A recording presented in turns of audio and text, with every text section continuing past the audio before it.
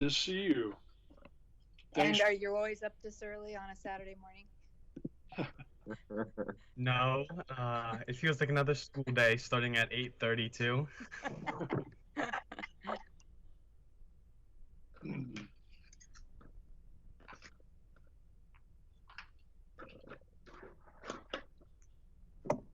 How are you doing, Counselor Lube? Still pregnant. Congratulations. Thank you. I'm due in 11 days. Oh my goodness. Yeah, Wow. so when we put this on the calendar, we all joked that it was like an asterisk. You're wearing it well. I had no idea. Well, that's because you can see me from here, but when I go this way... Oh, there you go. Yeah. Well, that's great. Thank you. We're excited. It's a little girl. You have a couple already. No, it's first. Oh, okay. Well, you're in the right. Yeah.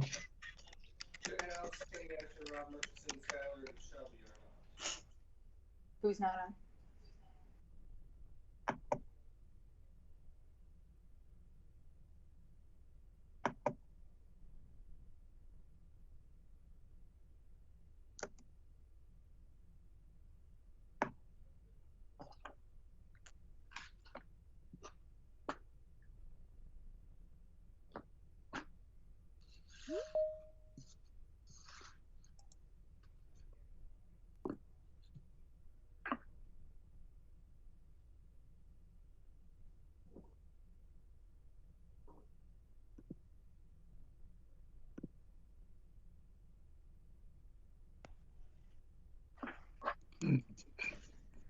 Okay, we have everyone but Counselor Anderson from the Budget Committee on the phone call. We've got a couple other people that aren't on that are presenting in a little bit, but if we want to get started whenever everyone wants to. Okay. Liz, I don't have the right notes in front of me. Could we just do a real quick call? Got everybody listed.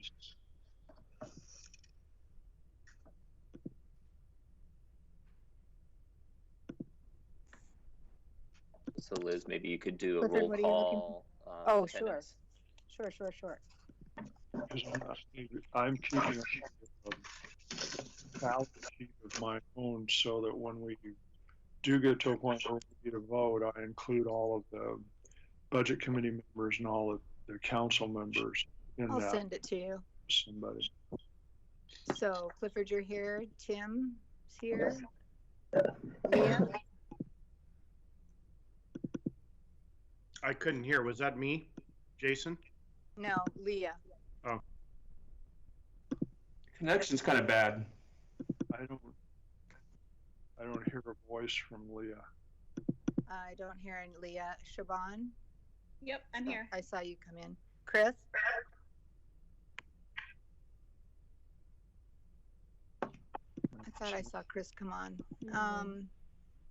Counselor Goodhouse? Is now joining. Yes. Yes. Counselor Newton? I'm here. I see Counselor Lube. I see Mayor Snyder.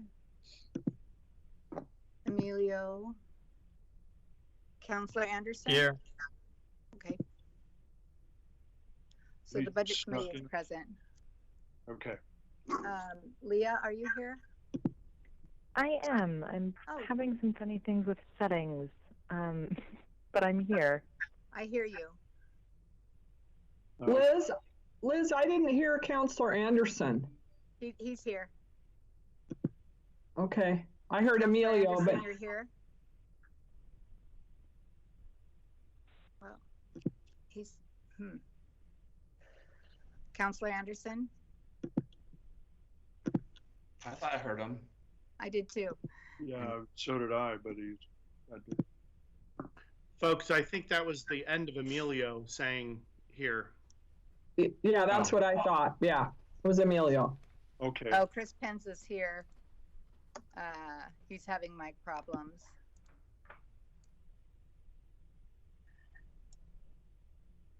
Okay, so Counselor Anderson is the only one not present. Well, it's 8:34. Do you want to wait another minute, or do you want to get going and let him? I'll text him and try to figure out what's going on. I would suggest you start. Okay, thanks, Thank Mayor. you. Then we will convene the City of Tigard Budget Committee meeting today, October 3rd. Before we begin, for any citizens that are listening to this meeting, if you would like to provide written testimony, please do so now by emailing lizbeth@tigard-or.gov or call in to talk live to the committee members at 503-966-4101. Today's goal is to follow up on several items that originated during our budget approval process in May.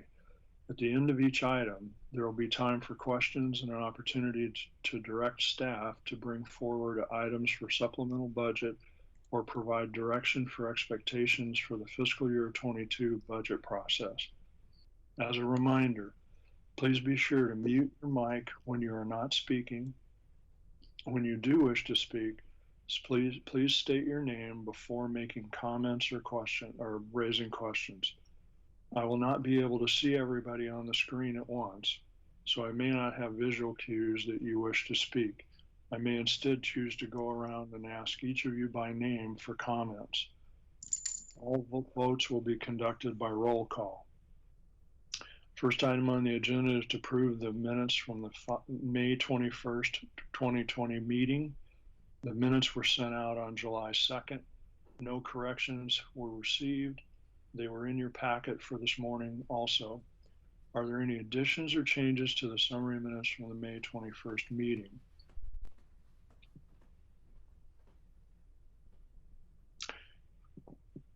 Hearing none, is there a motion to approve the summary minutes or with no, is there a motion to approve the summary minutes as submitted?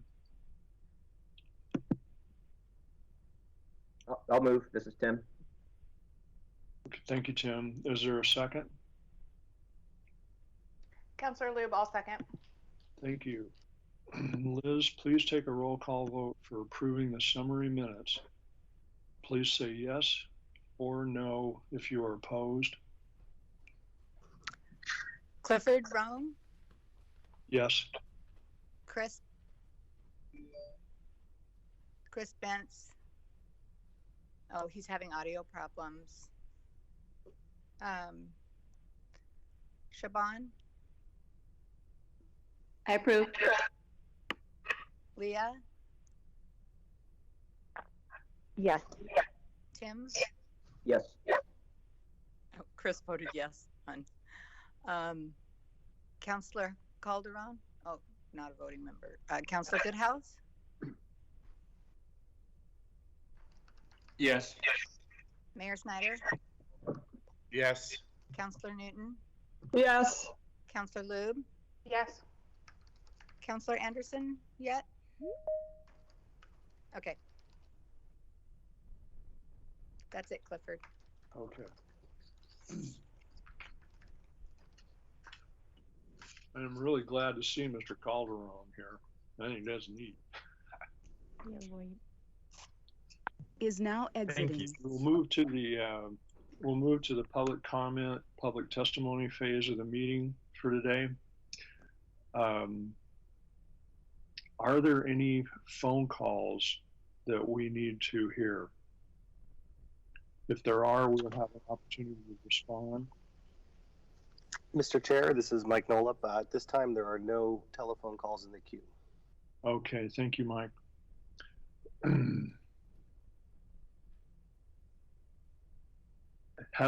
Liz, has there been any written public testimony that we need to know about? I've received no written testimony for this meeting. Okay. Toby, before we get started, will you clarify the role of this committee today in terms of the actions that we may be taking? Yes, good morning, Budget Committee. Toby LaFrance, Finance and Information Services Director. So today's a bit of a unusual meeting for some people. We haven't done a meeting like this for quite a while. So just as a reminder, under Oregon budget law, the law gives the budget committee the power to approve a budget. So we go through our normal budget process, the process we went through this last spring. So it does not give budget committee powers or authority under the law mid-budget to make budgetary changes. So today, the role of the budget committee is advisory to staff and council.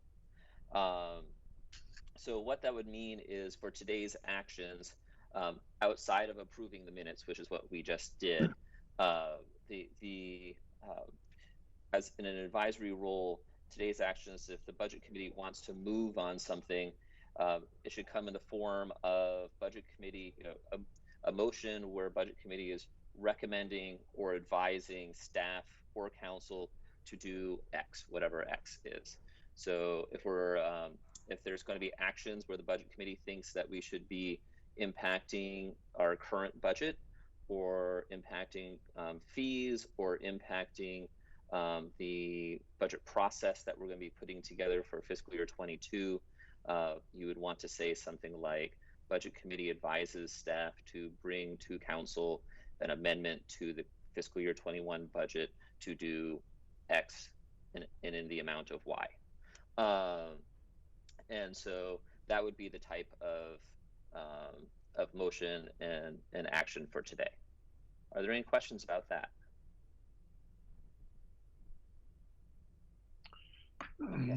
Hearing none, then we can move on to the discussion items. First up is the Tigers 4 imperatives.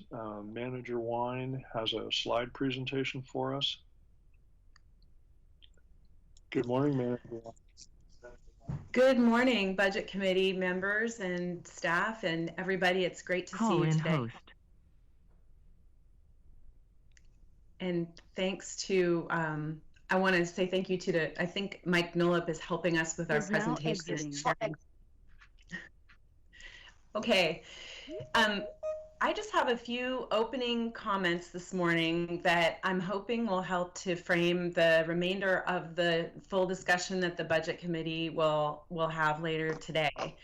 And I think I only have one slide to reference, and so at whichever point that gets shared, I'll be speaking to that.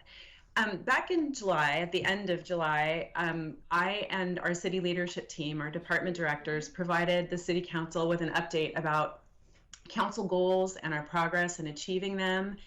And in all of the 5 goals and the 30-odd objectives that we have been undertaking for the last 2 years, there are really only 3 objectives that still need work to achieve them. So we've made a lot of progress in the last 2 years on achieving what the City Council set out to do at the beginning of 2019.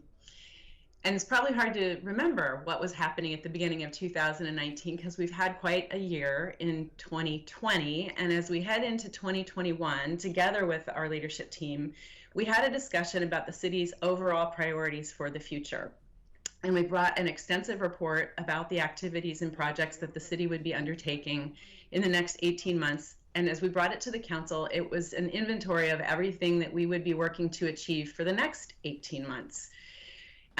It was a considerable list. It was a lot. It included all of our capital improvement projects, many of our development projects in our downtown and for our parks.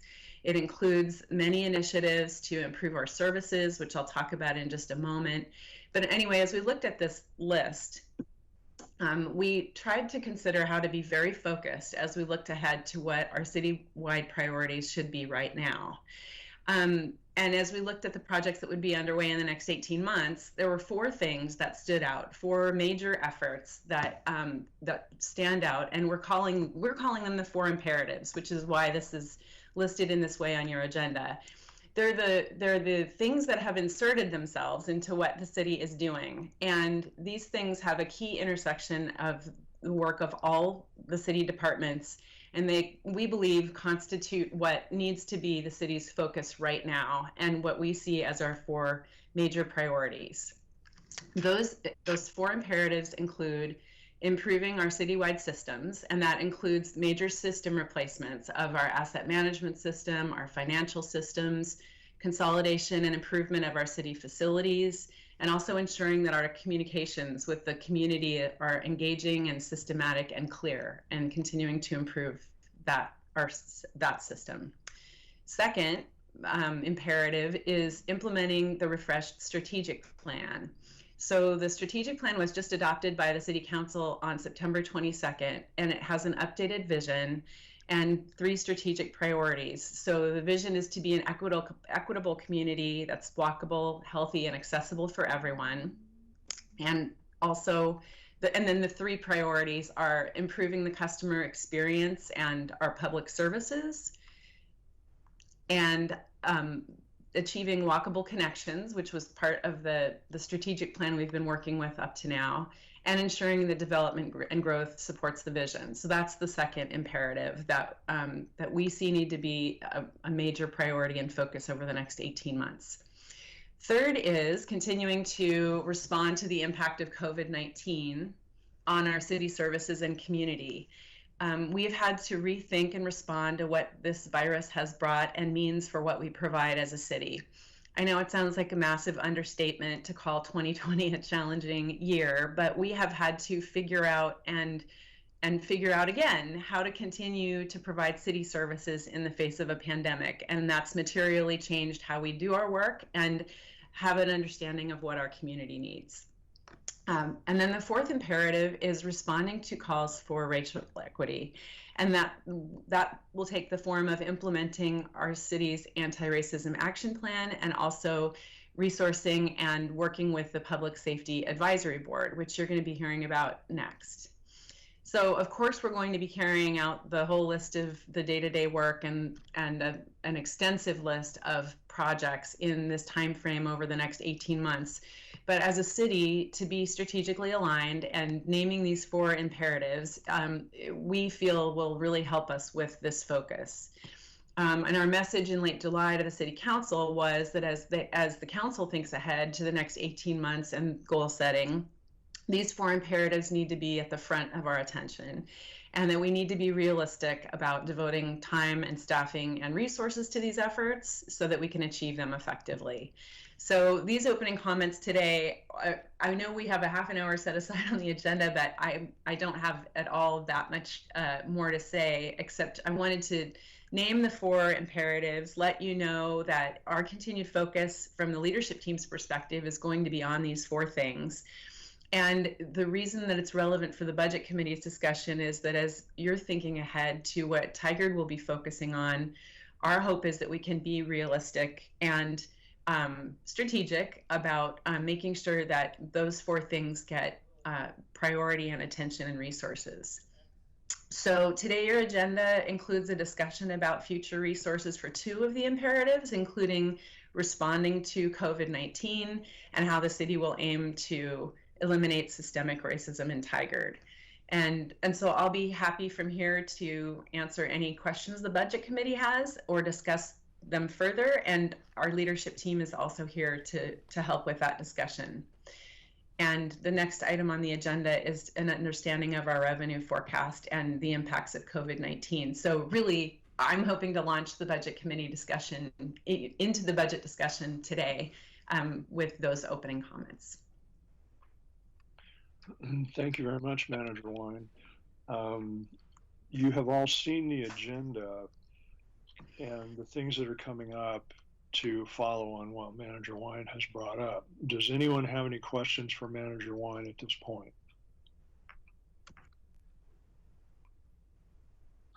Thank you very much.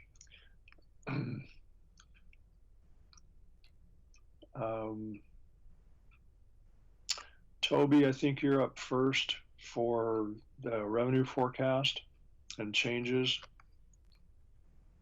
The slide presentation, that was a separate item. Yeah, good morning. Material, I believe, that Liz sent out. Is that correct? That's correct. So, good morning, Budget Committee. Again, I'm Toby LaFrance, Finance and Information Services Director.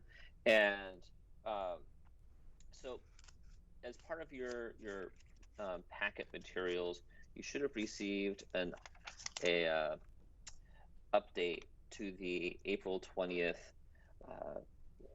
budget forecast memo that we did in prep once we knew that COVID was happening, and that this was going to be a major impact economically, not just in Tigard, but across the nation.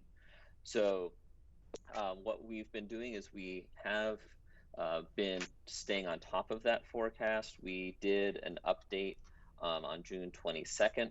And so this would be the third iteration of the forecast, trying to look at how COVID might be impacting the revenues and the program expenditures within the city of Tigard. So I'm not going to go through the entire memo, but the memo takes and states the assumptions that are creating the impacts, and where we have an estimate of how long those assumptions are going to last. We try and state the time frames. And if you go through, and when you get about halfway through the document, you'll come to a table. And that table summarizes financially the impacts. So the forecast has first a number of columns. So first we outline which revenues we're talking about. The next two columns will show what we originally forecasted as an impact for fiscal year 20, so last fiscal year, the one that ended on June 30th, and where our unaudited actuals are coming in for that forecast. And in short, we did pretty well in forecasting the impact of the revenues, the impact of COVID on our revenues and on our expenditures. The next couple of columns shows our original April 20th forecast for the following two fiscal years, which is fiscal year 21 and 22.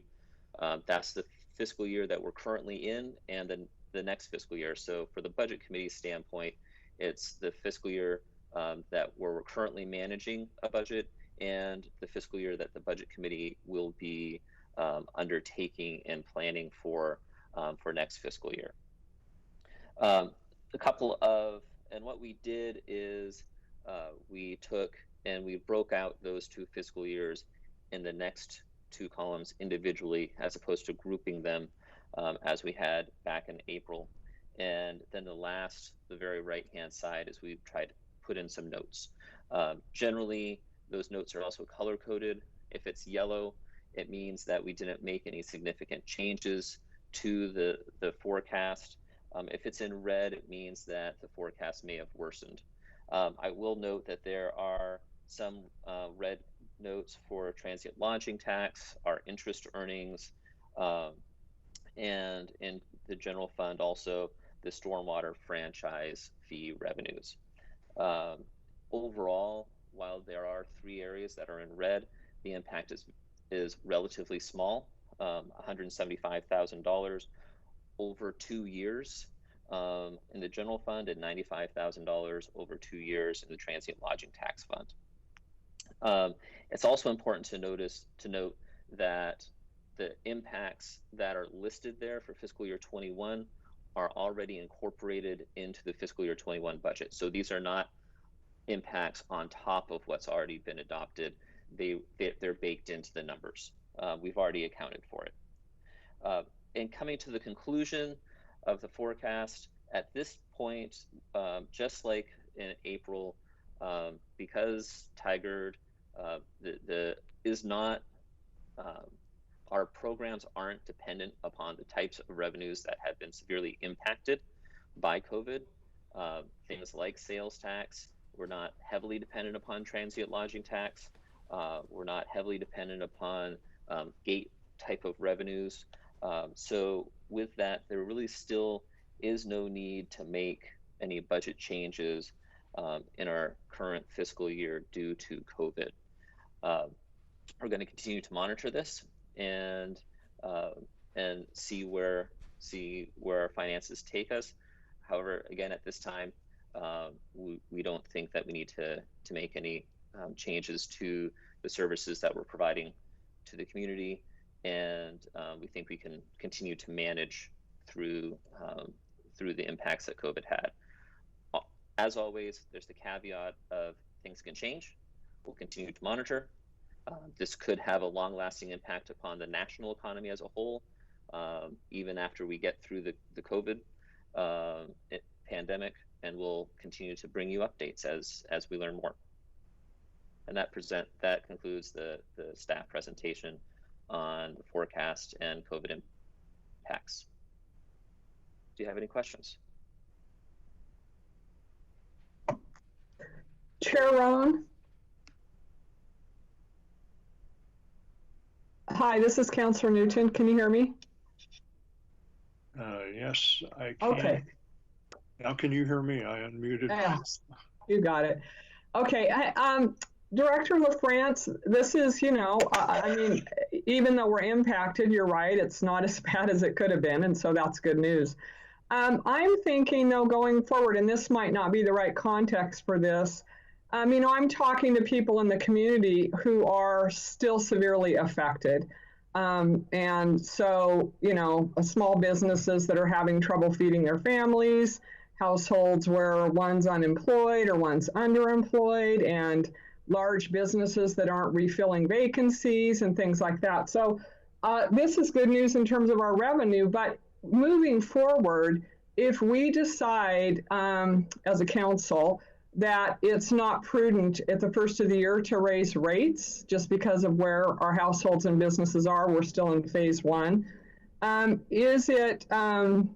it be prudent, and I'd be interested to hear what the rest of the council says, to look at a budget in where that's the reality, where we're not able to increase revenues? Not talking about cutting services, grateful that we don't have to do that.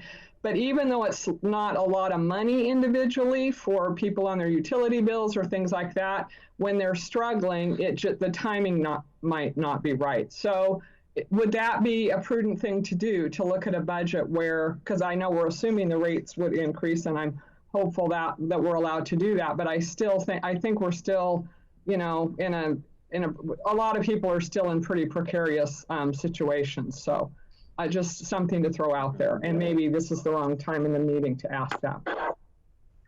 You are queuing up a discussion that after the next couple of presentations are going to talk about the services and the aid that the City of Tigard has been providing. So I was more focusing on the revenue impacts. You're going to hear about what we've been doing from a service standpoint. And then after talking about Tigard Cares, Tigard Raft, Tigard Aid, then we're also have a presentation on the January 1 utility rate increases. So we anticipated that this might be a discussion item, and so you'll get to hear about the impacts. What I can say in summary is since the beginning of the fiscal year, when rates were supposed to go into effect, and we have at this point delayed until January 1, that is costing our utilities, and flip side, saving our utility customers $1.4 million. And so I think that's a significant figure, both in terms of the savings it's provided to all utility customers, as well as significant to the revenues for our utility system. So it's a trade-off, and I think that's exactly the type of thing that this budget committee should be talking about. Okay, thanks. Okay. So I believe the next presentation in line will be Mr. Lloyd Purdy. He's going to be talking about the significant aid that we've been able to provide to businesses within the City Tigard through the Tigard Cares program. Thank you, Toby. And good morning, Budget Committee. Yeah, there we go. Thanks, Mike, for pulling up the PowerPoint. And thank you, Budget Committee, for taking time this weekend to do your civic duty and help lead our city. I'm Lloyd Purdy. I'm the Economic Development Manager at the City of Tigard, and I will share with you the Tigard Cares program. We shorten it, really, in my mind, to the Business Assistance Program. Okay, so that's the same thing when I say our Business Assistance Program. This is Tigard Cares. It was created 6 months ago at the request of council to help help the business community weather not just the health pandemic, but the economic crisis that's come out of the health pandemic. And we had we didn't start as fast as some of the other cities because we came up with a more sophisticated and more complex program. But I want you all to know now that we've been leading the way ever since. And most of the other cities in Washington County continue to turn to us to look for an example of how to do this program. So I'm going to walk you through this program pretty quickly. It's something that council actually hasn't probably seen since its initiation, though they've gotten occasional updates. So with that, I'll continue and we can hit the next slide. Slide 2, thank you. Again, we initiated this in late March, early April. It's to support businesses impacted by COVID-19. At this point, we're using both we have used a little bit of city funding, relatively speaking, and then some county, state, and federal funding. So it's a mix of grants that have come to us from the county, which actually got the money from the Federal CARES program, and the state, which actually got money from the Federal CARES program, have all come to us, and we have been re-granting this to businesses in a range of ways. One thing you'll notice on my slide, I've been able to feature some of the business owners that we've been able to help, some of the Tigard business owners that we've been able to help with these programs. So each of my slides will include usually the smiling face of someone we've been able to help. And at this point, I don't want to give away a surprise, but at this point, we've been able to help over 300 businesses in Tigard. So go ahead and hit the next slide, and let me tell you about Tigard Cares, I guess, phase 1. We didn't know it would be a 4-phase program, but it is. I say 4 phases. We started out with the idea that we could offer small grants to businesses. The mayor asked what we could do with $200,000 of support back in March or April of city funds that would be drawn and were drawn from the city's emergency fund and unallocated business license revenue. And in truth, I said, well, not much, but if we can raise that to $300,000, which the council committed to, I was then able to take that money and partner up with 2 CDFIs, 2 other nonprofit partners that are community development financial institutions. They are in the business day in and day out of helping small businesses with usually loans. But these 2 partners, and I'll talk about them later, they pivoted at our request and helped us do a grant and a loan program to help businesses. And that set a precedent that actually other cities all over the Pacific Northwest are now following. What we did was a small amount of grants, very small grants, about $1,500 to the most needy businesses. We've created a micro loan program. I'll tell you more about that. We created and funded a business loan program. And we are now at the very end phase of this, now phase 4, distributing grants ranging from $3,000 to $10,000. So Mike or Liz, whoever's running the slide program, let's show a little more about phase 1. In phase 1, we partnered with MISO, Micro Enterprise Solutions of Oregon. That's this CDFI, Community Development Financial Institution I talked about. And we awarded 94 grants of $1,500. Given this limited money, we wanted to really make sure that this money was going to the businesses most in need, and we had to make some tough decisions about that, who those were. We had over 300 requests for funding in April for this fund, and keep in mind, we had only $150,000 in grant funding available, and so we really focused on underbanked businesses that would not be able to access federal programs like the PPP program, the EIDL program, wouldn't be able to go to their normal commercial lender and say, I need a loan. We were focusing on the most underserved businesses, including minority and women-owned businesses. And often an underbanked, a minority owner and a women owner, they're in the same target audience. And MISO, Micro Enterprise Solutions of Oregon, has a really good track record of working with businesses. They offer training and financial support through loans and now grants. So we were able to distribute $150,000 in grants. Let's hit the next slide, and I'll tell you briefly about the second phase. We were able to help capitalize a little bit of funding into what is now a regional $1 million program. The money we put in this program will come back to Tigard businesses. It's a 40-60 forgivable loan program. So basically it's part grant, part loan. It is again through MISO, Micro Enterprise Solutions of Oregon. And if a business, here's what I love about this, and this is hugely important to economic development. A business can get a small loan through our funding that we've secured with a little bit of our business assistance funds. And if they go through the training program with MISO, 40% of that principal can be forgiven over the course of 4 years. So basically it means they only have to pay back 60% of their loan. Again, the target market, the target audience, the people we want to help here are those businesses that are underbanked, that don't have the credit history or the background to go to the commercial banking system. And there's plenty of businesses like that in Tigard, as well as minority entrepreneurs in Tigard and women-owned businesses. This was the second phase, but it is currently on hold because we realized a lot of businesses, their immediate needs needed to be met by grant programs. So this is a program that we started back in late April, but we are just now revving up again in partnership with MISO. So that's a nuance to this program. It was April, May, June, July, August, September. The last 6 months have not been the right months to be, according to MISO, to be giving small micro loans out to businesses. So that's on pause, but it's starting up again this month in all reality. The phase 3 program, the next slide, is our small business loan program. In this case, we partnered with Craft 3, a regional community development financial institution. Again, a CDFI takes funding from private sources, from the SBA, from really any source they can get, and they are able to make loans that are not, they're commercial loans, but they're not through a commercial bank. So they can be a little more forgiving and flexible on some of their terms. Again, this is not a lot of money. Our $100,000 out of the $300,000 the city council committed to this program. $100,000 of that went into a loan loss reserve. Against that loan loss reserve, basically we secured these loans.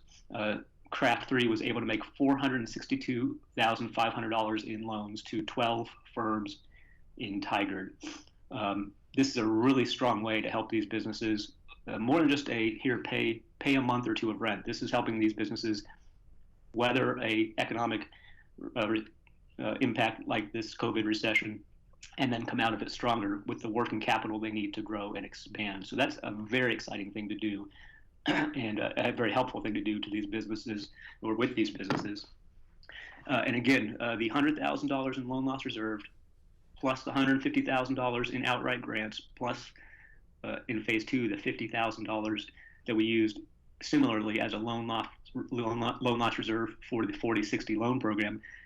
That represents the $300,000 that City Council committed to the Tigard Cares Fund, our business assistance fund, through a combination of grants, forgivable loans, and small business loans. At this point, at this point in my experience running this program, we still had hundreds of businesses asking for assistance. And that's where the third funding source came into play. And we can look at the next slide to find out more about this. Phase 4, and we're currently wrapping up phase 4, included funding that originated at the federal level and went to Washington County and then to the state. And when we heard that Washington County had received $104 million in federal assistance, a group of economic development practitioners from around the county gathered and said, well, we need to make sure businesses are being served and helped with this funding. And so each city in the county was able to receive a certain amount of money from the county strictly for business assistance grants. And that's the way it is because the federal money can only be used as grants. So we weren't able to do more complex or even more helpful programs like loans or forgivable loans. What we were able to do was acquire $1.6 million from the county. Again, it came from the Fed for grants. And because we have more money now, we were able to, help a heck of a lot more businesses and increase the amount of awards that we were able to give. Grant awards have ranged from $3,000 to $10,000. We've had 360 applications as of this Tuesday. We're able to help almost all those businesses that have applied, as long as they were in fact located in Tigard and could prove that. So let's hit the next slide. the other nuance to the phase 4 of the grant program is we wanted to continue to make sure we were distributing funds to everybody that needed it, but also to do that equitably. So with the encouragement and advice of Kenny Asher, our community development director, we created a geographic equity lens that allowed us to, with the GIS team's help, map all of our applicants and overlay that map against neighborhoods or census tracts in the city that are traditionally under-resourced and have challenges to accessing all the resources that all of us at this table are used to accessing. So we provided this geographic equity lens, and there's a small thumbnail map here. It just gives you a sense of there are neighborhoods and census tracts in the city of Tigard that are not doing as well or are not as economically healthy as other census tracts. And what we did was we looked at the businesses that are located in those census tracts, and we scored them. We scored all the businesses, but every business in an underserved or under-resourced census tract received extra points. And this helped us decide how to distribute the funding. So it was a good chance to look at geographic equity and think seriously about the businesses and the people we're helping when we have programs like this. So let's hit the next slide. We're almost done. Some preliminary input. I ran some numbers based on Tuesday. This is my analysis of our numbers. We will get a complete report from MISO because Micro Enterprise Solutions of Oregon has been our partner every step of the way on this. They are actually the ones distributing the 300 checks. So it's not our finance team that's having to cut these checks, to collect the paperwork, to record the W-9s. They're collecting a fee for that, MISO is, but it's well worth the effort. They're doing individual follow-up phone calls to every business. They are so responsive. In fact, I've only had one complaint so far, and that person actually got the call from MISO in the time it took me to respond to their email. So again, a very responsive partner helping distribute this grant funding. In this fourth phase of the program, my initial count shows us that 40% of the awards we've made are to women-owned businesses, and 52% are to minority-owned business owners. 30% have been in business for less than 3 years, and 60% are in a retail or a commercial space. So an alternative to that, for instance, would be somebody working from home that still has a mortgage to pay, or they're operating out of something other than a retail, restaurant, commercial space. So this is a pretty good summary of who is getting the awards. And if you take this information along with the pictures I've been sharing with you on each slide, you get a sense of the people that we are helping with this program. And we're helping them meet rent, we're helping them keep people employed, we're helping them meet their costs. So now let me give you a summary, again, a review of what I've talked about. This is for over 6 months, we've been making awards to businesses through a range of programs. When we're all said and done, I expect we will have we'll have helped 430 businesses, probably more. And at this point, we're at 3.2 million in funds. And keep in mind, it was the city's initial investment of $300,000, some of that out of our business license fund and some of that out of our rainy day, our emergency fund that got this started. So it's a fabulous return on investment because we were able to show need from businesses and collect other funding. And in fact, some of the funding we received that we spent on this from the city's emergency fund has been paid back through the federal CARES program. So the city's initial outlay of $300,000 is actually reduced down to $150,000 due to some other funding we found, again, from the Fed. So that's a summary. I think I'm on the last slide. And here I am. Just a summary of some of the compliments the whole team has been getting about this program. These are some thank you notes I've received lately. And I do mention the team. Without Christine Moody from Financial Services, without Liz Lutz, without Amy Lawson, without my colleague Dylan DeKay Bemis, without Albert Shields, my colleague in Community Development, and without Kenny Asher, there's no way this could have been done. I have the privilege of sharing with you these good results, but it's been a citywide team that's been able to help these businesses. So that's a summary of how we've been able to leverage some city dollars into a fabulous program. As I mentioned, a lot of other cities around the region, or certainly in Washington County, keep coming to me asking how do we do it and how can they do it, and we continue to offer them advice when we can. So with that, I think the PowerPoint presentation is done, and I'm happy to answer any questions.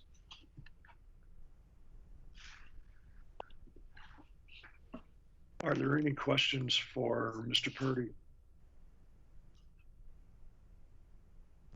I have a quick question, Council President Goodhouse. Just to clarify, Lloyd, so with the money, we took 300,000 from the, can you hear me? Yes, sir. Okay, we took 300,000 from the city's emergency fund. Did that 150,000 go back into the city's emergency fund? My understanding is yes. In fact, I was supposed to mention that at the quarterly budget allocation meeting coming up on October 13th, we will actually be addressing some of the inflows and outflows of this money. And the majority of that 150 that we received actually from the Fed, technically, we'll go back into that. I'm going to need a little bit of that to cover some programmatic expenses, but the majority of that 150, yes, we'll go back into the emergency fund. Great, I want to clarify that. Thank you. Mayor Snyder. Yeah, Mr. Purdy, thank you for the summary and also for frankly, the entire team's work that you named, plus many others. I'm just, I guess, blown away by what we've been able to achieve. The reason I mention it now is as council, at least in the last few months, we've kind of been taking little bits and pieces, but to see the sort of overall summary and impact reflecting back on the last 6 months, I'm just appreciative and proud of what we've been able to do to support our business community. And so I want to thank the whole team for that. I will pass on that kudos and compliment. Councilor Newton. Yeah, I want to follow up on that. It's really incredible what you all over there, the team, have been able to pull off. And I just want to comment that I've had folks in the community that weren't recipients of the grant and aren't even in business pass on how incredible they think it is that the city would take the initiative to do something like this. I mean, these are just people that live here, larger businesses that don't need the help, but just the fact that the city would take the initiative to try to do what we could to help our businesses in this challenging time. I've heard from many people their thanks that they feel like the city cares. And so I just wanted to pass that on. Incredible work. Thanks. And thanks for passing on that recognition. It's good to hear. Is it prudent to try to get some press from the Tigard Times or Tigard Life as an update on all the work that Mr. Purdy and his team and the city has accomplished here? Yes, sir, Mr. Roan. It is, and I have a colleague in communications, Lauren Scott, who has all the stories we've written about. We didn't write stories about every applicant, but about some of the awards we've made, and she has the content, and we have been pushing that out. We've also been sharing those stories in the Tigard citywide newsletter. Right. But you're right. But it's always a good idea to let our residents know that we are proactively working hard at this, and we will continue to do that. About 3 weeks from now, I think I'll have some type of final report from MISO that explains how we've been able to use the state funds, the federal funds, and we can share this story, but in a shorter, abbreviated version. So yes, we will do that. Yes, sir. Member Cadman. Yeah, just a quick clarifying question for me. I might have missed it if you had mentioned it at the beginning. Is this program driven primarily by the COVID events, or was this program in place prior to that and it's been enhanced since then? Can you provide a little bit of context? Sure. Yeah, this is absolutely COVID driven. In late March, the mayor said, we've got to do something for businesses, get creative, move fast. And so this is our city's economic stability response. It's how we're trying to help businesses stabilize. We can't control the health pandemic. We can't control the community's response to it, but we were through city funding and then state, county, and federal funding. This is what we have been able to do. It is the type of thing I'd like to do if we had every year $1.6 million. I would love to give out grants. More importantly, give out forgivable loans tied to training. I mean, that is a powerful way to help small business owners.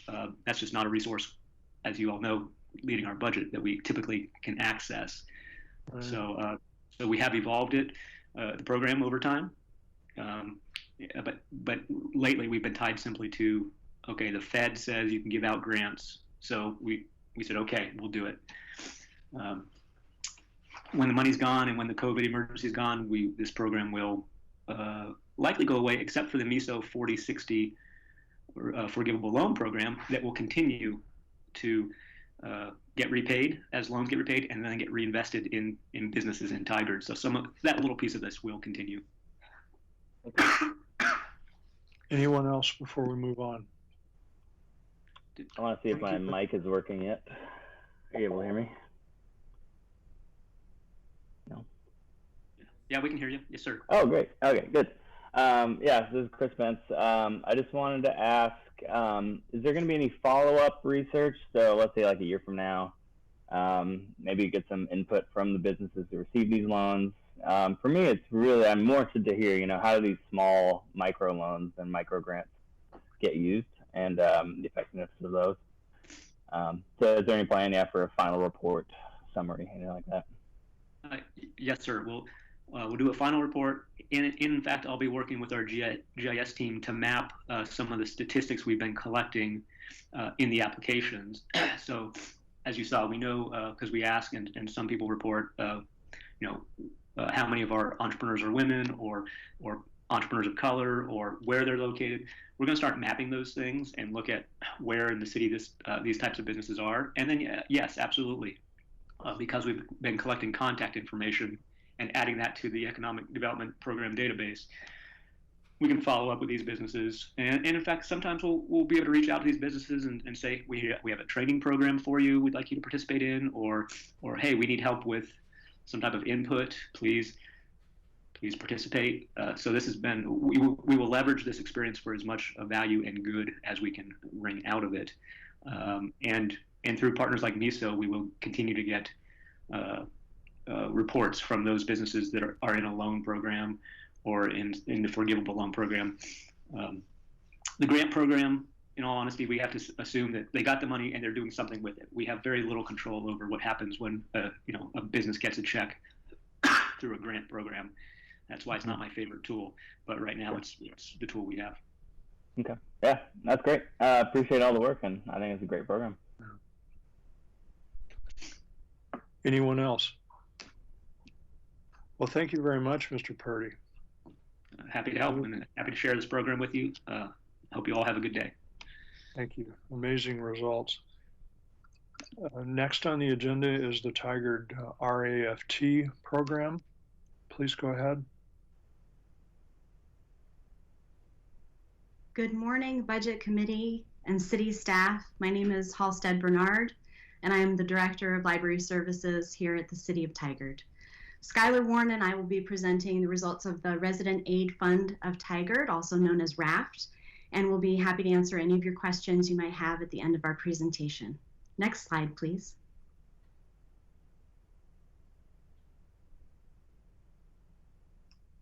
So at its session on April 7th, 2020, the Tigard City Council authorized a budget amendment to allocate general fund contingency funding for 2 programs to provide community support during the COVID-19 public health emergency. The 2 programs were Tigard Cares, which is the business assistance program that Lloyd just presented on, and a second program was a grant program to support local houseless services organizations.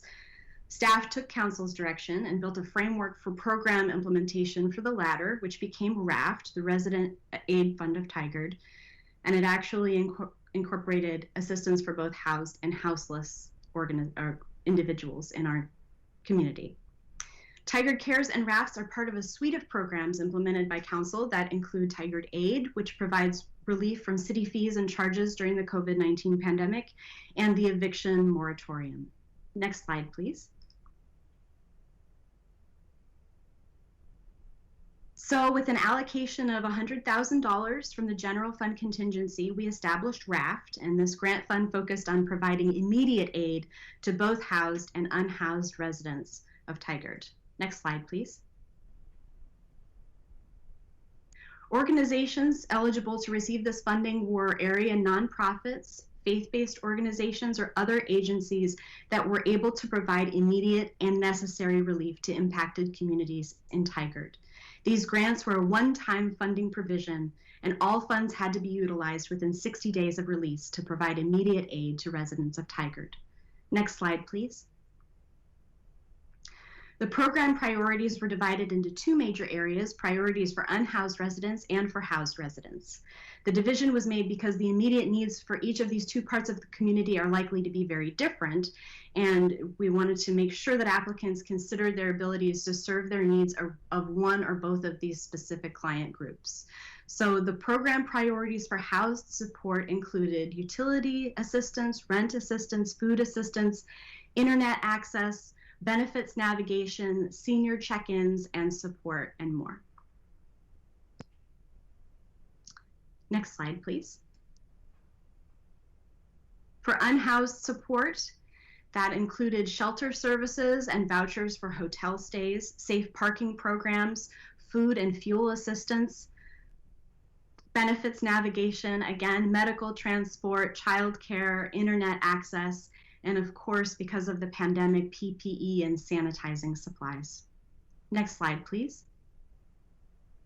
In order to qualify, organizations had to have a demonstrated history of activity in the program priority areas they were proposing to address.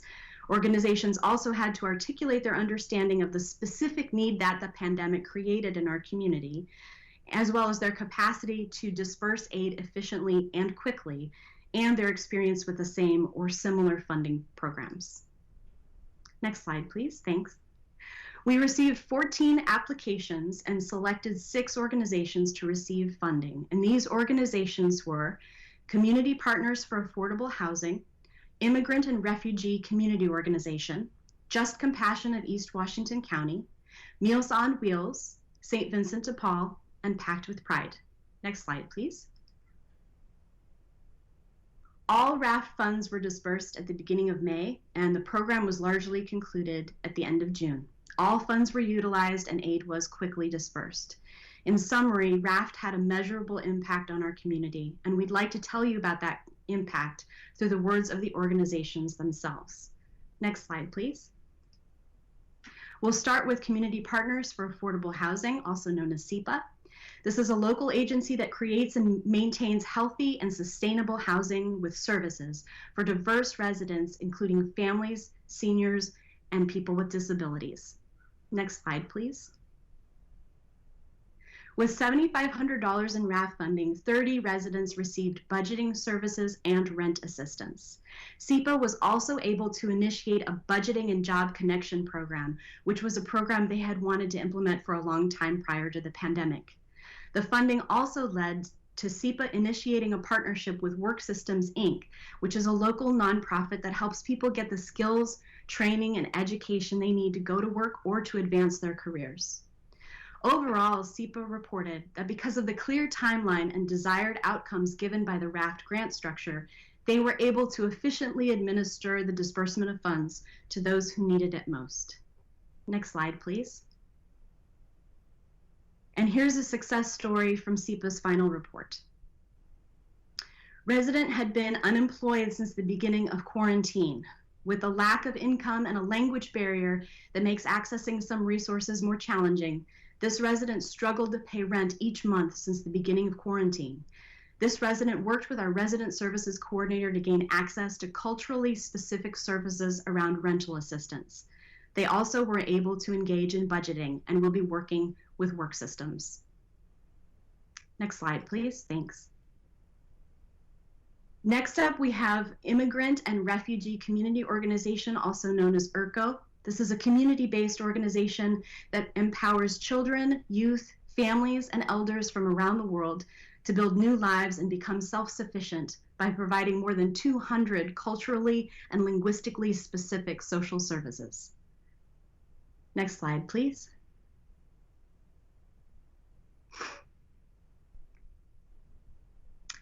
Thank you. RAFT funds provided critical financial support to 20 Pacific Islander families impacted by the COVID-19 crisis, specifically rent, food, and utility assistance.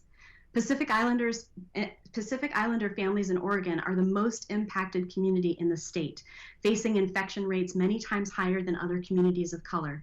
And by percent, Tigard has the largest Pacific Islander community in all of Oregon. Next slide, please. Here's a success story from IRCO's final report. Raft Funds supported a 2-parent household with 9 children under age 19 and a 79-year-old grandmother living in the same house. The mother lost her caregiving job in late April and has been working part-time. Even though the father works labor in the construction industry, the family income has dropped since COVID-19. Raft Funds helped keep the family stable and reduce anxiety. In late July, the mother found a private senior caregiver job and is now working steadily, but she wants to share her appreciation of receiving the financial support from the City of Tigard. Next slide, please. Our third organization is Just Compassion of East Washington County. This is a nonprofit organization supporting homeless individuals in Tigard and the Tigard area. They operate a daytime resource center for homeless adults on Southwest Hall Boulevard. The resource center is open Tuesdays, Wednesdays, and Thursdays from 10 a.m. to 2 p.m. And it's a place where homeless adults can get a respite from the weather, nutritious meals, access to restrooms, internet, phones, socialization, clothing, resource information, and many other support services. Next slide, please. With $20,000 in RAF funding, Just Compassion was able to help our homeless community members in the following ways. They provided transportation assistance with 575 hot passes for TriMet and 20 gas vouchers. They invested in a protective outdoor covering, which benefited approximately 400 clients. They provided temporary housing with 23 hotel vouchers. They helped 19 clients with housing applications, ID recovery, and birth certificate replacements. They increased their staffing to support additional days of operation. They were able to install washer, dryers, and showers to help with their clients' hygiene needs.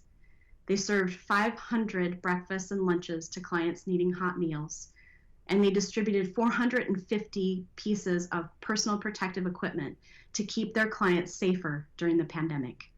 Next slide, please. Here's a success story from Just Compassion's final report. During the time of this grant period, we had a guest who was living in her vehicle in our safe parking program and frequenting our resource center daily. This individual also has multiple health concerns and is a senior. As a result of this program boost, we were able to place this individual in a hotel for multiple days, which allowed her to feel much safer. During this time, she was approved for permanent housing, which she had been seeking for over 8 months. We have more success stories to share with you, and I will turn this now over to Skylar Warren, who will continue sharing them. Thank you. Thanks, Halstead. I'm Skylar Warren, Senior Planner in the Department of Community Development. Our next grant recipient was Meals on Wheels, and they are, of course, an organization that provides food assistance and isolation care to seniors who need it.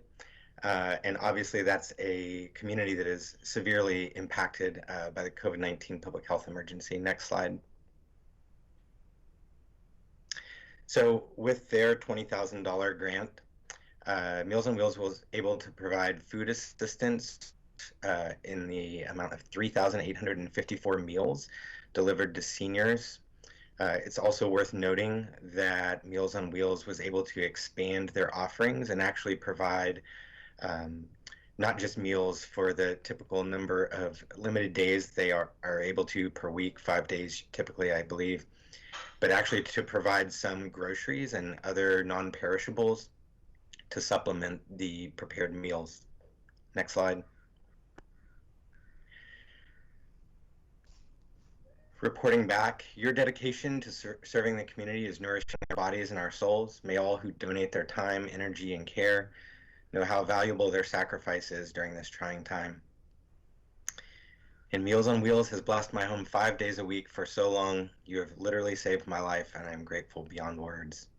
Next slide. Our next recipient was St. Vincent de Paul. St. Vincent de Paul provides a variety of services to the Tigard community and the Oregon community. In particular, they provide food, utility, and rent assistance. They actually are a recipient of Community Development Block Grant funds to provide those services, and RAFT funds allowed them to expand those services. Next slide. So they were our largest grant recipient at $25,000, and they provided rent and utility assistance. Their rent assistance helped 39 families, which included 68 adults and 69 children, for a total of 137 individuals impacted. And their utility assistance helped 10 families, which included 18 adults and 9 children, for a total of 27 individuals. Next slide. One client was a single mom who was also a veteran. She's been out of work since March. She's never had to ask for help before, and it was very difficult for her to ask us to provide rent assistance. She did have a portion of the money needed to pay her rent, and we were able to fill the gap. She does not know what she will do next month when the rent is due, and she is still not back at work. Next slide. We also provided support for a Hispanic family that included 2 parents and 3 children, one a 6-month-old baby. Both parents worked in the restaurant business at minimum wage jobs. They've been out of work since March. They've been able to pay their rent until this month. They did have part of the rent, and we were able to fill the gap and pay the remaining portion. Next slide. So when we asked for reports from the organizations, we not only asked them to report back to us on the impacts that they had had in the community and to give us an idea of what they had seen, but also because they are very well positioned, we think, to be able to see oncoming need. We asked them to help us ascertain where the city should be considering opportunities for future aid. And what we heard back was resoundingly that rent assistance is going to be a major issue. Obviously, there was a moratorium on evictions and foreclosures that was set to expire at the end of September, and that was extended. That's the state moratorium. But there are still going to be there will still be an end date to that eventually, and there's going to be an extreme challenge for out-of-work households to be able to become current on rent, and for the region to avoid a housing crisis unlike one that we've seen to date, I think. So Community Partners for Affordable Housing reported that one of the greatest needs we see amongst our Tigard residents is gaining rental assistance once the moratorium is lifted. Many residents are going to have outstanding balances that are going to be hard to get out from under.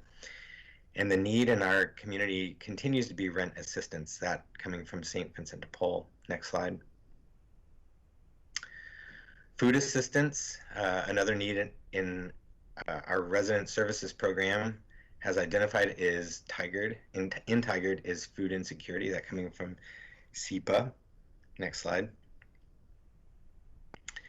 Shelter assistance, obviously the community of houseless residents in Tigard are at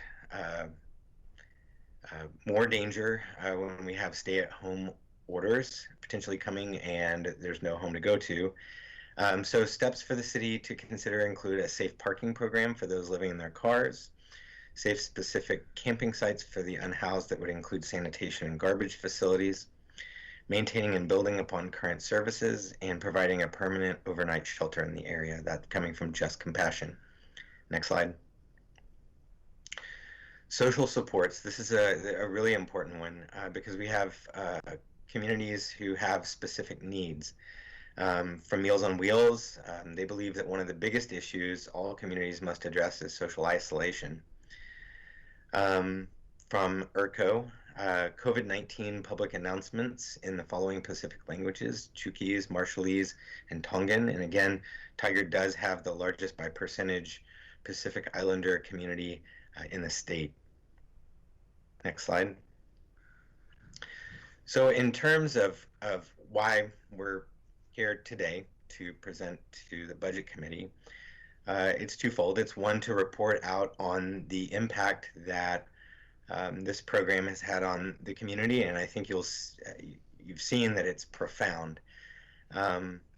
But also to ask the Budget Committee for an endorsement or direction to staff to bring to Council an extension or an additional allocation to support a second round of RAFT funding in the future. And we would be asking for $100,000 from the Contingency General Fund that would be coming from this fiscal year's budget and to be used completely in this fiscal year. This would fund, as I said, a second round of RAFT aid for Tigard residents with shelter, food, or other insecurity due to the COVID-19 public health emergency.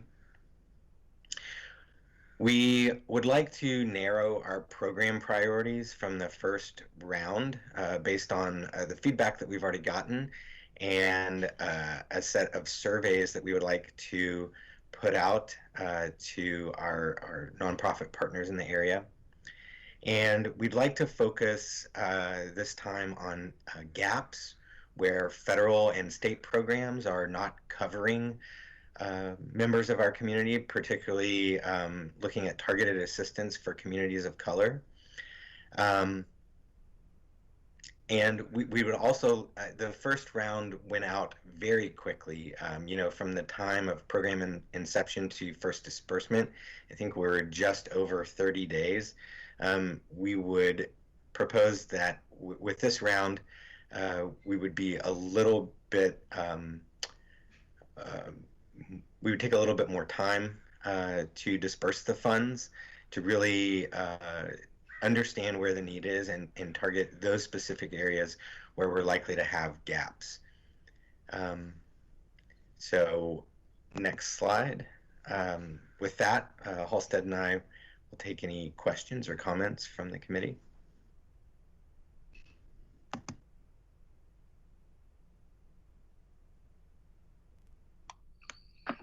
I don't see any hands so far. I have a question. This is Leah Voigt. May I ask a question?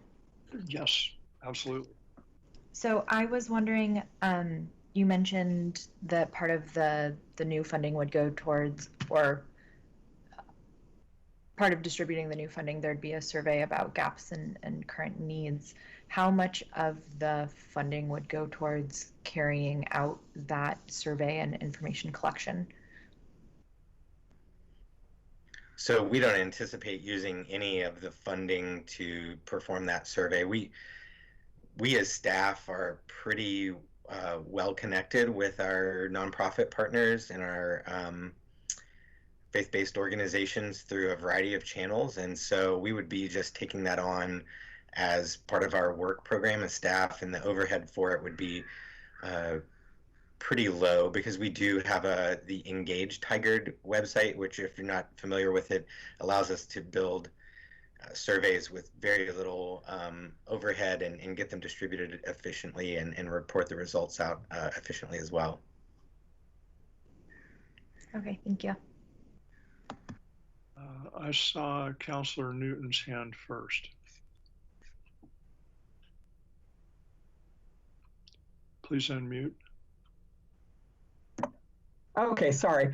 My question is, could you talk a little bit about the timing of the eviction moratorium ending and how that's going to play out for folks in terms of a new unidentified need or a new need around eviction, the moratorium being lifted? Thanks. So I actually don't know the specifics on how far out Governor Brown extended the moratorium. I believe it was through the end of the calendar year, but I can figure that out and get back to, okay, I see Councilor Lube nodding her head. So that that does protect families from eviction. Council has enacted a moratorium that also includes a 6-month catch-up period or get current period, I guess you could call it, for our renters in Tigard on both the commercial and residential side. But as you can imagine, if a family has been unemployed or underemployed for potentially 9 months at the time that that rent starts coming due, it's going to be an exceedingly steep hill to climb to become current. And so every little bit, I think you heard in those stories that a lot of the families that St. Vincent de Paul was helping, they weren't needing the full rent. They were needing some assistance to be able to complete their rent payment. And I think that is the critical piece where, we're going to be able to help keep families from falling further behind. I don't think we're going to be able to completely fill the gap with $100,000, even if we provided all of it to St. Vincent de Paul. So I want to be realistic about that. But I think every little bit will help, and there will certainly be some other funding sources out there to help as well. So that's, I guess, the point I was trying to make is we're going to have, if the eviction moratorium ends the end of December, folks are going to have till June, July 1st for that catch up.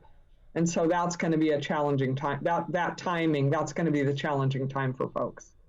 And so I just wanted, and so I appreciate the work you and Ms. Bernard did to get the funds out. And I think, we were successful in helping. Anybody we can help is helpful. So appreciate the work and the report. Thanks. I think Councillor Goodhouse was next. Yes, thank you. I agree with kind of what Councillor Newton's saying is that I think whether or not we're maybe do a third round, but there's definitely a need now, but also I'm worried about when the eviction moratorium goes away, if there's a need then too, if it's something we look at using this money now, or if we maybe wait towards the when the moratorium goes away, then maybe help then, or decide how to look at that as well. And a clarification, were you saying that that 100,000, the contingency fund, is that going to be coming from the emergency fund, or is that going to be coming, what source is that coming from again, just to clarify? I believe that I'll let Finance Director LaFrance answer that. So in the supplemental, what we'd probably be proposing is that it comes from general fund contingency this year, and which are part of the general fund appropriations that we have for the fiscal year. Great. And now last comment I was going to say, I agree with the approach of looking a little more thoroughly through the agencies will help this time. I know last time we were trying to get the aid out and help some agencies, but I think there was also a lot that were left behind. And I think through that process, we also realized how many different agencies were really helping people as well. So I think this time around, it's going to be good to take a look at everyone, know who we're working with, who's providing services, and then and then evaluate it from that situation. Anyone else have a comment or question for Mr. Warren or Ms. Halstead or Bernard, excuse me? This is Chris Spence. Go ahead. Just a quick comment. The bullet point of the safe place for folks to park who might be living in their cars is, it's a compassionate idea, but it just punched me in my gut. That this is the reality for so many people. I guess the only thing I can offer is, can we work closer with our local churches, make those a safe parking place, or even open their doors at night? Just something to toss out. So that is an item that staff have briefed council on in the past, and is still There is a provision in state law that allows for faith-based organizations to perform that function. At this point, we were reporting it out as a need that Just Compassion had, but it wouldn't necessarily be covered under the RAFT round 2 unless there were some sort of funding allocation for that, for like the sanitation or garbage collection facilities, that kind of thing. Okay, so basically, if the city were to provide the financing, yeah, I guess it gets fuzzy with me when you have like a tax exempt building in our city, how that all works. But to me, I go on bike rides a lot and I see a lot of empty church space, and I just wonder, why we're not utilizing that as a society. It's a two-stage process. We would, if we provided a funding allocation, we would also need to make a code change to make that an explicitly allowed accessory use for our faith-based organizations. So it's certainly something that we've, kept an eye on. And actually in the first round, we were considering that as a potential funding option, but there was so much more immediate need that Just Compassion was reporting at that time that we opted to support the programs they already had in place. And Chris, I would add, this is something that's actually been on the council's radar, and we've had a discussion about in the last 6 months, or maybe 8 months now, but Mr. Warren kind of referenced that, but just so you know, that the safe lots parking stuff is on the council's radar too. Okay, thanks. And as a member of one of those faith-based organizations, we looked at trying to be able to do that, but the hurdles were enough and significant enough that we hadn't been able to do it yet. So if the city can find a way to streamline some of those things, we understand there'll be a financial commitment, but speaking as a member of the public, it's definitely of interest. It's a need. There are groups that would like to help out, but there's some tactical things that need to be addressed before it can happen. Okay. Yeah, I guess I'll just ask who's enforcing that and what's their motivation for enforcing it. Well, and then also, from a NIMBY standpoint, you got to have a way to insulate your neighbors in some way, shape, or form. Lots of issues that go with it, but it's definitely a need. Got to stay. Yeah. Thank you. Yeah. Yep. Anyone else? Well, thank you very much. Should we move on to the Tigard AID? Actually, Chair Roan, this is Toby LaFrance.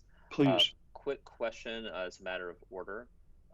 We have, within this item, there was a staff request for Budget Committee to provide a recommendation. Would you like to discuss that now, or we also have at around noon, after we've kind of covered everything, time where the Budget Committee could summarize their direction? It may be easier to tackle it when the information is fresh. However, totally up to you as to how you want to undertake that, to see if there's any kind of motion. Thank you, Director LaFrance. I will ask the citizen members, because we're the ones that don't see this stuff as frequently as the counselors do. Would you like to address this RAFT request at this point, or wait until we've heard some of the other things and kind of weigh them before we make a recommendation? Member Cadman, please.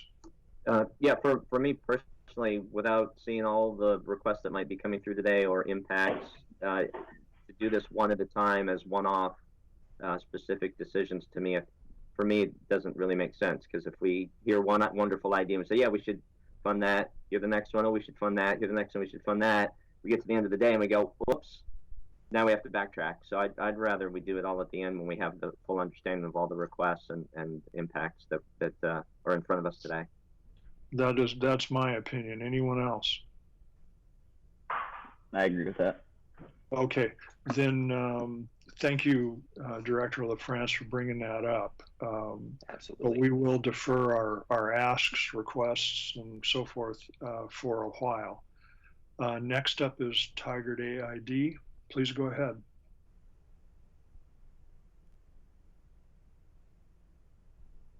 Hi, good morning. Good morning, Budget Committee and Tigard staff. My name is Mai Kwok. I supervise the utility billing, and I'm here today to give you an overview of the city's Tigard Aid program. Next slide, please.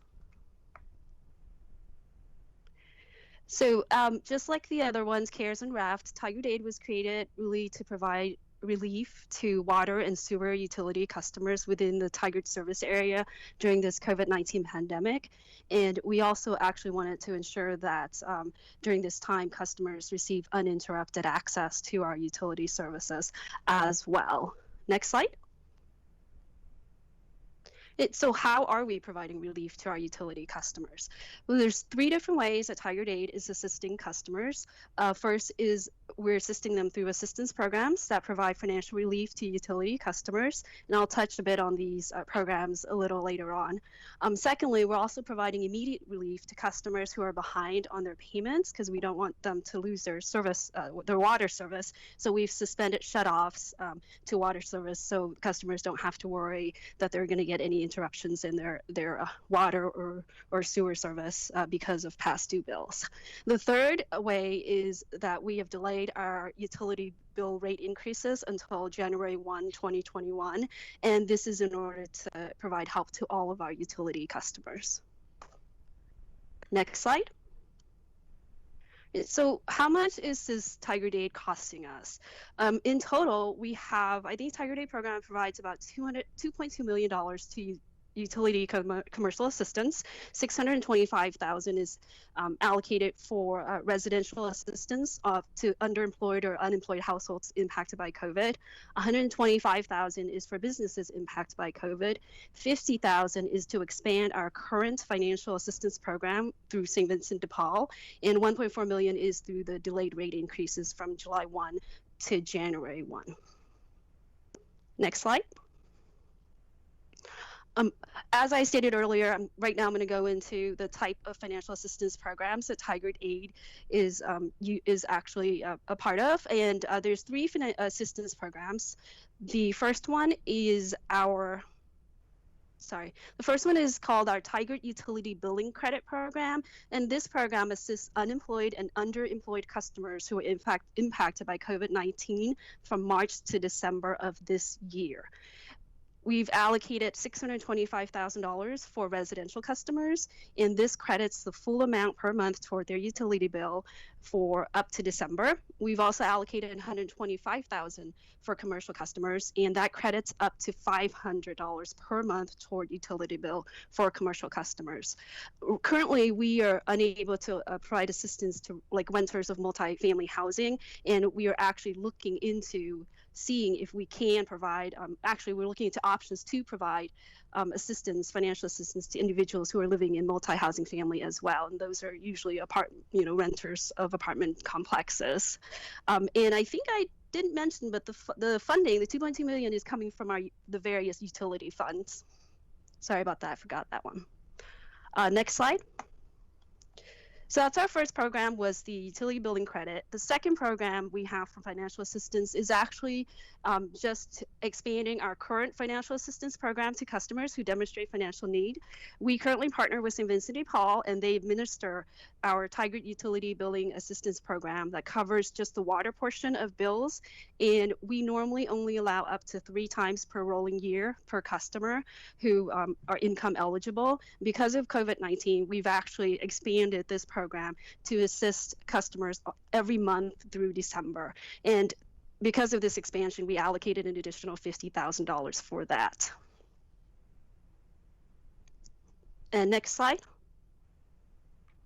So the third financial assistance program is actually the CARES program, which is through Washington County. So this is a Washington County CARES program administered by Community Action, one of the nonprofits, and this is federally funded. So there's no Tigard utility funding involved in this. It's all federally funded, and it goes out to participating municipal utilities like Tigard, who work with community action to get to have customers' bills paid, and they are paying any delinquent bills from March 1 through extended through December 30th. So the goal for these three programs is that we want customers, if they can, to go through Washington Cares and see if they can qualify for that program. And if they don't qualify for Washington Cares, then they can also apply to our utility billing relief program for assistance as well. And I believe in all, but as of mid-September, we've helped over 148 residential customers, and we've helped over 15 commercial customers through these financial programs. And we're continuing, hopefully, to grow that the participation rate as we move along and we become better at providing outreach and really just general overall more customers needing help as we move along. So aside from the three assistance programs, Tigard Aid also, as I stated earlier, is providing, is actually delaying our rate increases to utility customers. We were supposed to increase our rates in July 1 of this year, but because of COVID-19, we've delayed that, delayed the increase until January 1. I apologize. January 1, I apologize. We've delayed the increase until January 1, 2021. And by doing that, we're providing over about $1.4 million of relief to our customers for that time period. Next slide. So in conclusion and ending my presentation, I actually just wanted to really do just a quick story on a customer that we spoke to last week. And this is a customer who is both a small business owner in Tigard and also a resident of Tigard. They are their small businesses in the resident, restaurant eatery businesses. And we know that that's been really, really highly impacted by COVID. And they called us to say, my business is closed and I need assistance for my commercial enterprise, but I also need assistance for my household because with closed businesses, they have no income coming in. And I was really, we spoke to the customer and we said, yeah, we can provide assistance on both fronts, right, for their small business as well as for their residential utility bill. And and they were very thankful, they're very grateful. So in order to just hear that was really, really nice, because sometimes utility customers will get aid and then we have so many customers we sometimes don't hear back from them. But to hear that was nice on two levels. One is that we were able to assist a customer in need, and second, that we were able to assist a customer both. We were able to have two different programs, right? The residential assistance and the commercial assistance to help this one customer at the same time, so they're not suffering, just getting assistance on one side and suffering on the other end. With that ends my presentation. So if you guys have any questions for me, feel free. Anyone have questions for Ms. Kwok? Seeing none here. Oh, Councilor Goodhouse. I don't have a question. The only thing I was going to say is for the budget committee members, if people can share this aid with people. The first round when we did it, we only had about 17,000 that went out. So when we changed the parameters on this, we're working on, staff is making phone calls to businesses or talking to people. So the biggest part is a lot of people didn't realize this program was available. So the only thing we ask is just that people either share this program on social media or with people they know, businesses that may be hurting or neighbors that may be hurting. Just make sure to share this, and that we are working on ways to help out those people in apartments that don't directly get a bill. And I think we're looking at a way to maybe help businesses that don't directly get a bill, but the landlord does. Thank you. Member Cadman. Well, I think you had mentioned, but I'm not sure, how many households have taken advantage of this at this point? For residential, about right now, about over 150 have taken advantage at this point. Thank you. You're welcome. Anyone else? Again, thank you very much. Oh, thank you. I think we still have most everyone who has presented on. Are there any budget committee members that have additional questions that may have arisen? Oh, excuse me, we still have one more.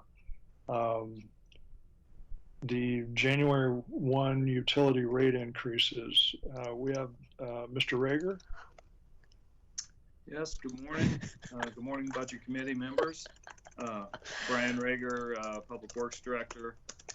Let's see, I think someone's got their mic on right now that's typing. With me today is Joe Barrett, our Business Manager, and Laura Berry, our Management Analyst. We can go to the next slide. Thank you. So we know that there's a question among some of the Budget Committee members as to, should we potentially delay rate increases again? We totally understand the concern that's out there. Our job today is just to help you understand what the impacts would be to all of our systems if we did that.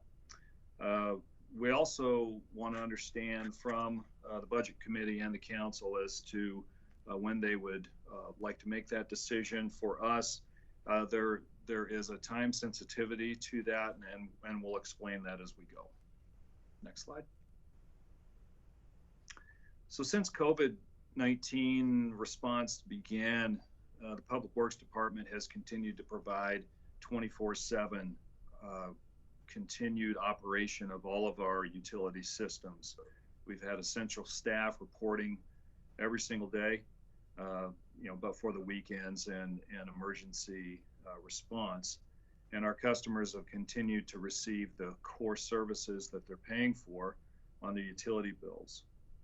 And as you know from Mai's presentation, the Tigard Aid program has provided that credit aspect.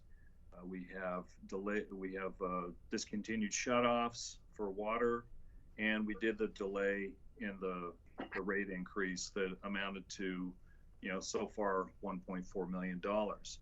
And third, so far, our utility funds have been able to weather that impact. Next slide. However, we can't continue to do all three of those things if we were to delay again. So the utility rates pay for the programs, and without those increases, we would have a hard time continuing to provide the day-to-day service and pay for the necessary improvements to the systems, and that's wrapped up in our CIP. The CIP includes projects that repair things that are broken and also enhance things for based on the need for capacity in those systems. The cost of our service hasn't decreased since COVID-19 began, and that's the challenge. We continue to provide the service it costs us the same. So that's a challenge for us. And then finally, regarding the health of the funds, we're worried that we would not be able to guarantee that going forward. And we'll get into that more in a minute. But right now, what I'd like to do is turn it over to Joe Barrett and Laura Berry to take it from here. Good morning, Budget Committee and Council. I'm Joe Barrett, Business Manager for Public Works. So I'm going to quickly walk you through the utility rates that are scheduled for January 1 increase, the systems that they support, and the potential impact to our capital system if they're delayed until, say, January or July 1st. Next slide, we're on it. So the street maintenance fee supports our street system through our pavement management program. An additional 6-month delay, assuming that we would go to July 1st of 21, would result in an accumulated loss over the 6-year CIP of $1.4 million. The impacts of such a delay will equate to roughly a 10% reduction annually in the funding for our pavement management program. This would mean we would need to reduce crack sealing by approximately 15 miles over that 6 years, pavement overlays by up to a quarter mile, slurry seal by up to 10 miles. In practice, it would likely be a combination of those system improvements that we would see a reduction in. This would lead to a likely drop in our pavement condition index, PCI, to below the desired 80 out of 100. This would then result in an increased cost to rebuild many of our streets with additional capital dollars from the gas tax and other transportation funds. Next slide. We're all aware of our substantial need for improvements in our stormwater system.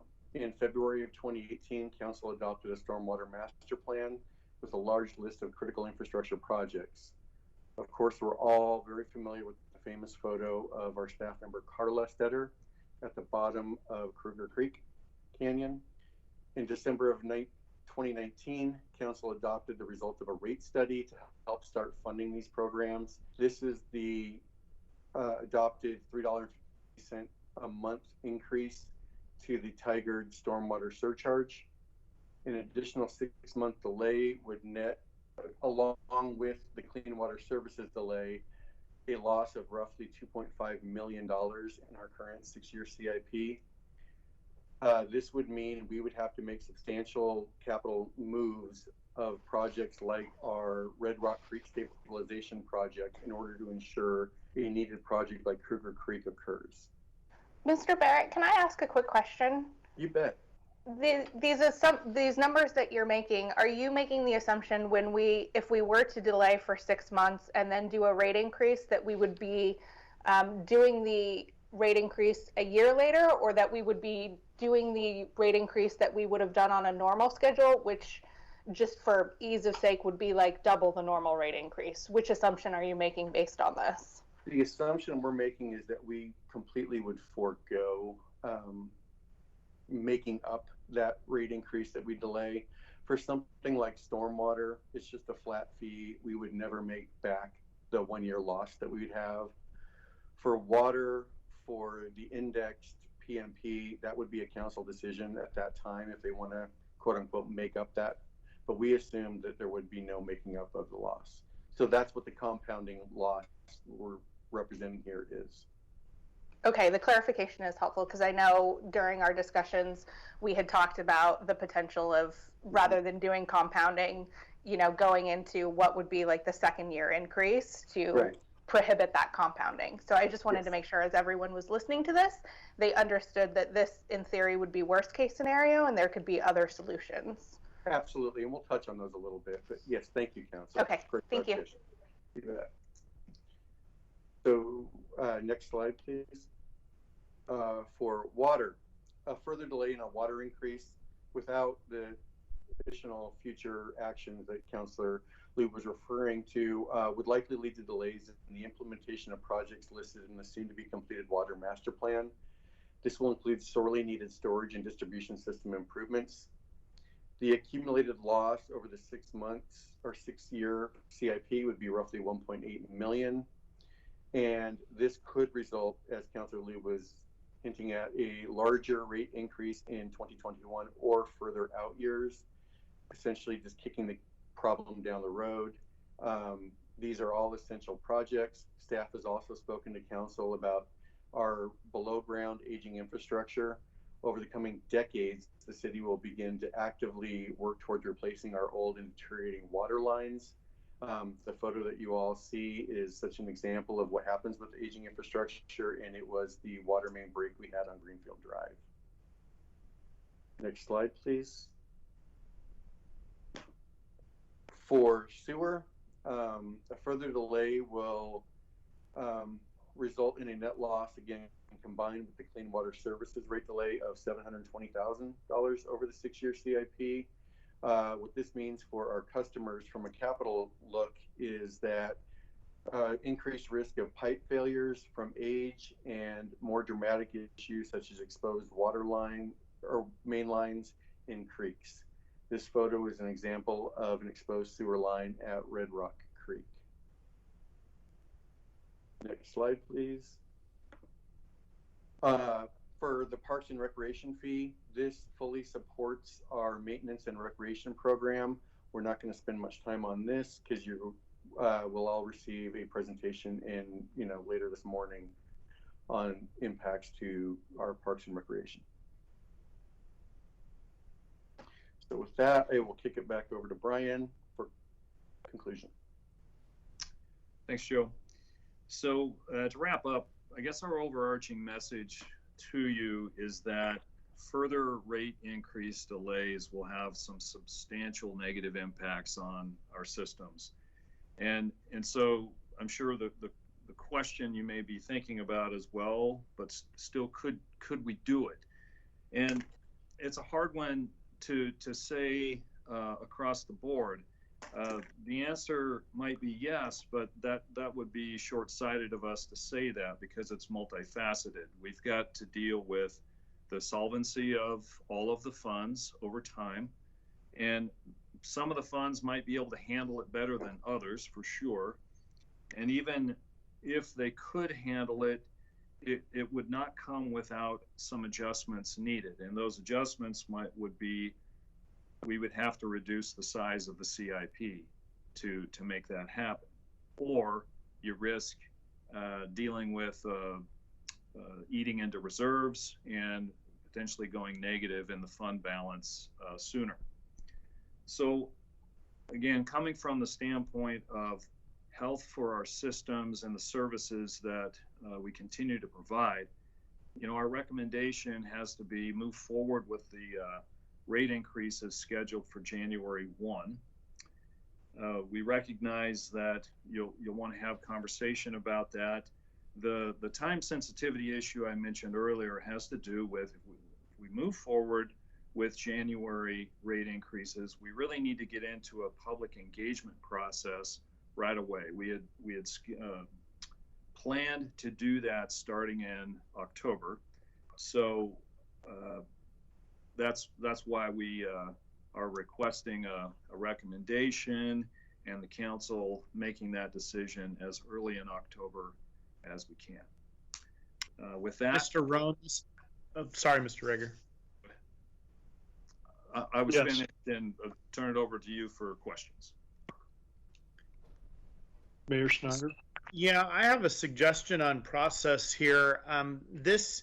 This issue, which is basically a policy question, is distinctly different, I think, from what you and Mr. Cadman and others were referring to as sort of a collection of, asks, because this is really about utility rate increases, and I'm feeling like we should have the policy discussion on this while it's fresh in our minds, and there isn't that sort of trade-off discussion or issue there. I don't know what everybody else thinks about that from a process perspective, but I've got a number of thoughts, and I just think it might make sense to talk about it now. I concur with you, Mayor Snyder, because for the reason that if council's considering implementing a rate increase on January 1st, with all the things we've just heard from CARES, RAFT, aid, and so forth, we've got social and residential community and commercial community issues that probably on the back end of that is going to mean an incremental increase in the need for assistance at various levels. So I concur. Let's have some conversation. I'll open it up if others don't want to. Go right ahead. Okay, as I'm thinking about this, and I've spent a lot of time actually thinking about this before this meeting as well, but as the presentations were given, and I've been thinking through this even more, I'm particularly concerned. I'm very sensitive to what we need to do to try to support our community, but we also have a huge assistance fund that's been poorly used so far and is therefore available to residents that need it. And I feel like that's the primary way that we should be trying to help on an ongoing basis. So that's one point I would make, is that for people that are in need on their utility bills, we have a program to do that, and it's not been used much. So that program can continue and can provide more targeted and focused support for people in the community who need it. I definitely, I think we made the right decision in May, June, when we decided as a council and as a budget committee to not increase rates in July, or as of July 1, when we didn't really know what the overall economic impacts were going to be.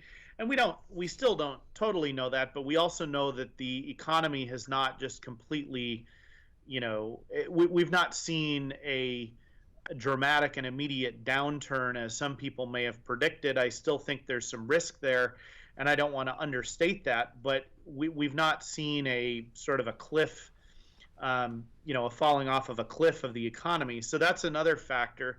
The other factor that I think we need to consider is that some of these things, and I'll use the pavement condition index and the street maintenance fee as an example, but I think this applies in other utility areas as well, is that if we start to, we are funding that street maintenance program to make sure that we are spending the least amount of money over time by keeping the condition of our pavement at a certain level. So the moment we start to decline that and we have it under the PCI of 80, that's what the impact would be of a cumulative change. That just means that we're all going to be paying even more in the future for the things that we're taking good care of now. And I think that's short-sighted. So for those reasons, I think they're, to the point Councillor Lube made earlier, which is that we, perhaps we're talking about a double increase in July of next year, which would sort of get us off this trajectory. But anything short of that is going to, lead to sort of a longer term change. And I just don't think that's necessary. I also think that a January 1 increase for ratepayers allows them to adjust and not have as much sticker shock in July. If we were to say, and maybe we'd need to communicate this. I'm thinking about how to phase it if we wanted to do more of the kind of thing Councillor Lube was describing, is maybe we would communicate to people in January that, hey, your rates haven't increased for an entire year, but you can expect they're going to increase double what they normally would in July. Consider that a blessing because you kind of got a free ride for a year. I just don't know that really will be accepted by the public in the same way, to be honest. I think it makes intellectual sense, but it's not going to feel like that to people. So those are my thoughts and my recommendation. Anyone else at this point? Councillor Goodhouse, and then Member Cadman. I agree with what the mayor is saying. I don't think we can't delay a lot of these implementation of these projects or what we need to do with these increases. Almost looking back at knowing that we have these 8 programs now in effect, it was almost maybe we should have put the rate effects back in the July, and then with these assistance that's happening with the utility bill. But I think there's still a segment of the population that's still working and paying their bills, and as long as we have programs set up where people can get assistance, this rate increase would affect them. I say move forward, because I'm always one for, if we kick the can down the road, it's going to cost us a lot more money in the future. We already have the Tigers Grand Canyon with the water and sewage problem. We have our road maintenance we want to keep up. There's always been something Tigers been proud of as far as the index of how well our streets are maintained, and that saves us money in the long run. And our parks, we've pushed that well for a long time of not taking care of our parks maintenance or taking care of that. So it just gets more and more expensive as time goes on. So I agree with moving forward with the rate increases, but also making sure that there's assistance for those that would still be affected next year and help them out. This is Siobhan. I'm just one of the voting members, but I would have to agree with both Snyder and Councillor Goodhouse. I think that if we look at the direct proportion of individuals who are receiving specifically focused utilities grant funds, 150 families, while I don't want to downplay the importance to those families, is not a significant number for the whole community of Tigard. So I think that to allow our roads and our sewer systems to erode because of 150 families, I don't think that makes sense. I think that what we could perhaps do as in terms of communicating this would be, our rates are going to increase as of 1/1. Please know that we have this utility assistance program. Here's the contact information. Here's where you can go to get it. That way it would serve to have a dual purpose. It would both acknowledge that we are raising the rates as we need to, because really the entire community, I don't know how many of us there are, but 70,000, but arguably the metro area uses the roads and the sewers. And then it also acknowledges that there is potential need, and here's how to access it, because there are probably folks who don't know, but we can use that communication as a way to reemphasize. Just my thoughts. Member Cadman, you had your hand up. Yes, on actually made a comment that I was initially going to make. I've got a second, just a point of clarification. For Mr. Rager, are the rates different based on the geographic location of households? Chris Christie has. Are you, this is Joe Barrett. Are you speaking any rate in particular? Well, I heard recently that folks that live on hills where we've got water towers pay higher rates than people that live in the, I don't know what you call it, the valley of Tigard. So I just wanted to get some clarification. That'll impact some comments I make regarding parks and rec fees relative to utility fees in the city. That is correct. For some of our water use, there is what's called a booster charge to get the water up to them if they live at an elevation. Okay, thank you. Anyone else have comments? Yeah, I have first a question and then a comment. Can you hear me? Yes. Okay. Mr. Rager, what will the average increase be, just, average on a utility bill on January 1st with all these increases? I'm going to ask Joe to pop in with that because I'm sure he's got that at his fingertips. Hopefully, Joe, sorry to put you on the spot. I'm sorry, Councillor Newton. Can you repeat that? I was technically. Yeah, I just wondered, and I know this is ballpark because it's an average. What will be the average increase on a utility bill January 1st with these rate increases? Yeah, so what we defined as a typical customer was a 5/8" water customer using 6 CCFs of water. On the sandy side, also a 6 CCF winter average use. It equates to, with a booster charge, it equates to a $5.94 increase on their utility bill January 1. For everything? Correct.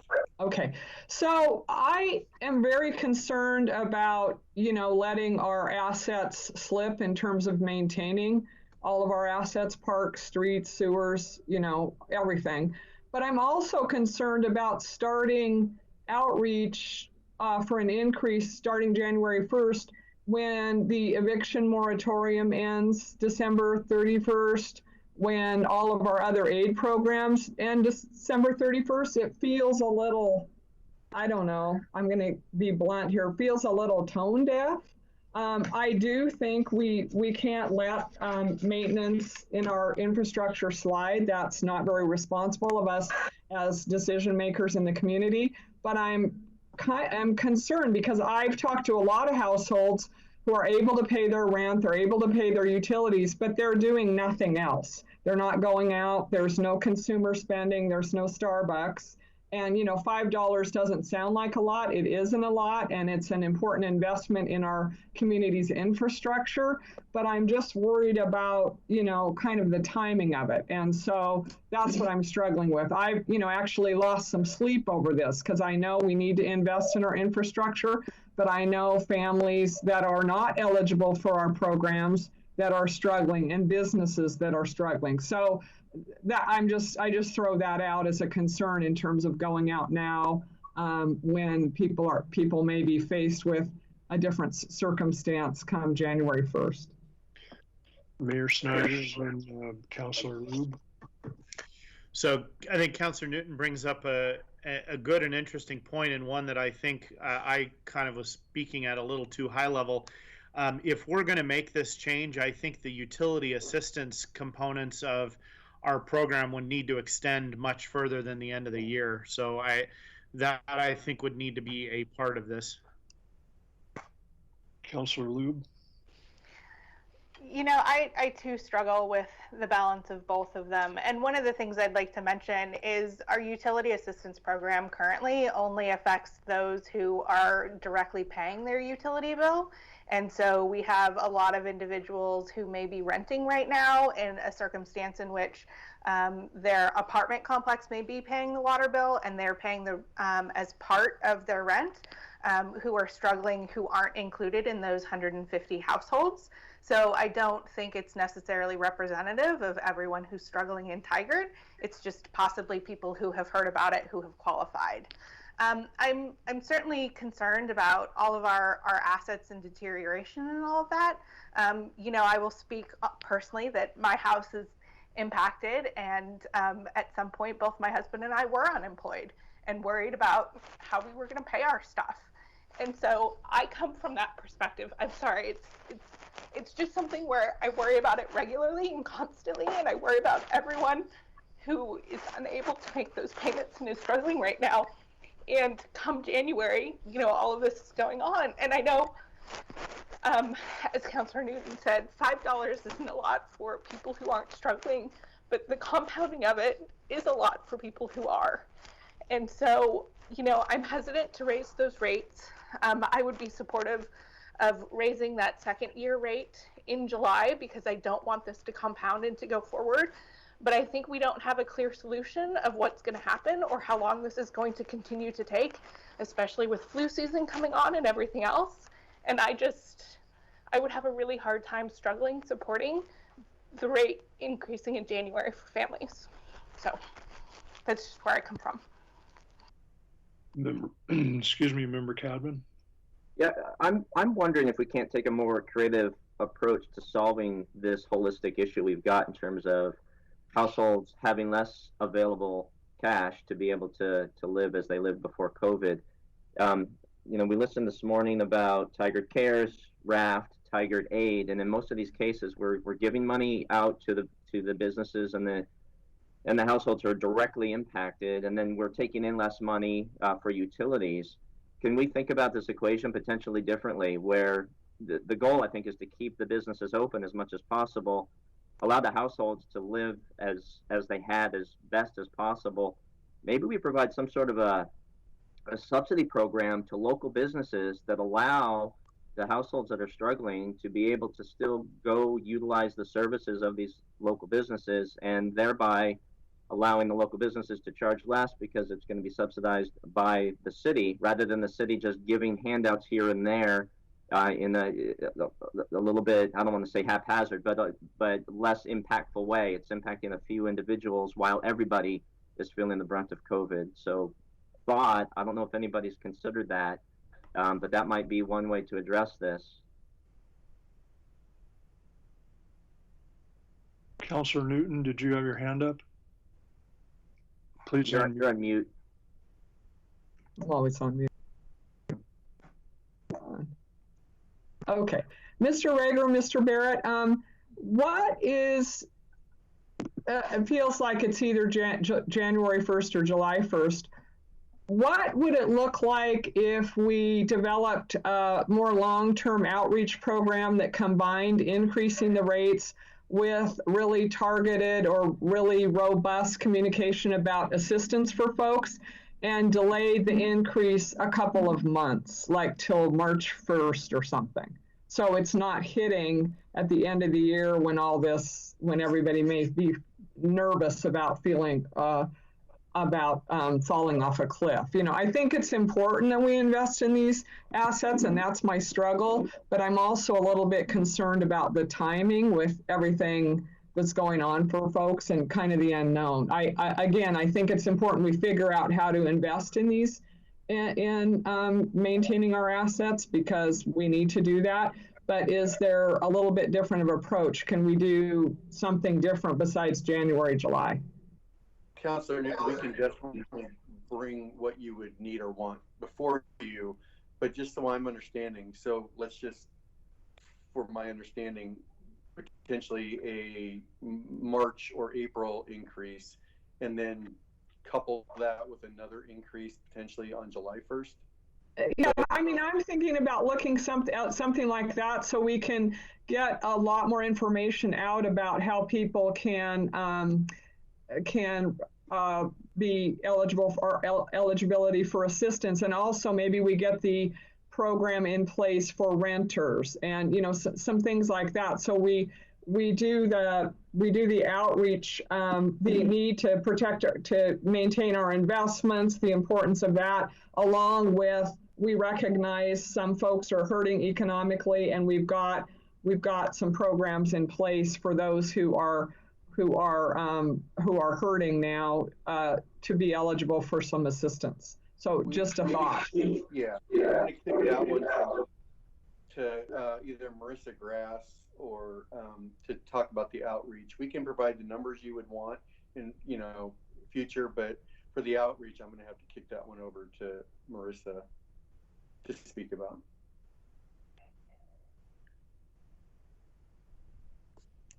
I would like to, Councilor Goodhouse, if you, excuse me, go ahead.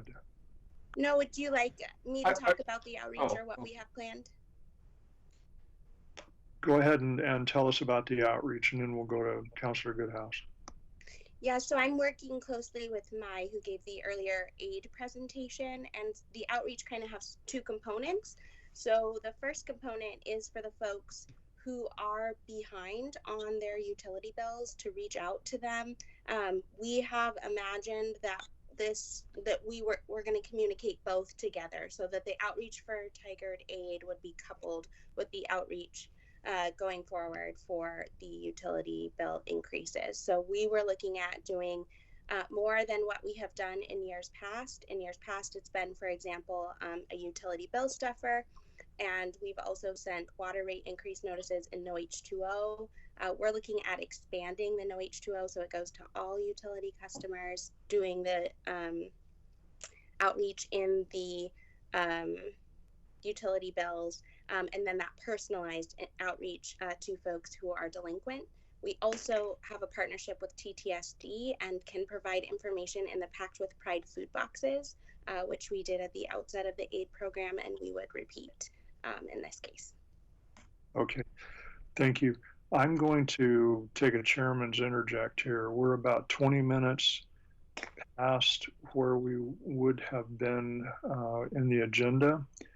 I'm likely to be a significant discussion when we get to the parks request later on, and then more discussion when we try to come up with recommendations for council to prioritize and amounts and so forth. Does anyone have to leave at 12 o'clock? That's the first question I'm going to ask. Okay. No. Be forewarned that we may run over. Councilor Goodhouse had his hand up. I'm going to suggest that as soon as Councilor Goodhouse has made his comments that we take a 5-minute break, unless anyone has something burning in the back of their mind that we need to hear about. Councilor Goodhouse, please go ahead. Marissa kind of almost said what I was going to say. I was wondering, to kind of Councilor Newton's point, I wonder, while we're communicating these the aid right now, that we also communicate the rate increase. My only worry is we don't know how long this pandemic is going to last, and so if we maybe start waiting to delay it a couple of months, what if there's another extension on the eviction moratorium and it goes through the next year? So that was my concern, is that if we keep waiting until the eviction moratorium for rate increases, maybe we start now communicating the rate increases along with the aid right now, and then continue the aid program and look forward to the the January 1. So there's maybe not back-to-back rate increases from maybe March to July or something like that. But look more depth for the aid programs, but start communicating that increase now so we don't get too off track with the funds we need to keep the city on track with our maintenance. Okay, I think there's plenty on the policy side for city council to ruminate over at a meeting very soon in the future, I would expect, over the issues that have been raised and the comments that we've heard here in the last 15 or 20 minutes. Unless there's an objection, I would recommend we take a 5-minute break, which means we would come back at 10:45. Anyone object? Okay, thank you very much.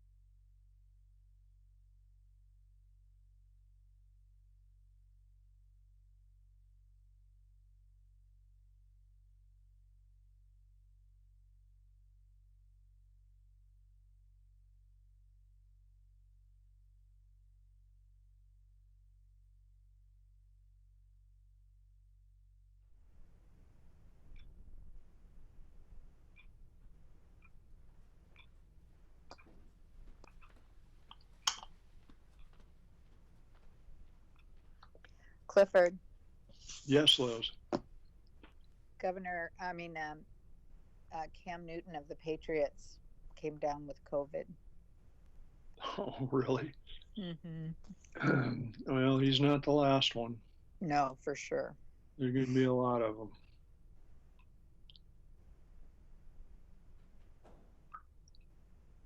Did I just hear you talking about the poor Patriots? The poor Patriots. I tried to call you to tell you semi.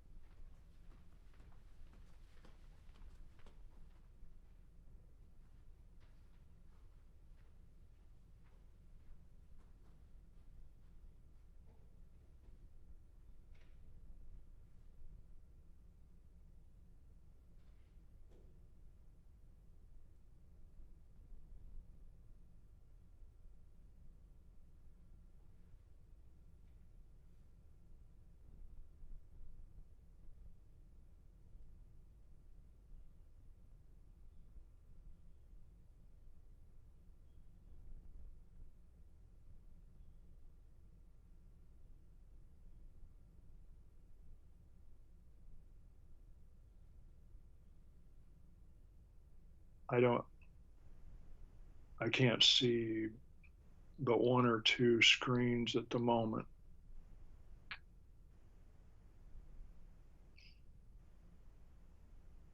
Okay, there we go.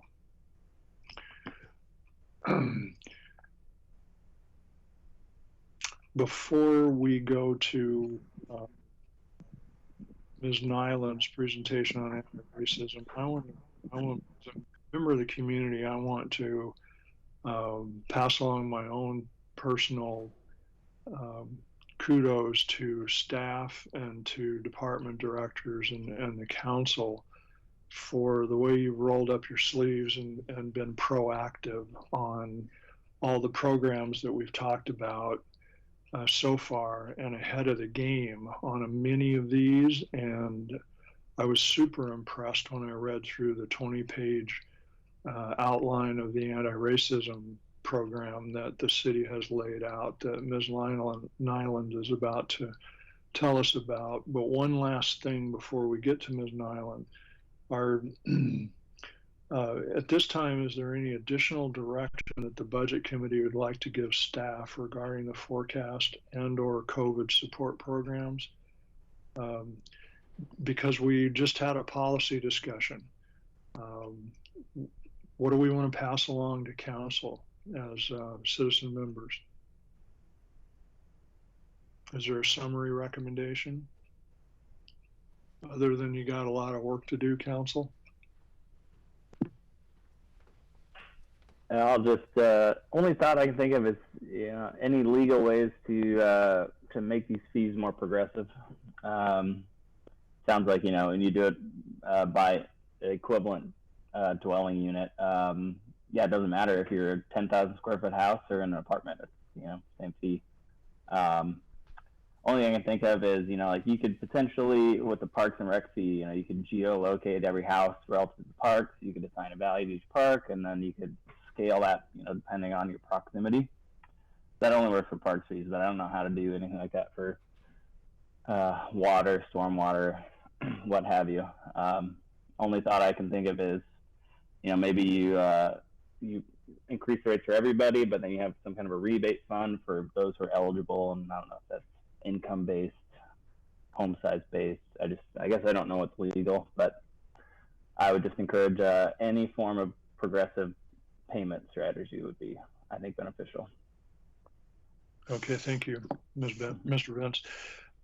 Council, do you have enough notes from the discussion that we've had so far to be able to take this forward over the next month so that we can get the communication to the community is probably the linchpin of this whole thing. So do you have enough input from Budget Committee at this point to go forward, please? I don't think we know what we're going to do, but I think we heard from just about every member of the citizen member of the Budget Committee, and to me, that was super helpful and something that we needed to inform our additional discussions. I don't know if other councilors feel differently, but that's my thinking. Okay. Anyone else? Can I make one other comment before we move on? Yes, please. So one thing, you had mentioned this early on, Chairman Roan, is what we're responding to is a pandemic virus. Politics aren't going to fix it. So the results of the election, federal policies are not going to make the virus go away until there's a vaccine that is widely administered. And if anybody believes it's coming in the next 3 to 6 months, God bless you. But it likely is not. And the impacts for deferred payments, all this relief that everybody's getting temporarily is going to come due at some point in the future. I please don't make policy decisions that are short-term and short-sighted, because this is going to be with us for 12, 24, 36, 48 months to come. And if we just kick down the can down the road, we're going to have to make up for that whenever that road ends. So please be mindful of that. Good points, Member Cowden. Thank you very much. Anyone else? This is Leah Voigt. I'd like to make a comment as well. Yes. So I agree that in terms of the comment about we don't know when this will end, as much as that is a point towards delaying it because people are in need, it's also a point towards not delaying it because we don't know when it will end. And so we have to move forward in a way that, assuming this is going to be around for a while. With that, I think the council is already having these discussions, but I want to echo the importance of lowering the barriers for accessing those aid programs, because often, when you are when you need it most, the burden of providing documentation, of applying, of navigating benefits, of knowing what exists is huge. And that, for me, is where I see the advantage of delaying the rate increase, in that it's just so low barrier that if we think a majority of our population, our residents, are impacted, then that has the advantage in that way. That being said, I do think that doing a means-based, aid is more appropriate, because then the city can get income from those who can afford it, and provide assistance to those who need it. So I would like to add to that, or echo that importance of having that low barrier to access for those services is so important, because otherwise the folks who need it most won't be able to access them. Thank you. It's unfortunate that Councilor Anderson is not able to attend this particular meeting to hear this discussion, particularly if he ends up heading on to Metro after the election. I'll make him watch the video, Cliff. Thank you very much. I'll help you get him in a room, tie him down if you need to. That was off the record, by the way. Okay, thank you, everyone. It's been a really good discussion, and I hope it's been helpful to council. Ms. Nyland, you've been waiting in the wings to tell us about a really important program, Eliminating Institutional Racism in Tigard. Please go ahead. Thank you. Good morning, everyone. Welcome back from the break. Thank you for being here for what I hope is an interesting and informative discussion. My name is Kathy Nyland, and I am the Assistant City Manager. This morning, I will be speaking about equity and a very lofty goal, eliminating institutional racism in Tigard. And to understand this work, I think it's really important to define equity. So equity is about dismantling and disrupting. It's about identifying obstacles and turning them into opportunities. It's about creating those low barriers to access. Or as Policy Link defines it, equity is just and fair inclusion into a society in which all can participate, prosper, and reach their full potential. This goal has been on the City of Tigard's radar for several years. We have created a diversity, equity, and inclusion team to help inform and guide us. But recent events, including the killing of George Floyd, have reminded us how important and needed this work is. We are in a unique time in this country and our city. We are listening and hearing the voices, the dialogue, and we are having conversations that are long overdue, as difficult and uncomfortable as they may be. We are taking this moment, a moment of crisis and pain, and creating momentum. In June, as you may know, the mayor challenged the community to help eliminate racism, and our council and community have embraced that challenge. In a moment, you will learn more about two specific actions we have taken: the Public Safety Advisory Board and the city's anti-racism action plan. The Public Safety Advisory Board is a result of the mayor's challenge and council's deliberations. Kent Wyatt, our communications manager, and Chief McAlpine will talk more about this unique idea that gives voice to the community who have helped design and will co-create this work. We know every system is perfectly designed to get the results it gets. We want different results, which is why we are developing and will apply an equity lens to our policies, our programs, and our projects. Library Director Halstead Bernard will share more about the city's evolving anti-racism action plan, which is our guide as we embark on this journey towards justice. Thank you for your time and for listening. I'm pleased to introduce Kent Wyatt and Chief McAlpine, who will continue this conversation. Good morning, good afternoon, Budget Committee. Appreciate your time here today. And I think in listening to the prior conversations, definitely identified a theme that we have today in hearing about the Tigard Aid, Tigard Draft, and Tigard Cares. It really does take a team effort. And what you'll hear from me about the Public Safety Advisory Board, the only reason that we've been able to be as successful as we have is because of everybody on this call and the folks in the community. So I'll give you a brief summary of where we've been and where we're going with the Public Safety Advisory Board, and then Chief McAlpine will add some additional information. So we did a open recruitment for the Public Safety Advisory Board. We received 39 applicants, and which is a pretty high number considering it did require a written statement and a video statement expressing your interest and your experience in this area. And this is kind of the first touch point, I would say, that staff, elected officials came together and really got the word out in the community so folks knew about this opportunity to apply.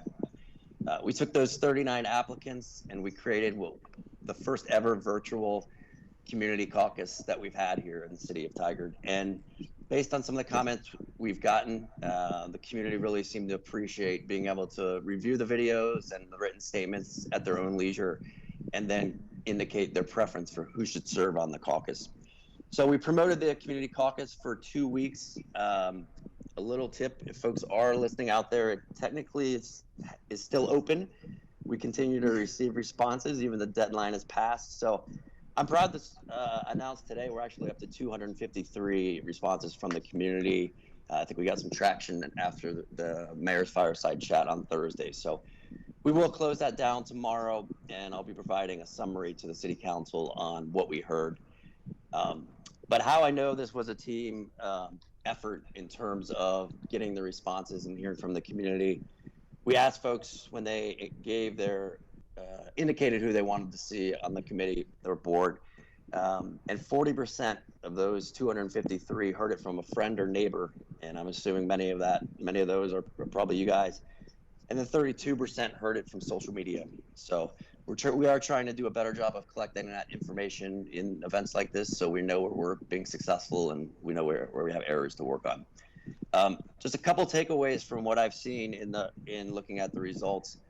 One, I mentioned the community did appreciate the videos and this kind of different, unique style that council had requested we take on.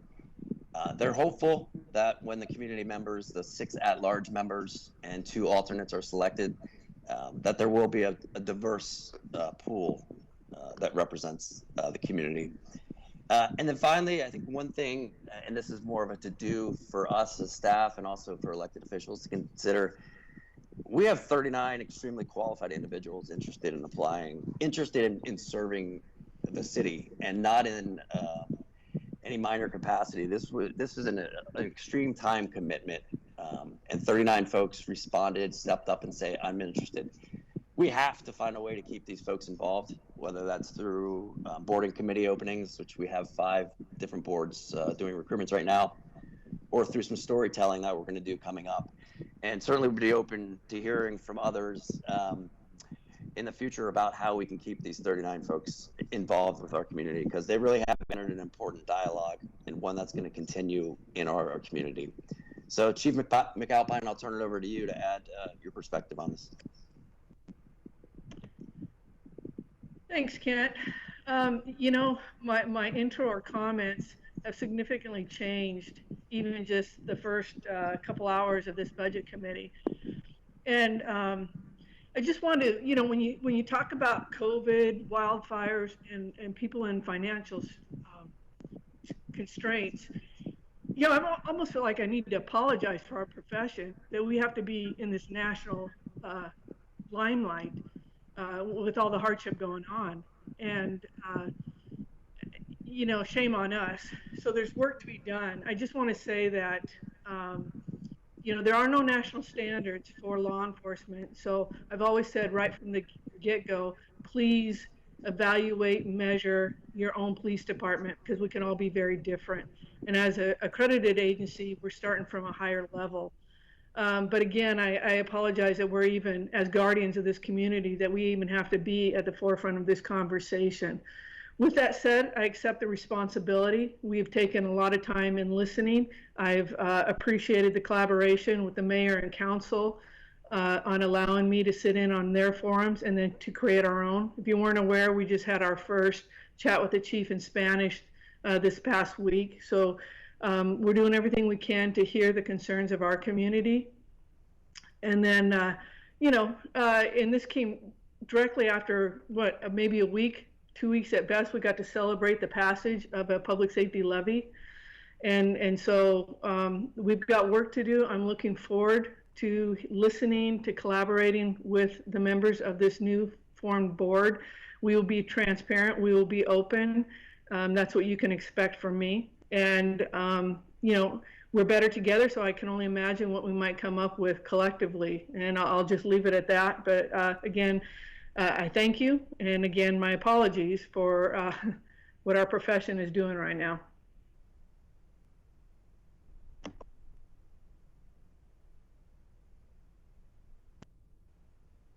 Chief, I think it's not fair for you to have to take responsibility for the whole profession. I appreciate that, but you know, our community's by and large been well served by our police department, and I don't want you to make that statement and not hear back from us.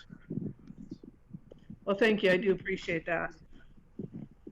And this is Kathy Nyland again. So I think it's to build upon what the chief just said.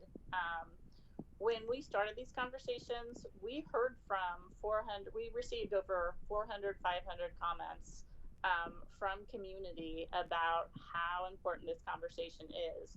And the vast majority were completely supportive of the chief and her team and how the city of Tigard is approaching this issue. So that deserves to be mentioned. But as we've gone on developing next steps, people do recognize that this is an important conversation that we as a city and we as a country need to have, and that's what we're doing.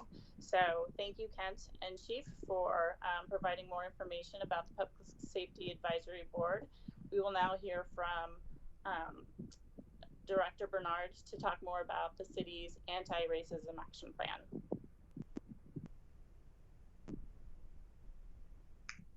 Hello again, Budget Committee and City staff. Do not adjust your set. It's me. I'm Halstead Bernard. I'm the Director of Library Services for the City of Tigard.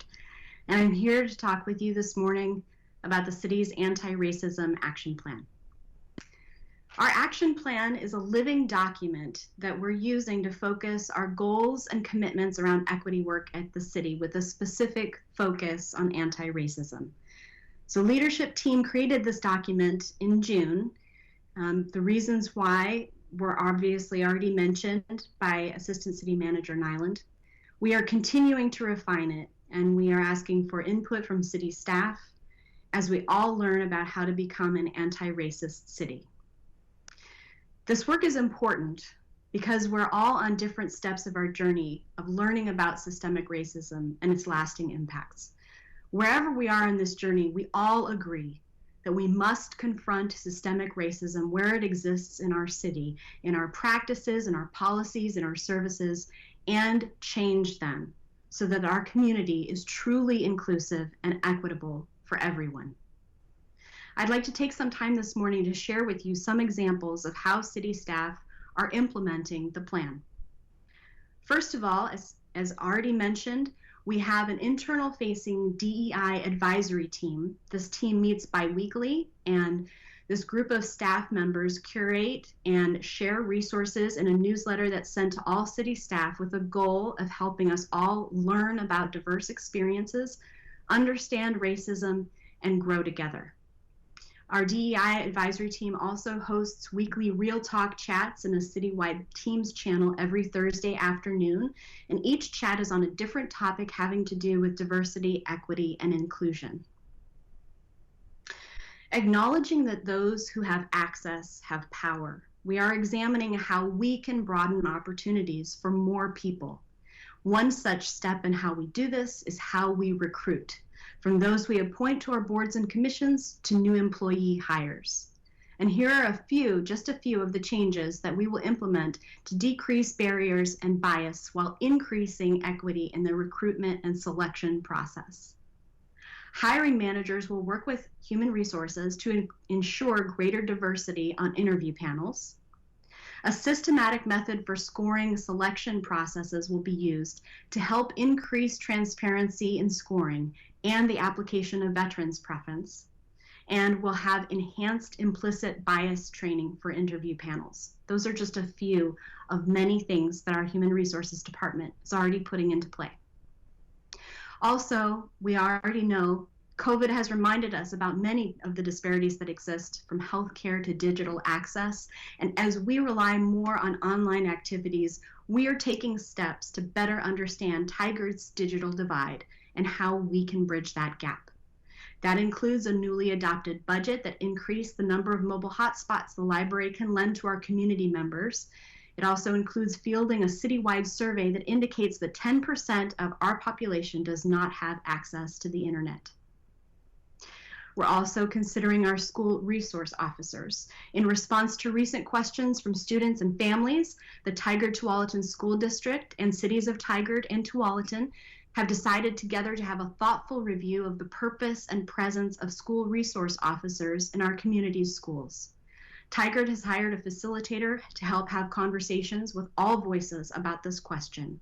A survey plus small group community conversations are already underway with students, families, the officers, school security, and administrators to understand what our collective experience have been with the program in each school.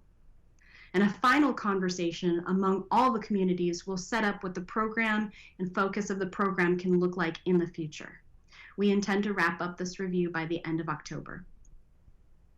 Our communications team has taken a number of steps to advance the plan as well. The Talking Tigard podcast has devoted 3 episodes to racial equity, one on the Student March for Black Lives, one on the Racial Unity Book Club, and one with Tigard resident Dr. Marvin Lin and his son Nase. Eduardo on our communications team has launched a city podcast in Spanish to highlight community influencers in city news. And currently we're celebrating Hispanic Heritage Month with a video message from Mayor Snyder, an interview with the Mexican consulate, and resources on the Community for All page. Last but not least, in the Anti-Racism Action Plan, the city leadership team is specifically committed to learning systemic racism in general and how Tigard is affected. We are each taking personal steps to learn about racial equity. And later this month, the city leadership team will participate in a 2-day training with a consultant to build a shared understanding and to plot future forward movement in racial equity at the city. Becoming an anti-racist city will take time, but it is a crucial part of building an equitable community that is walkable, healthy, and accessible for everyone. Thank you for your time this morning, and now I will turn this over to Assistant City Manager Nyland and Chief McAlpine. Thank you, Director Bernard.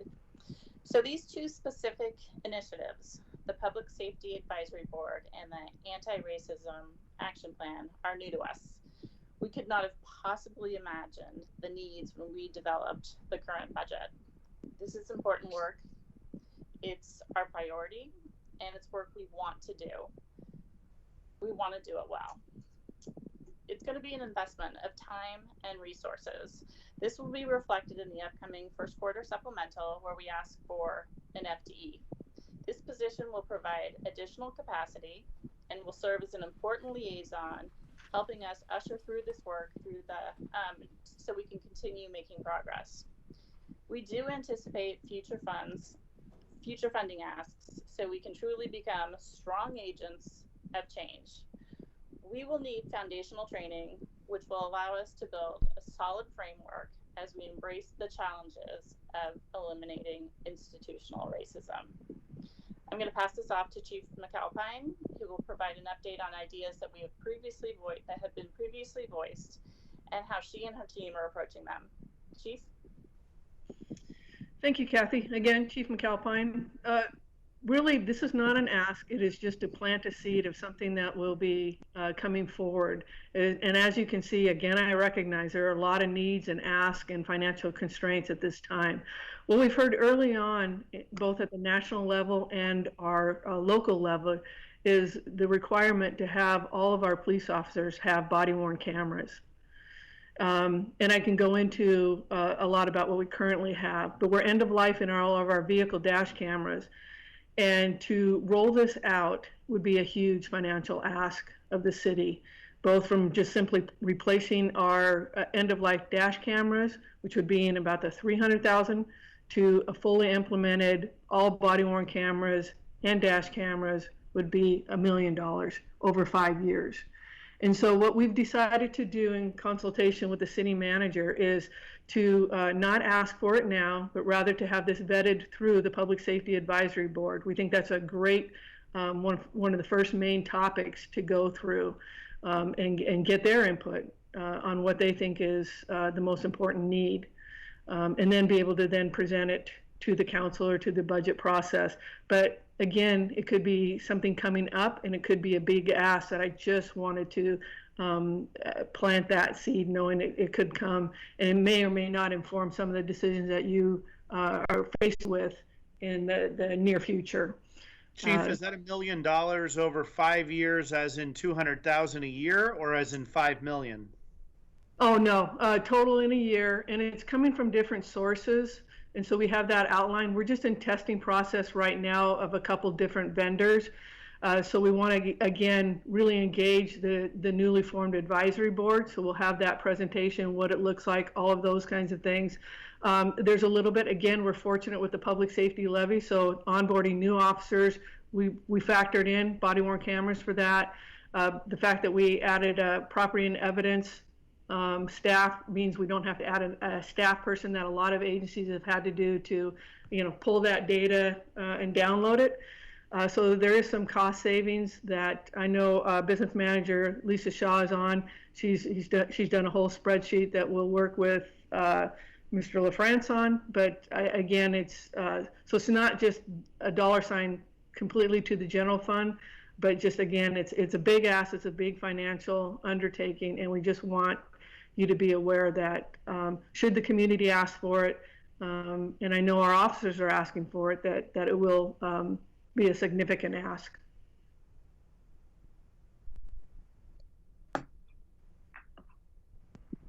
Are there Great, any thank other you, Chief. questions? That's what I was going to say. We're going to open it up and see if there's any questions or comments. Feel Okay. free to ask.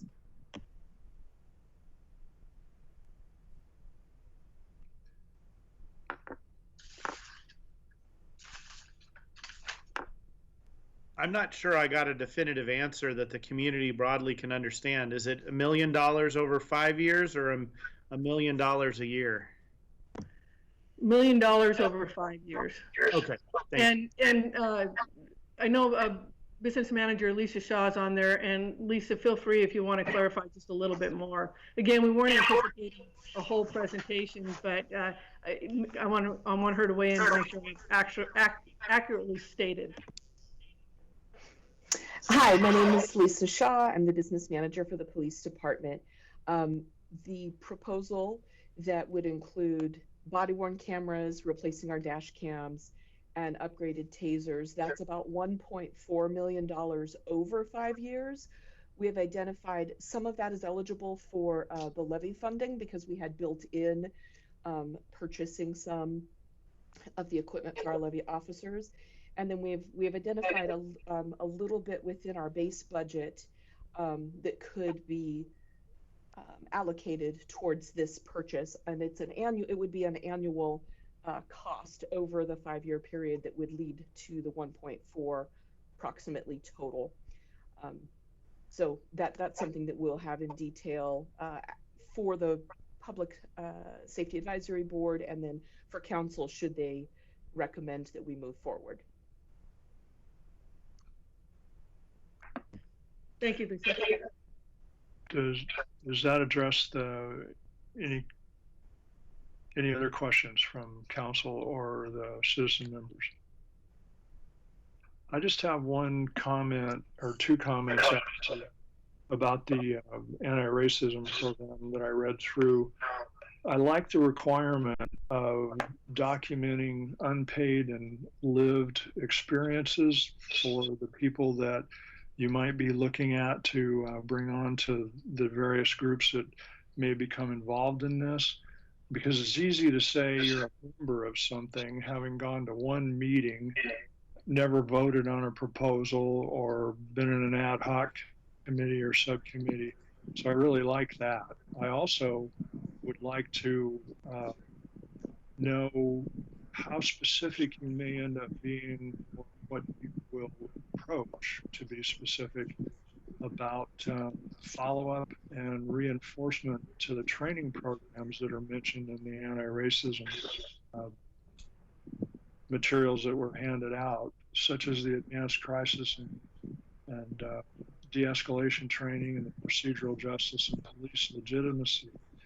Those kinds of things, in my experience on the business world, were great to go to, and management wanted people to go to them, but then there was almost never any follow-up to see whether or not people who attended understood what they had seen and how they were going to implement some of the things that they had learned. So maybe that's more of a comment than a question, that be included, and for that group to know what the follow-up is and how you're going to measure the success of those programs and the training that you're going to send officers of city staff to. Chair Roan, those are great questions, and I think that while I have a pretty good answer, one of the things I hope that this advisory board will do is come up with other ways of how we continue this ongoing training, and so that it's always flowing and continual, and maybe it's not always classroom. Maybe it's after a COVID world where we have our members of our diverse community that will come in and actually talk about lived experiences and the impacts. So I would reimagine that this could look like a lot of different things, but we do have in-house trainers on the police legitimacy. So we're doing a 2-hour refresher. That's something that I want every year. That's an annual ongoing to remember what those pillars are and how to do the interacting. So we did send 2 of our sergeants to be trained, and now they are giving this training out. With the crisis intervention de-escalation, the advanced training, again, I'll remind everybody that that was in the levy. And what we're finding right now currently is under COVID, we cannot even get them in the training because that requires us to be all together, role playing, doing some of those scenarios, and we don't want to shortchange that. But what we did do was a pretty fantastic Caliber Press 2-hour de-escalation that basically planted the seed, built upon what they learned both in the academy, but also what they've experienced out in the field for the senior officers. And so we're not waiting or hesitating, we're building upon it. And again, I think that the Public Safety Advisory Board is going to really come with some great concepts and ideas that I'm hoping to implement. Thank you. This, to further expand on the recruitment question about, collecting that information about shared experiences, we actually have a meeting next week with internal staff to look at our recruitment process for volunteers and board and commission recruitments. So we can get a better idea of who's on our board and gaps that might exist, and to get a better understanding of that composition. So we are creating, one idea is just to create kind of a questionnaire with optional demographic information. So we have that data of whose voice is at the table and recognizing who might not be at the table, and we can do additional outreach and targeting messaging to those groups to make sure everyone has access to the information. So great question, and thank you for asking. You're welcome. Anyone else? Ms. Roan, Siobhan Chandler has her hand up. Hi there. So I just wanted to ask, this is for Chief McAlpine, what sorts of thoughts does the department have around some of the beyond de-escalating with police, but how do we respond to various sorts of things in the community for which law enforcement currently responds because that's only the only first responder to do so, but for which that may not be the right approach. I'm thinking of sorts of mental health crises and others where it almost seems that sometimes the police, by their sheer presence, by their uniforms, by their authority, seem to escalate rather than to help de-escalate what is inherently not necessarily a violent sort of scenario, but a where someone's in crisis of a different sort. Just wondering how we're thinking about incorporating that with the levy funds that we've provided and then part of this public safety group that you're looking at. Sure, and again, that's a topic on a national level, and so everybody's looking at different programs to include probably the most extensively looked at is Eugene's Cahoots program and what that entails. And again, the pros and cons of how do you scale it down or fit in a size of Tigard, where we're, first of all, our resources are not in Tigard, going to hospitals, mental health facilities. We're relying a lot on Washington County Health Department for a lot of those services. But again, we are looking at those to include how could we use non-sworn. I've had conversations with Just Compassion and Luke Dorf on their outreach to help facilitate that. I know that we could be nearby, but not necessarily in a presence. But again, the challenge we have right now is that mental health and crises happen 24/7, 365, and the only ones that are currently working that way are police. So we are the first responders. And so we know that for now, until we have a structure, or at least phase in, we're called upon, and we know that we don't want to escalate, that we do want to use approaches that will help de-escalate and get people out of their crisis and get them into the care. So yes, we're exploring that. We're having dialogue both with our council, with our social service providers, but also as a profession, both in Washington County, in the state, and nationally. I attended the Conference of Mayors this week, which was all about police and mental illness and our responses. And so there were other programs in Colorado, 3 different ones, and they were all tailored depending on the size of their city and their need. And that's probably the one thing I heard mostly is you have to tailor it for the community and not cookie cutter that approach. That topic's on the Public Safety Advisory Board's list of things to consider as well. Does anyone else at this time have any further questions for Ms. Nyland, Chief McAlpine? Yes, this is Leah Voigt. I have a question. Yes, Leah. So I heard that there was a request for 1 FTE. So my question is that coming out of the general fund, or where is the where would that be funded from? And I have a follow-up question as well. Okay, I will let Director LaFrance take on the finance budgeting answer. Toby? Yep, for the FTE that's in the first quarter supplemental, that's being funded through the Central Service Fund contingency. And then what would happen is in future years, the costs of that position will be allocated through the indirect cost plan. So it'll be a shared cost across the various services that position is serving. So, and as a city management position, unless we do something very specific for that position, it would be allocated basically across the city, most likely on a per FTE basis. Toby, would it be permanent? That's the other question I was thinking Leah might ask. Is that a permanent hire or a fixed duration? At this time, this is a this would be a regular position. It's not a limited duration position. The city manager's office has demonstrated a need for policy support, and so that's why it's coming forward to the budget to council in the first quarter supplemental, and as a regular position. I would add that this kind of position, this kind of effort and direction by any group is not going to be accomplished in a year.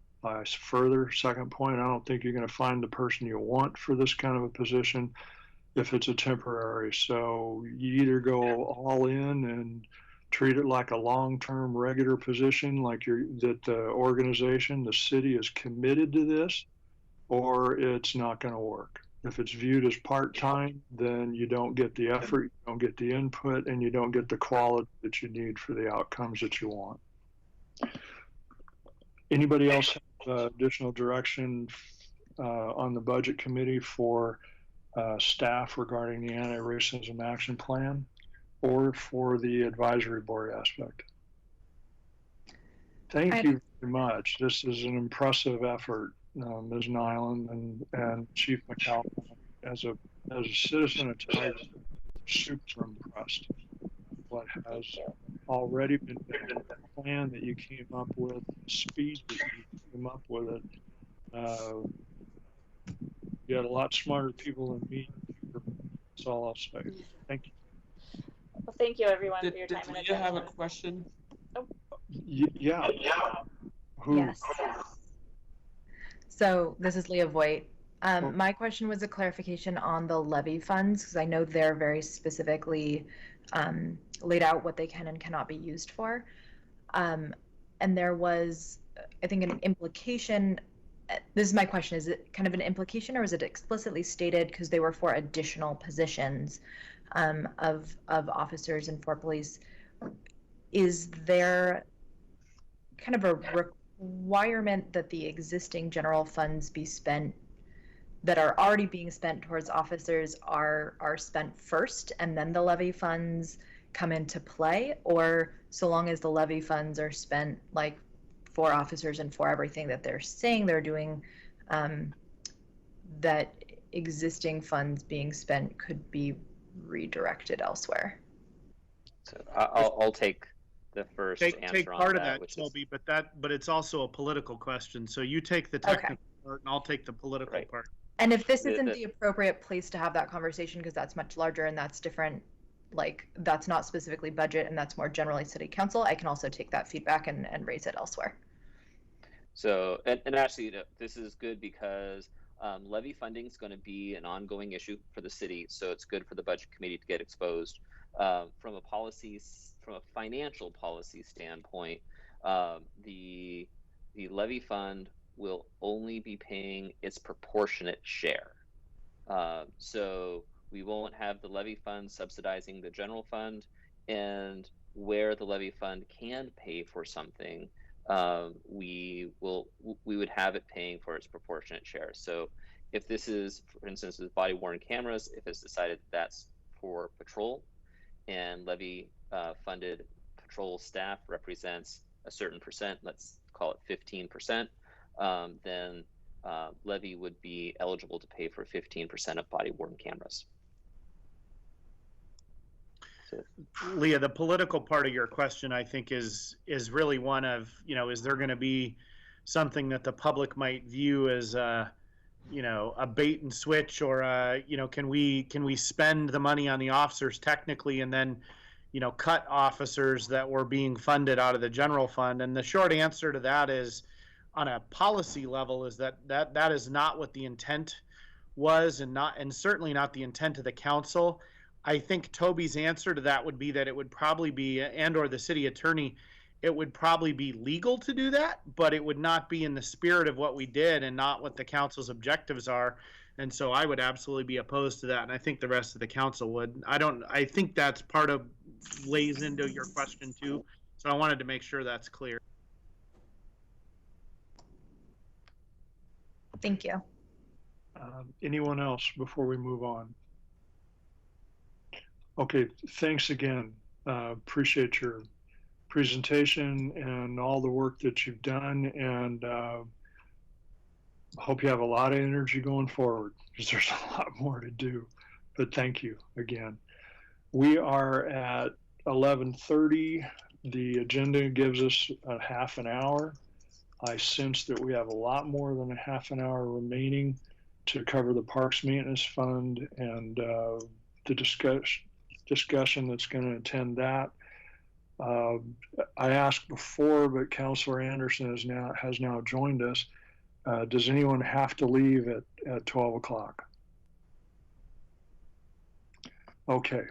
Next item on the agenda is the park maintenance funding. Mr. Rager, Barrett, Ms. Grass, and Mr. McKnight.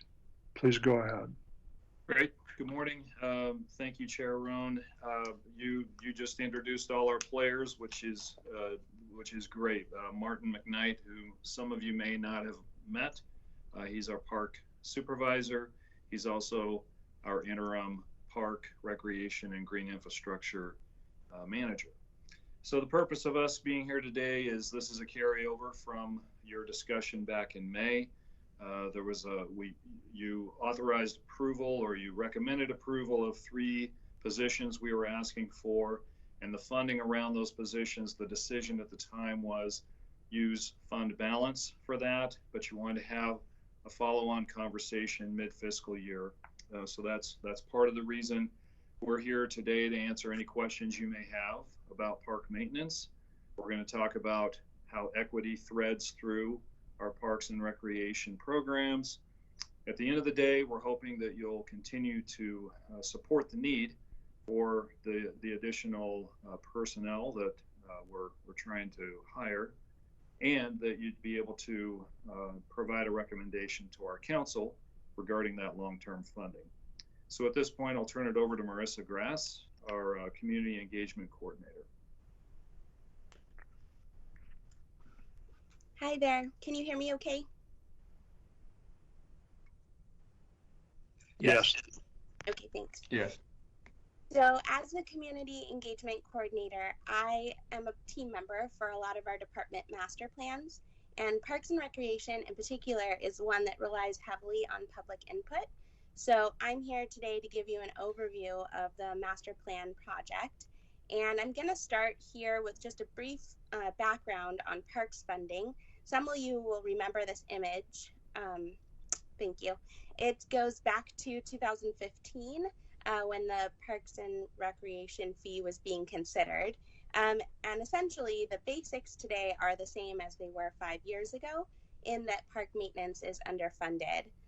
This is primarily because our staffing levels have not kept up with the pace of system growth. And in 2010, we had the 17 million parks bond, and that was to protect and preserve parks and open spaces in the city.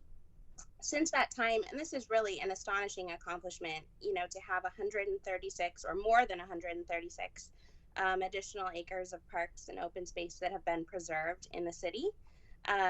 So while the size of our parks land, and you can see from this graphic from 2015, grew 62% from 2000 to 2015, our budget only included an increase of 12% for our parks maintenance staffing. And so we've taken measures over the last decade, including deferring needed repairs in order to cut costs in the park maintenance division. And I think a key piece of this puzzle, the one that I think folks in our community maybe aren't aware of, is that when the Parks and Recreation fee was adopted, it changed the way park maintenance was funded, but it did not provide increased funding overall for maintenance. So over time, some incremental changes have been made, including the 3 positions that you discussed in the last budget cycle. But even with those 3 new positions, the city is only spending 2/3 of the national average per acre on park maintenance. So we can go to the next slide. And I'm going to give you a Parks and Master Plan preview. This is really from the middle of the project. So some of this is kind of like hot off the press. We're just getting this information. Master plans generally ask the 3 primary questions. So what do we have? What do we want? And how will we get there?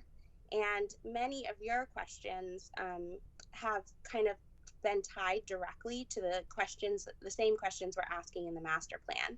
So for example, I think Councillor Goodhouse, you had asked about photos and examples of the impacts of delayed maintenance. And Councillor Lube, you asked about how the Parks and Recreation system looks through an equity lens.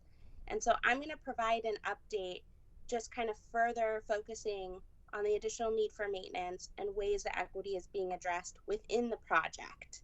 And so there's not going to be a single slide on equity because it's not a single goal in the master plan. It's really a central theme throughout and a big part of how this project was scoped initially. And I think that'll make more sense as I kind of get into some of the detail here. So we can go to the next slide. And just to keep things interesting, I'm actually going to start in the middle. I'm going to start with what do we want? So this is a national standard, the 10-minute walk analysis, which basically says that we want folks within a 10-minute walk of a quality park. There are 2 pieces of that. So the first piece is the access piece. So are folks within 10 minutes from a park in Tigard? And that's the part of the analysis that we've completed. So far, the early results show that about 1/3 of people in Tigard are not within a 10-minute walk of a developed park. And you'll notice I've bolded the word access because the second piece of this is quality. So the first part is access, the second part is quality. And using a GIS analysis is how we've kind of determined that, you know, approximately 1/3 of Tigard is outside of that 10-minute walk. And if we go to the next slide, there's kind of different colors of blue in this map. So dark blue, that's the area that's within a 10-minute walk. The light blue, that's folks that are within a 10-minute walk of a trailhead, so not necessarily a full park, but have access to our trail system. And then the numbers there in the tan, those are areas of our city that are park deficient. So those are the areas that make up that 1/3. And comparing this to a demographic analysis, we also know that this lack of access is not spread evenly across the city. So there are pockets of people of color and low-income residents that have to travel further to enjoy the benefits of our park and recreation system. So understanding the population characteristics of underserved areas is helping us to focus on equity in our future investments. And we can go to the next slide. That second piece is quality. So not only can I get there in 10 minutes, but what is the experience when I'm there? So the quality at the end of the 10-minute walk is really important. And like I said, we're right in the middle of the project, so we just got these results this week, but we have a park evaluation from the consultant focused on that quality. The draft is not complete, so what I'm presenting is going to be kind of midway through our process, our first look. But overall, what the consultant found is that we're generally, maintaining the appearance of parks like regular trash collection and mowing, and that's giving folks a good initial perception for all of our developed parks in Tigard. However, if we go to the next slide, there are several problems that appear to have waited too long to be corrected, and this is impacting the experience of parks. So my next few slides will dig into some of the details, some of those photos, and I'll provide specific examples. So this here, 2 photos, the one with the orange spray paint, that is the Fano Creek Trail at Inglewood Park. That's actually a location where there was a recent accident. And the second is from Cook Park. So there are several features missing at Cook Park. And so, it looks like maybe there's just something missing there, something's not quite right. And replacing the broken or missing play equipment in this area is an example of a project that would have gotten done had more labor been available. And we can go to the next slide.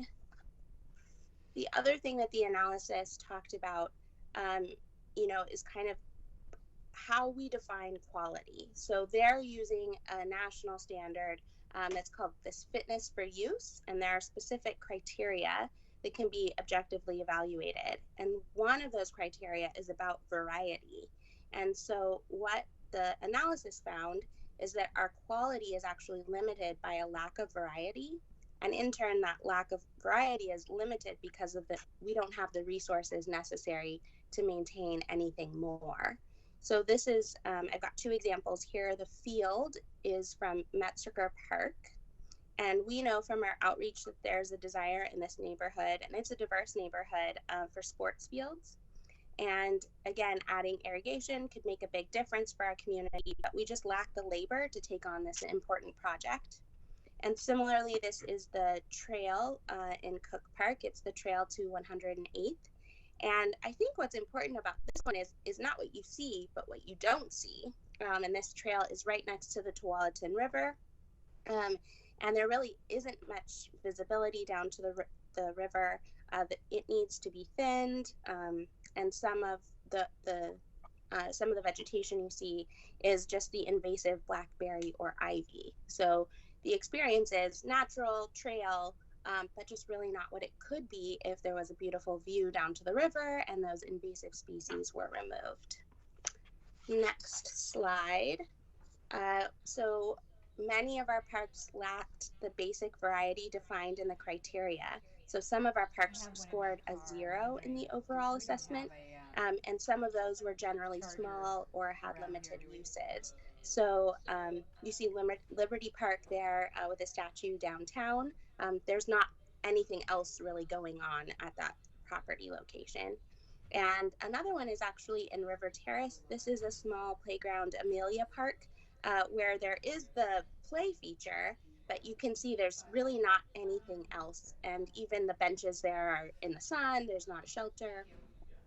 So it's just lacking some of that basic variety that you would find in other neighborhood parks. We can go to the next slide. So also found that some design decisions from the past have locked in appearance or maintenance issues and challenges for the future. And a small number of capital projects may be required to correct them. So I've got here Northview Park, where you can see that there's that plastic edging, which looks temporary and cheap, and that the chips are kind of spilling outside. And then I wanted to take a minute to talk about this one on the right. So that is the rhododendron garden in Summer Lake Park. And I wanted to specifically call attention to that one because my job involved going out in the field and talking with our field staff. And so since the time I started in Public Works, This is one that I think means a lot to our park staff. So I have folks who work out of Summer Lake Park who, like, you know, at the beginning of the year are trying to predict, when is the garden going to be in full bloom? When could I come and get the best photo? They really take a sense of pride in that garden, and also, you know, recognize or have told me often that they just don't get to do the maintenance there that they used to, that used to really be a jewel in our whole city, and it's just not what it used to be. So I was a little bit disheartened when I saw on the analysis that actually our consultant who went to Summer Lake Park noted that some of the rhododendrons in the garden are actually dead. So that was a picture there that I really kind of struck home for me, the impact this has on our staff. And then I did want to include this note on River Terrace. So I talked previously about the acreage that's been added to the city, more than 100 acres, and that's really spread throughout the city. The Parks and Recreation fee in the code actually has a requirement that we come to council every year for a Parks and Recreation fee report, and that we talk about the new parks coming online for this year. So yes, parks in River Terrace will be coming online soon, and yes, it increases the need for parks maintenance. And yes, it's an area of the city, brand new homes, brand new parks, but the additional positions and the needs in park maintenance are really to address that broader issue of continued increase in acreage without additional funding for maintenance. And our goal is not to maintain River Terrace at a higher level to the detriment of other parks. Our goal is really about raising the level of our overall maintenance so that we can get our park quality up, and so that the folks who have access there have access to a quality park. You can go to the next slide. So how will we get there? You know, long-term maintenance is going to be key to helping us make our services more equitable across the system. And that's true whether we're talking about maintaining new parks as they come online or reinvesting in our poor quality parks. Some of the next steps in the Parks and Recreation Master Plan include comparing that park quality analysis to the demographic data so that we can further refine our 10-minute walk analysis. We're going to be working with our community to prioritize future projects. And I did want to mention that there is a staffing plan as well as part of the Parks and Recreation Master Plan. So we can't wait for the Park Master Plan to be complete because we have needs in our parks now.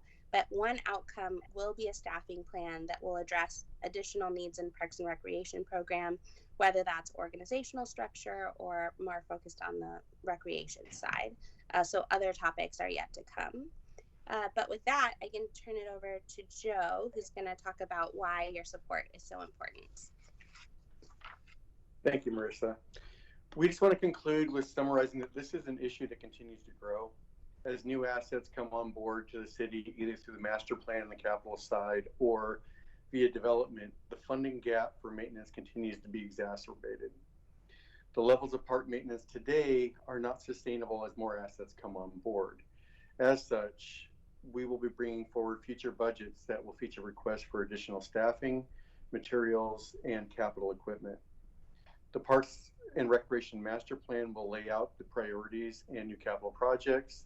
The city will continue to develop new land. To fund these priorities and projects, a long-term solution is needed to properly fund and maintain the system. With that, we ask that the Budget Committee support a long-term funding strategy for investing in our parks maintenance and recreation system. And I think we can then open it up to any questions council may have for us.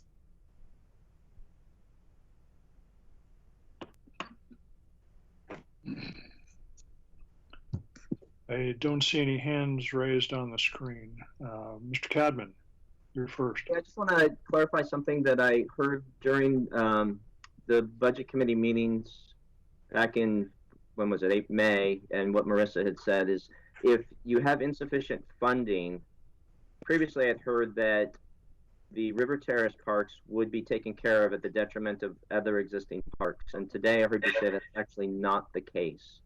That if you have insufficient funding, that the River Terrace parks would not receive the priority. Can you just clarify that for me?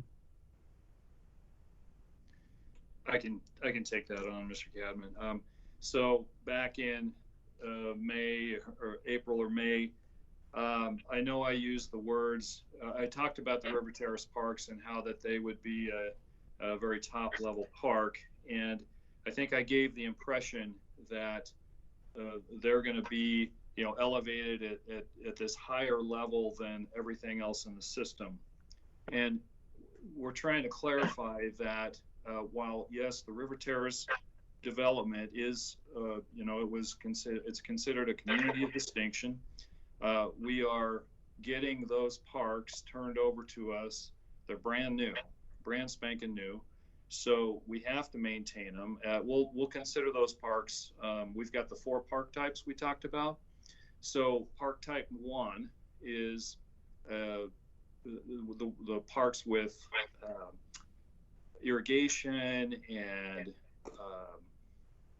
flower beds and play structures, etc., and all the way down to level 4, which is the open space.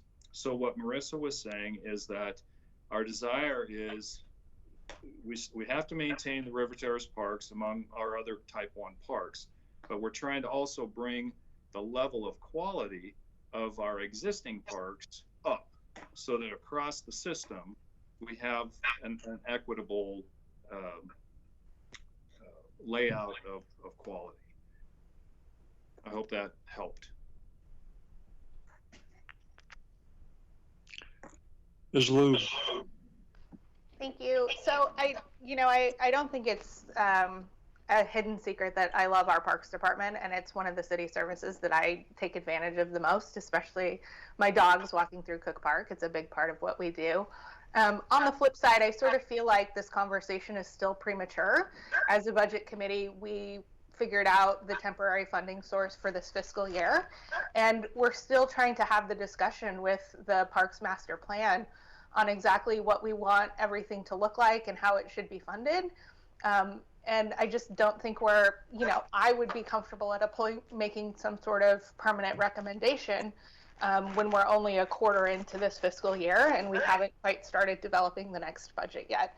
So I certainly understand the concern, because there isn't a permanent funding source yet, but for me, it just still feels like we're not addressing the fundamental issues as a budget committee that we brought up during the last discussion. And I don't, I'm not sure exactly what you're asking for either. Like, what are you looking for a funding source? So I think it feels premature to ask us to make a recommendation when we just don't have enough information yet. I believe Councilor Newton had asked for this to be on the agenda in particular, if I recall, and that's partly why it's in front of us, but I also think the staff are trying to do unlike we've done with prior budgets where the committee doesn't really provide input until way late in the process. This, at least from a phasing of discussion standpoint, I understand, but Mr. Reger, you may want to address some of the other questions too that Councilor Lube raised around the funding mechanism. Sure. As to why we're here, it was a request by the budget committee that we have this conversation. So we were just trying to set this up to help you understand, what we've got, and give you an update on the master plan. With respect to funding options, there's just kind of a reminder here that we really have just 2 current options of funding, and part of it comes from the general fund, roughly 2/3, and the other third comes from the park and recreation fee. So we don't have any other ideas for you. We just wanted to give you this background and let you have your discussion.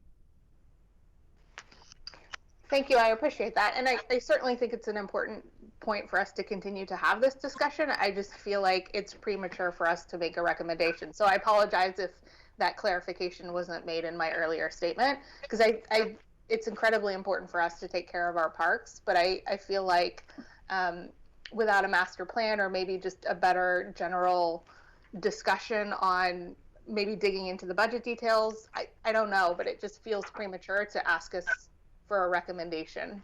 That's just my opinion. Are there any other comments or questions? Councillor Newton here, and I appreciate the update.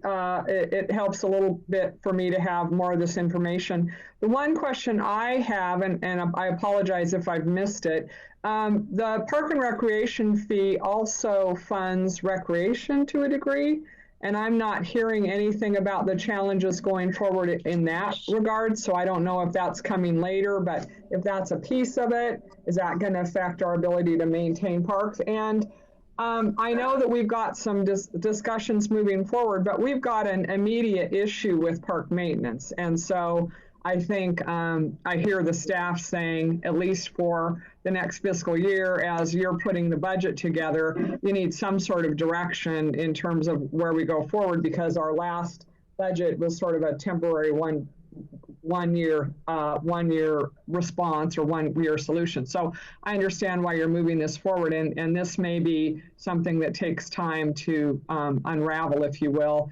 And it's a high priority. We do have to figure out a long-term solution for maintaining these assets. So anyway, I just was wondering about the recreation piece though. And I might have missed it, I apologize.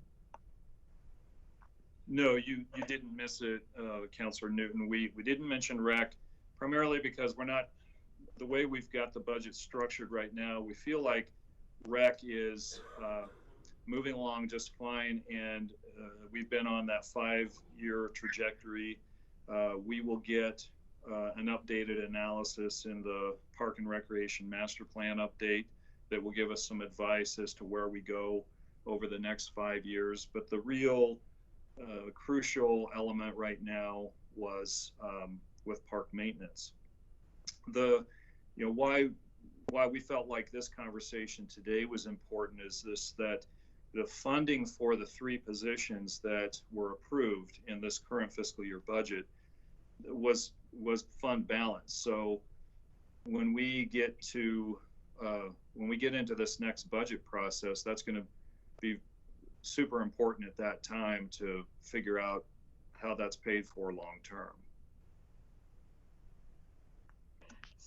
So just a quick follow-up. I'm sorry, Mr. Rager, a quick follow-up. So we're not, and maybe you can't answer this today, and that's fine if you can't, but we're not anticipating any impacts on our recreation program from COVID going forward. We're not, are we having challenges currently or going into the winter?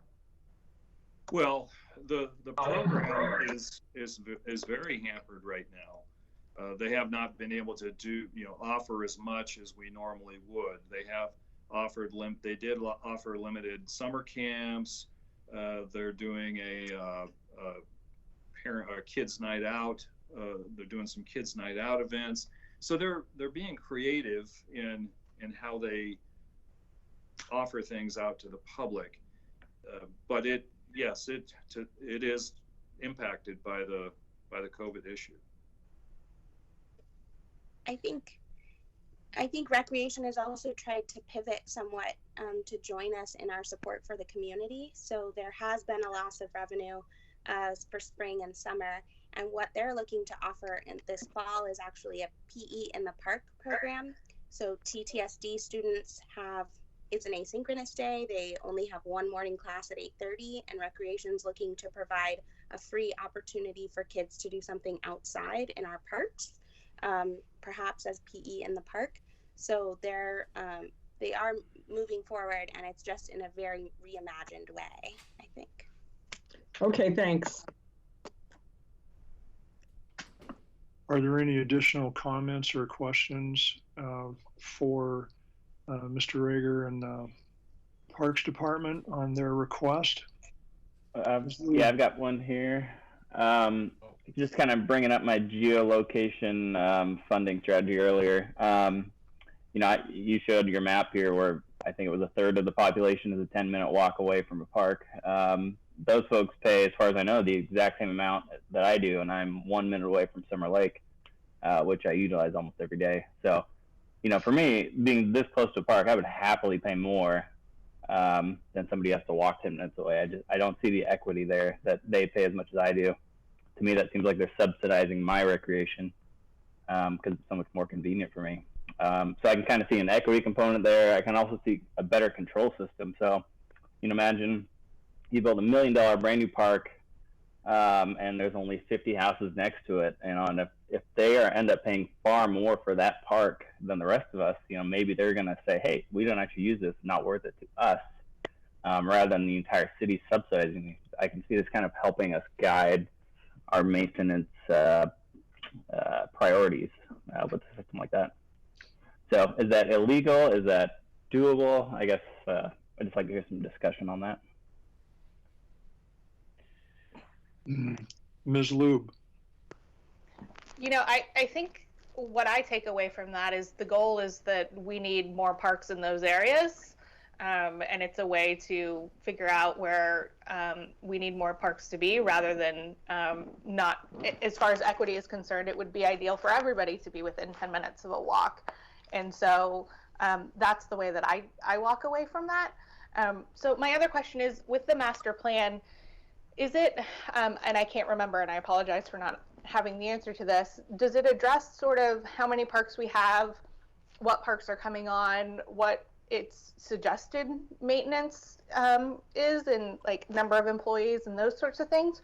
Or is that something analysis-wise as a staff that you do?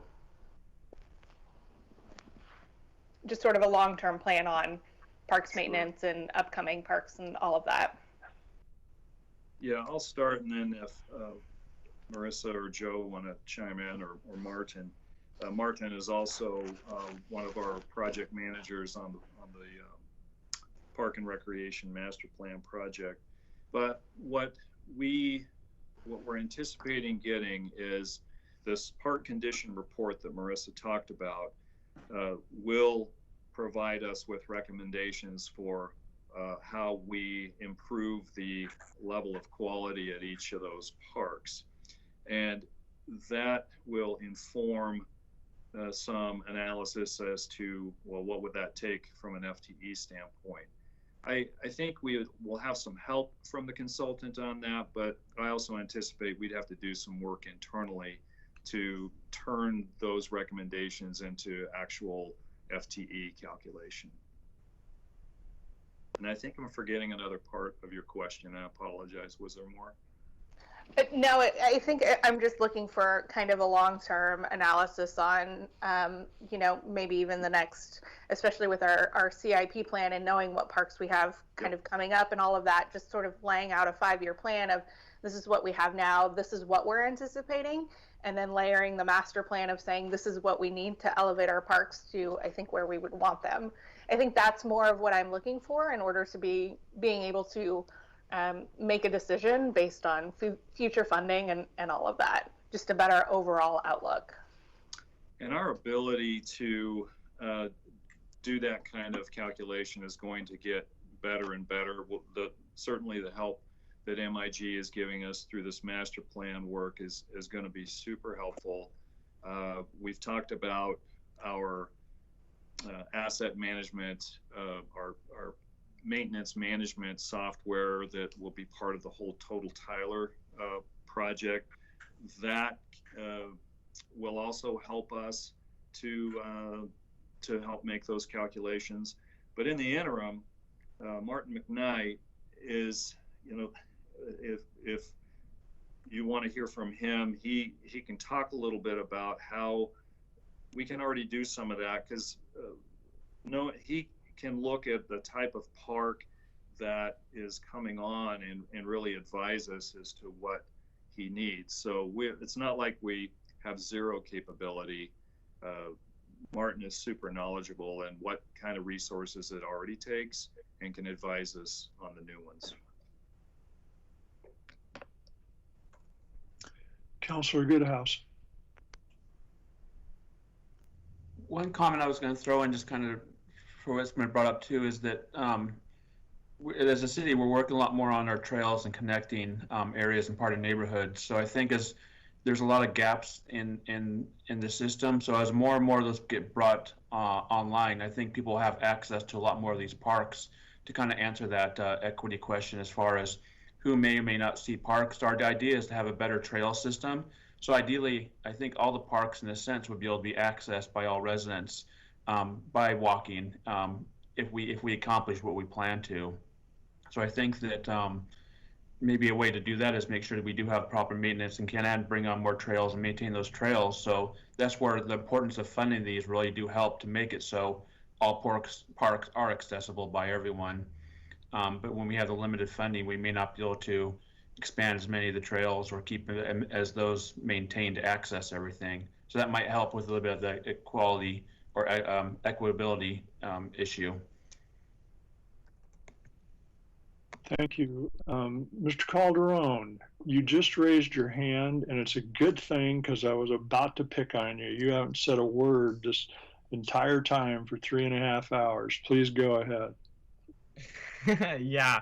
Well, first I came to this meeting mostly as an observer to make sure I wasn't behind when council meetings came around to discuss these topics. But I just really wanted to say how important our parks are. I would like to agree with the comments that Councilor Lube and Councilor Newton made. I'm sure everyone else, I agree with everyone actually. These parks are super nice. I live quite close to River Terrace, so I have access to those nice parks, and making sure that everyone has that access to parks that are just that nice and that new would be very important. And then I would also say, since I am a runner, I'm sure I've brought this up many times, but as a runner, I do love going out, running on trails and running by parks, not in them because there's so many people now, but just being able to see the nice greenery and trees and nature. It's really an important part of my life, and I really do enjoy being outside, and making sure that everyone has that opportunity is something that I would see as very important. That being said, I've never even balanced a checkbook, nonetheless managed a city budget, so I would not know how to fund this in the long term, but looking for a long-term solution is something that we do need to look forward to, because making sure our parks are clean is something that should be at the top of our list. Thank you very much. Appreciate your comments. Is there any additional direction that Budget Committee would like to provide for staff or the City Council going forward on this request? Yes, this is Leah Voigt. I have a comment. Yes, The thing that stands out most for me for our conversation during this last budget cycle, and actually during the year before as well, was that one of the things we were hoping to address was not just the equity in terms of access to the park, but in terms of funding, and feeling like there was a more, in terms of the long-term funding, it sounds like it's limited right with the general fund and with the PERF. But what I'm continuing to hear, kind of hearing that the current strategy is just continuing to raise the PARF, which was, from my recollection of our discussion, was something that we were concerned about, and that especially it being a flat rate that is applied to every household, that's not an equitable, it's a regressive tax essentially, in that,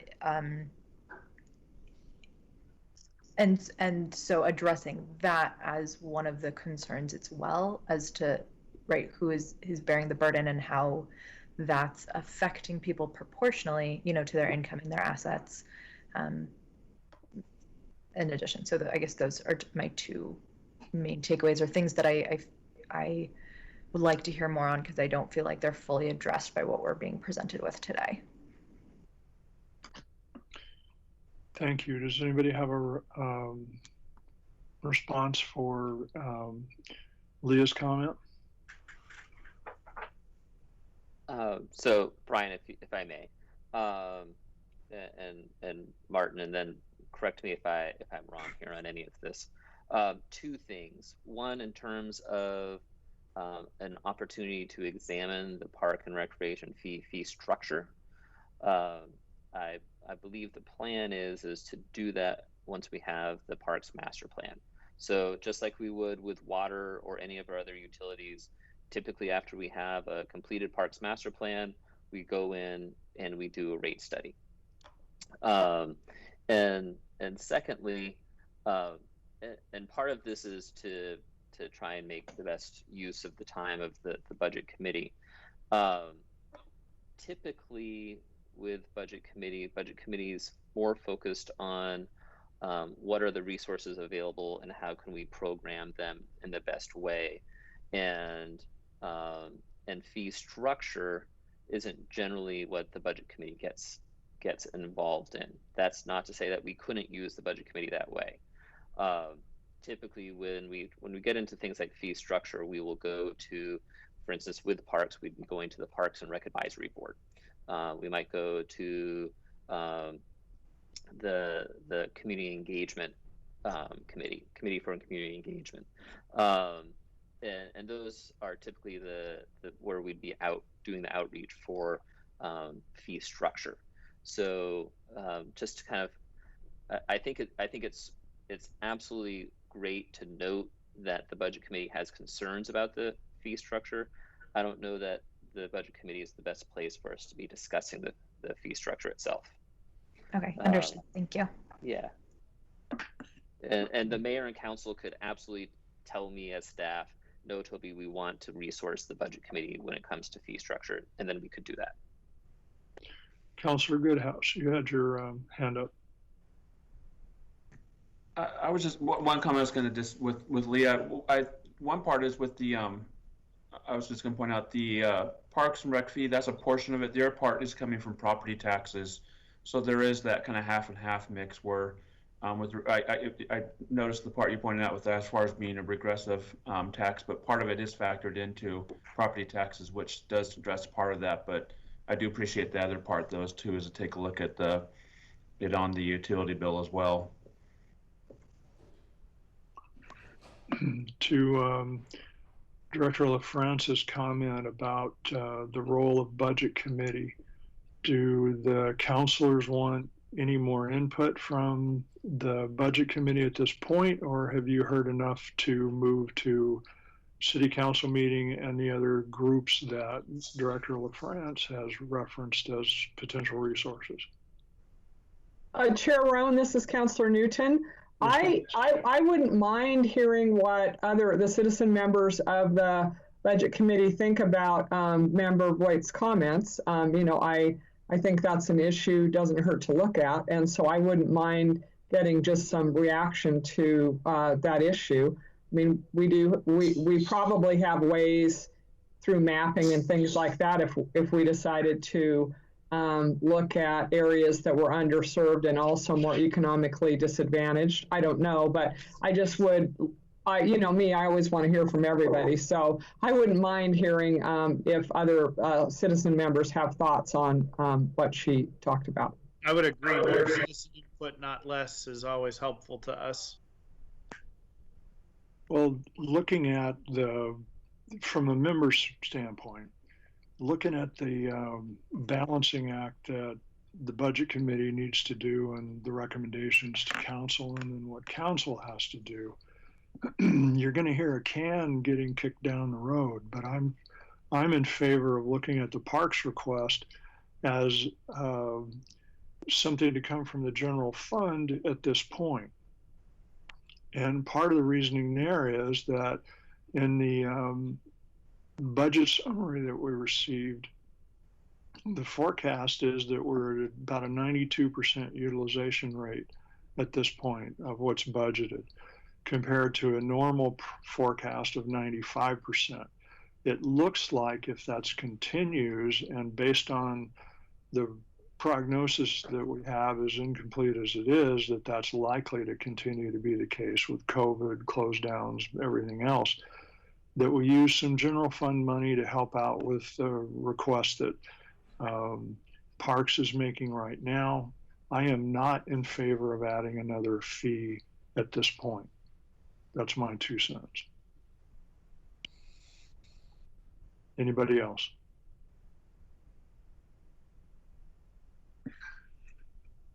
Yeah. Just to clarify, we're talking about increasing the current fee. I don't know that changes Mr. Roan's comment, but just to clarify, it would be an increase to the current Park and Rec fee. My understanding is that there are two sources, that Parks is looking at two sources of this. Either raising the Parks and Recreation fee by $1.52 a household, or getting the money from the general fund.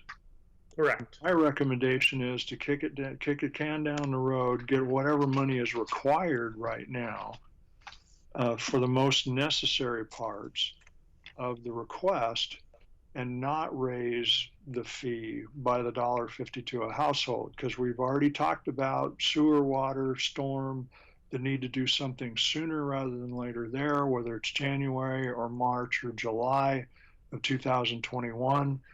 And back to COVID. We don't know when things are going to open up. We don't know how deep and long the recession is going to be. Depending on what forecast you look at, it's the end of 2021 before we start to crawl out of this.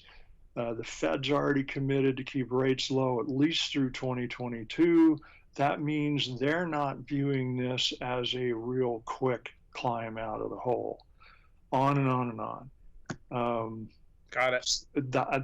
That's my understanding. If that's not correct, that Parks is recommending one option or another option, then I'm misunderstanding. Chair Roan, you understood the recommendation correctly. Okay, so I repeat, I'm in favor of kicking the can rather than increasing the fee, taking it out of the general fund. I think that Ms. Newton was asking for some input on that. Maybe not. Yep, that's perfect, Cliff. Thank you. You're welcome. Anybody else? Yeah, so this is Leah Voigt again. So I understand, right? We already funded these positions out of like our emergency, like it's already temporary. It's already kind of a burden on those emergencies. And so I'm not necessarily opposed to raising the fee. I understand, right? We need more money, and that needs to come from somewhere. So I'm not opposed to raising PARF. I guess at this point, I just want that other part to be part of the conversation as well as we look at long-term plans. Chairman Rowe? I see Councilor Goodhouse's hand up. Who else was speaking? Tim? Chris was. I'll wait till then. Go ahead, Mr. Cowden. Oh, okay, thank you. So couple comments here is, one, I think holistically we need to think about what's the purpose of the city's roles and responsibility in the community. And I like to think of it in two pieces, right? One is basic services and the other are amenities. Earlier today, we were talking about fundamental basic services, what's going on with the street maintenance fee and that sort of thing to keep our roads structurally sound. And now we're talking about what I would consider more of an amenity. I'm a huge fan of parks. I use them all the time. But if I have to choose between the two, I'm going to make sure our roads are safe and secure before I'm going to spend more money on parks and rec. Now, having said that, if we feel like it's important for us to maintain the assets that we have, and if we don't spend the money to maintain them, it's going to be a bigger bill down the road. I think we need to spend at least some monies now to maintain what we have so it doesn't degrade. With that in mind, I believe we have set a precedence here through our utility billing that we differentiate geographically who pays what rates. I'm personally opposed to having different rates geographically for fundamental utilities such as water. To me, that just logically makes zero sense. So I guess as a personal request, I would like the city council to reconsider geographic differentiation and fundamental utility rates. Now, having said that, the precedent has been set. Why not with our amenities? Why do we not differentiate geographically the rates that people pay? If you've got households that are within a 10-minute walk to a tier 1 park, why would they not pay more than household that's not even within a 10-minute walk to any park? To me, I think you could do a study the same way you did a study on the utility billing and determine who should be paying what based on what they've got direct access to. I know there was an argument made earlier that, well, anybody can go to River Terrace and use that park. True. Who's going to get in their car and go to River Terrace to utilize that park relative to somebody who lives next door? So I hope you take a holistic view when you're considering this, compare the utilities and how you differentiate that to how you're differentiating the amenity billings and who pays for what. And Mr. Cadman, Toby LaFrance, just want to let you know, when we do bring fees to the update and the park and recreation fee based upon the master plan, we will have some policy options for council to consider. That will be one of them. When we initiated the park and recreation fee, it was using a geographic basis for how close we were to a neighborhood park was one of the ideas put forward. At the time, with it being a new fee, the council at that time said keep it simple, and so and that's, you got to weigh that, the keep it simple versus complex, the equity issue involved in those things, and so that is a policy issue we would bring forward again. Yep. No, I understand. So I just wanted to say my piece on that, and hopefully it'll be taken into consideration. Mr. Cadman, thanks for that clarification. And I when I was asking for comments, I was meaning kind of what you were follow up about what you were talking about in terms of the park and recreation fee. I see that a little bit differently in terms of some options for how we charge potentially that doesn't relate to our other utilities. So thanks for your comments. Kip, this is Business Manager Barrett. I just want to clear up a little bit of misconception about water and geographic location. We do not bring geographic location into the fees we charge for water. We bring the cost of pumping water to a higher elevation into the equation. Yes, I understand that that's a geospatial figure if you look at it on a map, but it's based on a true cost of getting water to them. I understand the proximity to a park conversation, but I just definitely want to break that apart from, there's a true cost to getting water up to higher elevations that we ask and charge in a booster fee. It's not based on any other geographic component. Does that make any sense in clarification for folks? Thank you. Councilor Goodhouse.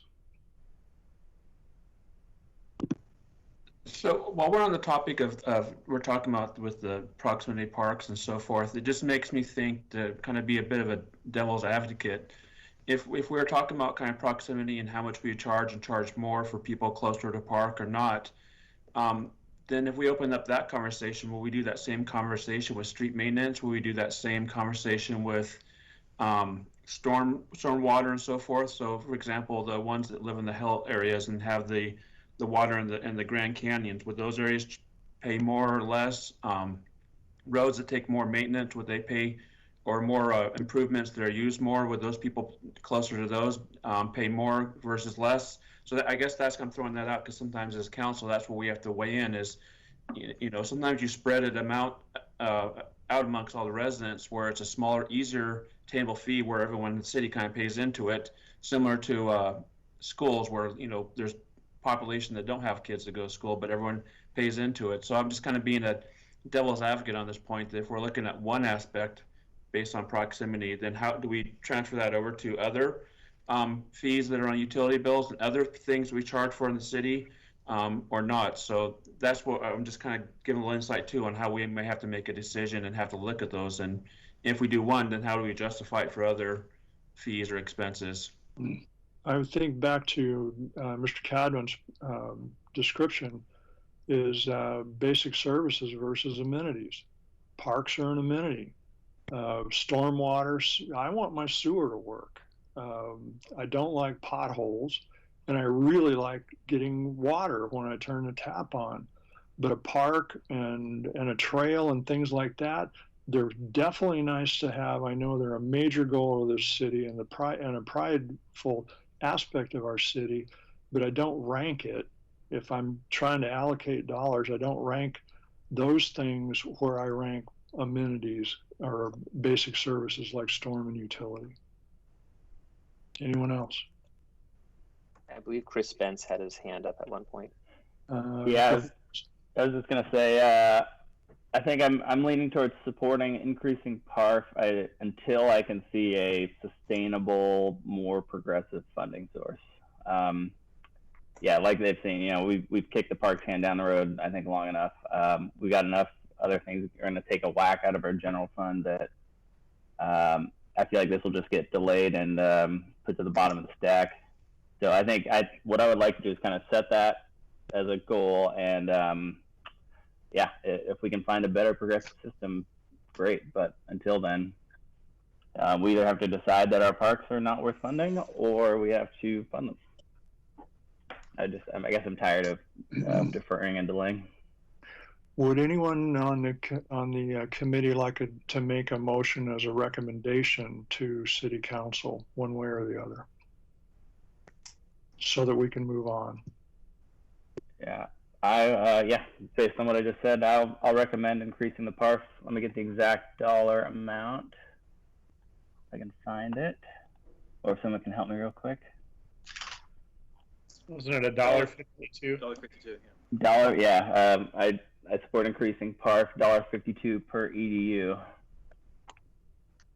Is there a second? And Mr. Bentz, if I may, could you amend your motion that you recommend, you advise city staff to bring to council an update in the park and recreation fee of $1.52? Okay. So let me amend that. Yeah, to advise the city council to raise the PARF $1.52 per EDU. Did I get that right this time? Thanks, Mr. Thank you. There was a second. Did I hear? Siobhan. Okay. Then Liz, can you call roll for a vote, please?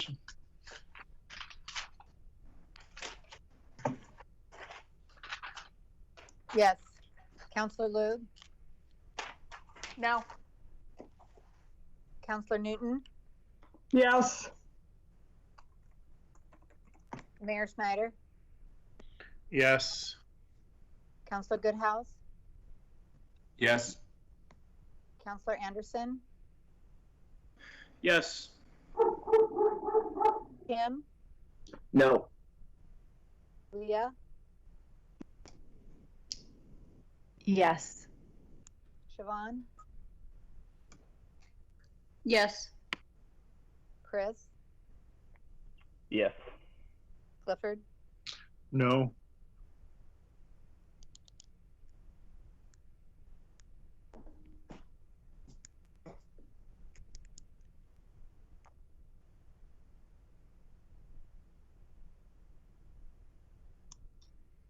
So Liz, correct me if I'm wrong, based on the vote, budget committee on a vote of 7-3 is recommending that council consider an increase of $1.52, I believe it was, in the park and recreation fee. And I just want to assure the budget committee members that given the way the vote just happened, I think the council is going to have to take a very deep and thorough look given the feedback that we got from all of you.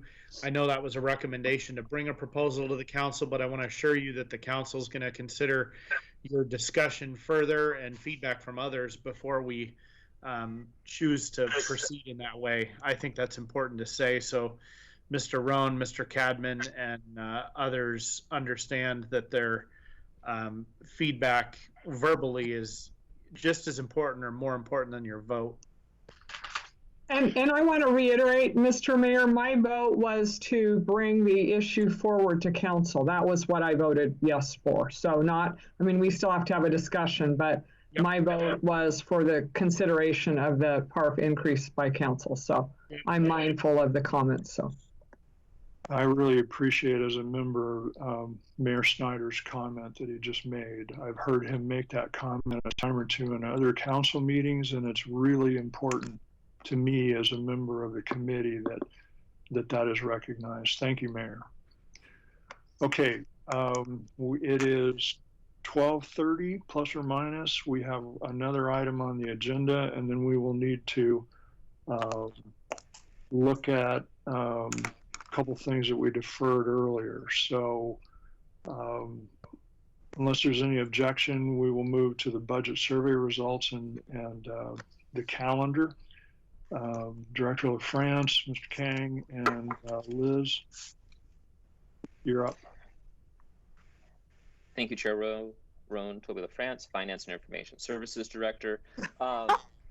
We took and provided, shortly after the last budget process, asked Budget Committee to provide feedback. We try and do this each year. We want to make sure that the process is working well for the Budget Committee to allow you to consider the budget as proposed and make changes to it, eventually approve it, and move it on to Council for adoption.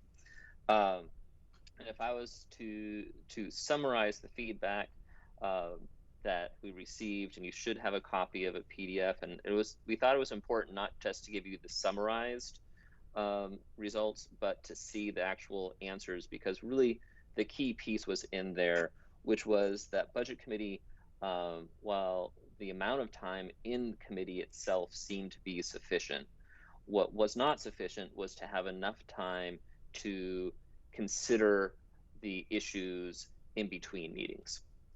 And so there was an expressed desire in the written comments from the Budget Committee members that responded to the survey to have more time in between the Budget Committee meetings themselves. So just wanted to let you know, that's, if there was a single takeaway, that was the primary takeaway from the survey. And you'll see that we've heard that, and so we're going to give you a calendar that Liz is going to kind of walk us through, and that the calendar we're proposing for the next budget cycle takes that feedback into account. So Liz, do you want to go through the calendar now? Yes, everybody got a copy of the calendar in the packet that I sent out. So the first few dates on the calendar are just for reference only for you, to let you see that there's a lot of work and time. As a matter of fact, we've already started, that goes into the budget prep before we get to an actual proposed budget document. So as we're proposing the document, we're proposing that you get that on April 9th. Which is a Friday, and we encourage you to have it with you if you attend the budget training that we've scheduled for April 12th. The survey indicated that the committee wants an open door meetings for the public and committee members to continue, so you can drop by and ask any questions that you have regarding the proposed budget. So we've scheduled those for a few of them to happen the week of April 19th. So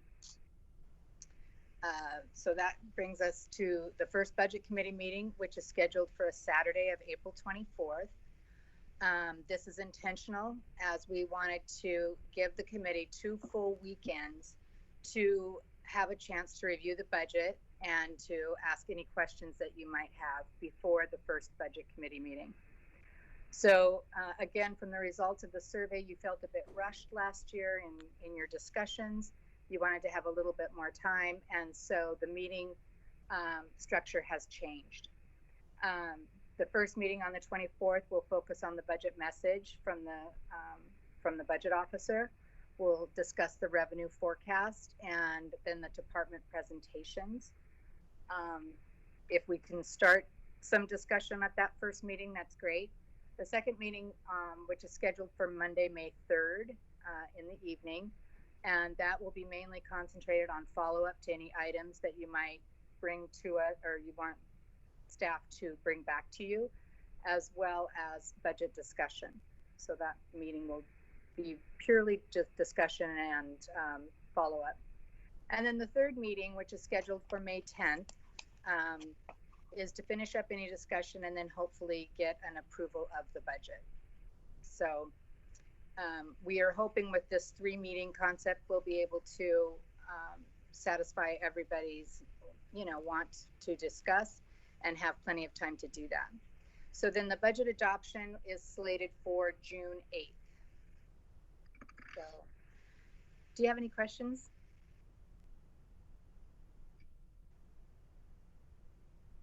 Cliff, I see a number of hands raised. Oh, okay. Tim? Oh, sorry. Where are they? I see Tim's Mayor hand is Snyder, raised. Tim Cadman, and, Okay. and Councilor Lube. All right. Well, they took their hands down before I saw them. Sorry, my hands up. No, let me take it down. I don't have anything. Mayor Snyder. So, Mr. LaFrance, I would add one other, I think, structural and important thing that has been, I think, probably, I didn't recognize it until I saw it in the survey results, but it's definitely something structural in the way we've set our budget processes up that go back for as long as I, was sitting on the budget committee as a citizen member 15 years ago. And that is that, and this came out in the survey, we up till now have not had a citizen budget committee or council budget committee discussion on policy issues or questions. Like if there's a need to make budget cuts, as an example, those discussions and what gets proposed thus far has been completely staff driven in the 15 years I've participated in this process. And in a number of cases, that's been highly problematic when the budget committee wholly and completely rejects the proposal of eliminating a program that by the time it's gotten to the budget committee, effectively either the staff have left, the program's fallen apart because people don't want to wait around and the staff are proposing a cut or a change. And I frankly think that that we need to change that. There needs to be, and I saw that in, I think, multiple survey results. So I would point that out because I think it's an important piece of feedback that if we don't act on, we're going to continue having those frustrations. And frankly, I think we can just do better by avoiding that and having conversations early on about what the priorities should be to be looking at changes in funding or decreases in funding and elimination of programs before they get to that point.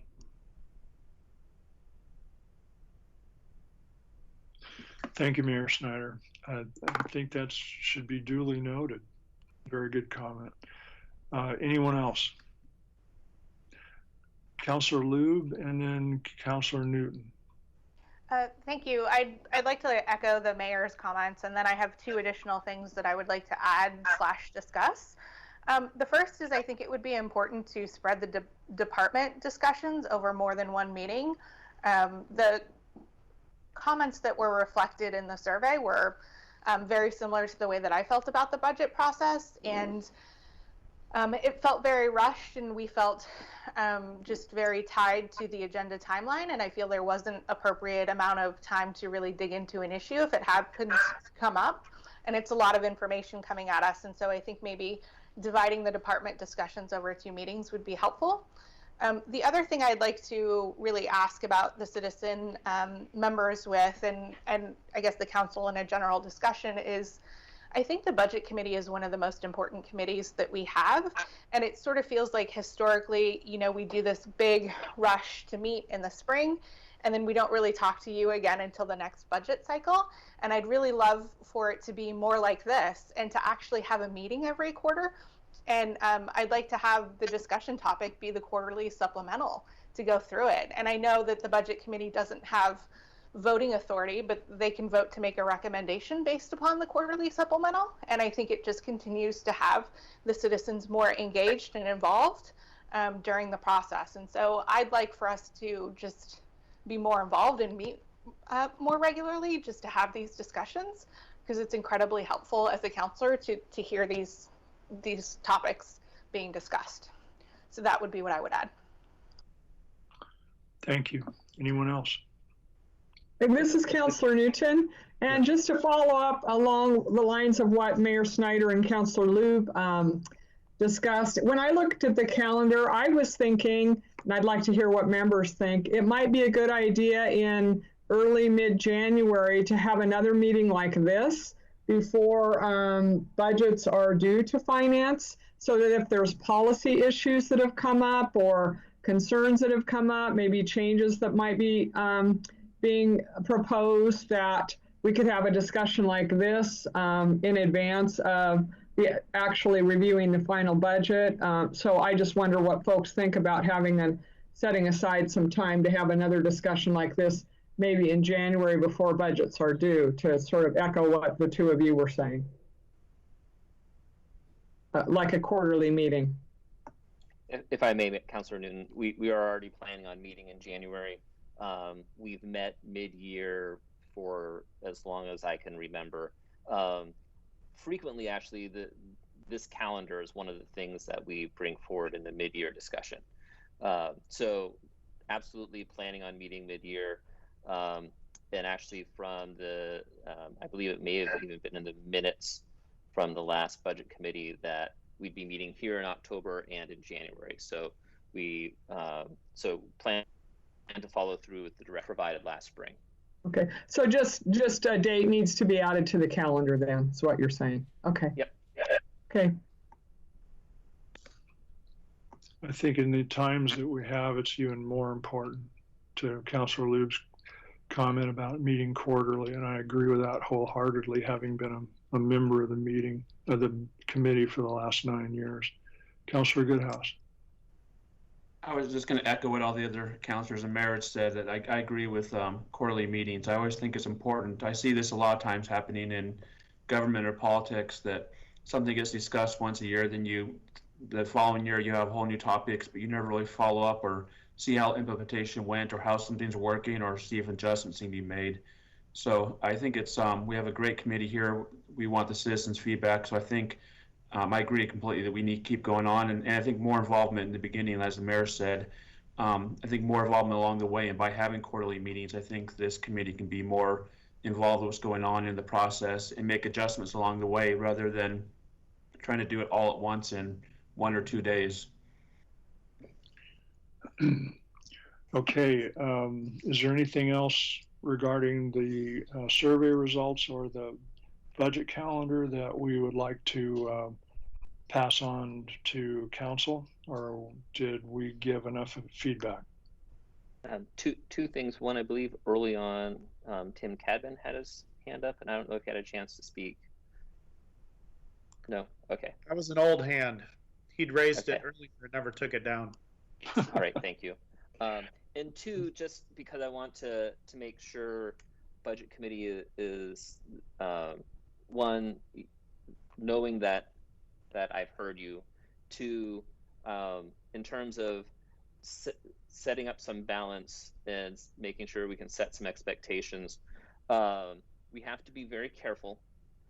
Oregon budget law is abundantly clear that it is the role of the budget officer, which in the city of Tigard is the city manager, to bring forward a proposed budget to the budget committee.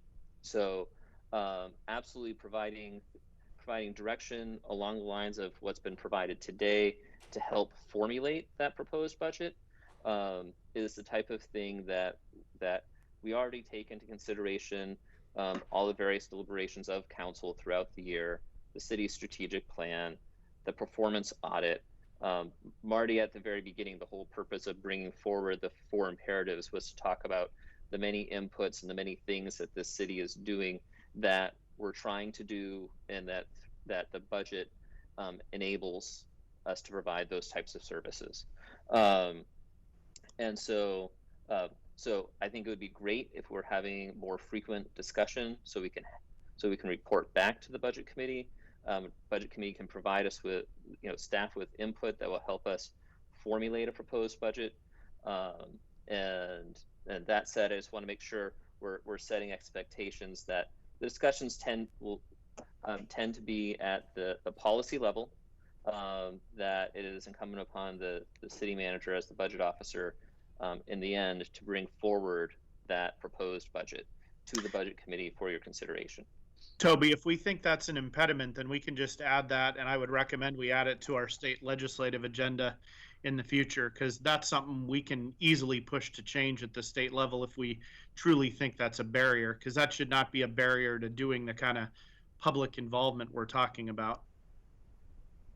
Right. I just want to make sure we're talking about public involvement at a policy level, and I don't think that the state law prevents us from doing like today's discussion. I just wanted to make sure that we're that we do need to be cognizant of state law and budget law, and as the finance director, I feel it's incumbent upon me to make sure that part of my role is going to be making sure that you as the budget committee are aware of the law. Thanks, Toby. Duly noted. Councilor Goodhouse. One other thing I'd like to add, right now during COVID times, this is great that the public can tune in and watch these meetings, but usually non-COVID times, we'd have our meetings in a room. People that would show up or maybe hear about it, or they could get copies of the recordings. I would like to see that in the future that hopefully when we get back to somewhat normal life, that maybe there's a way to for the citizens to access these meetings. Whether I know our council meetings are recorded, but if there was a way for citizens to be able to access these meetings, listen to them, have options for them to either call in or video conference in or something like that. And then there's more of a robust system that the city really gets the message out that these meetings are happening, how to tune in, whether it be through phone or through online. But I think the more ways we can make this available, that the citizens can hear these conversations, because being on council or for the citizen members on this committee, there's a lot of questions, a lot of unknowns, and a lot of things get answered. But if we can have a way where more of the public can tune into this, I think there'd be a lot more understanding of what goes on to the city, how the decisions are made. So I'd like to see that really made part of the system going forward as a way more accessible for citizens to tune in, be involved, communicate, and be part of the process, and maybe take COVID as a learning lesson to work on our outreach where people can't attend the meetings can hear these through the other resources. And just so you know, it's my understanding, checked that this is being recorded. It's a boxcast like we do with council. For Councilor Goodhouse, we did, so all the sort of advertising that we would do for any kind of hearing on the city's website, opportunity for people to both write in and call in to this meeting so they can participate. And just want to let you know, agree, and it's part of what we're doing. Thank you. Unless there's any other additional comments, I think we're to the point where we need to, if my notes are correct, I didn't miss something. We have a $100,000 request relative to the RAFT program, and we have, if I remember right, we have a request to add 1 FTE for the anti-racism position. If those two things are correct, do we have a recommendation from the committee to go forward on the $100,000 ask for the RAFT program? This is Leah Voigt. I have a question. Yes. Leah. Okay. I wanted to ask a clarifying question. I know that both accounts were listed earlier, and even when we had the discussion, I realized that I hadn't written it down. There was, through the CARES program, $100,000 or almost $100,000 that had been or would be returned to a fund. And I was curious, in the original budgeting of that, was that kind of always the understanding and expectation that that money was coming back, or had the original expectation been that that money was going to go out kind of and never come back? And is it that same fund, or is that same money accessible to the $100,000 request for the RAFT program? from my notes, the paybacks on the CARES program go back into that program. Is that correct? So this would be Lloyd's presentation, and actually some of what's being paid back is going back into the general fund emergency reserve. A little bit of it is being used to help pay for administering the CARES program. So it will be going back into the emergency reserve if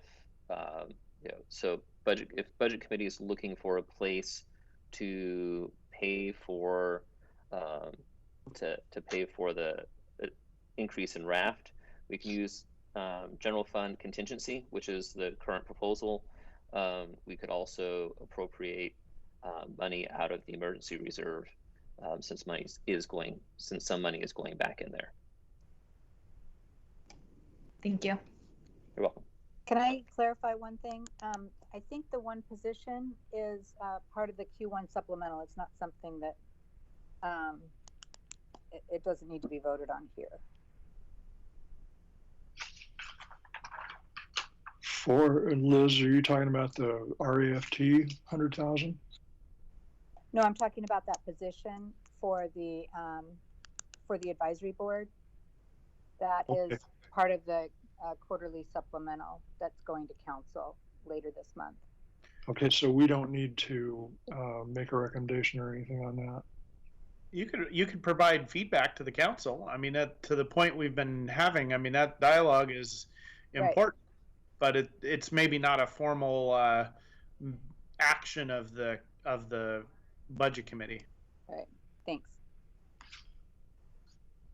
Would anybody like to make a motion for a recommendation that council move on that anti-racism position?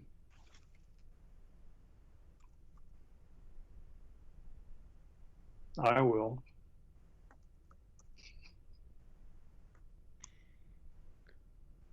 You need a second, Cliff. I will second that. This is Chris Smith. Thanks, Chris. You're welcome. Liz, do you have enough language here for a motion?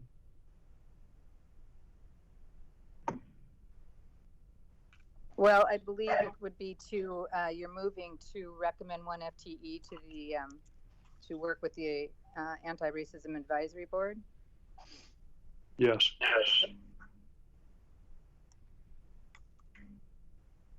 And it was seconded. Yes. Okay, Councillor Lube. Yes. Councillor Newton. Yes. Mayor Snyder. Yes. Councillor Goodhouse. Yes. Councillor Anderson. Yes. Tim. Yes.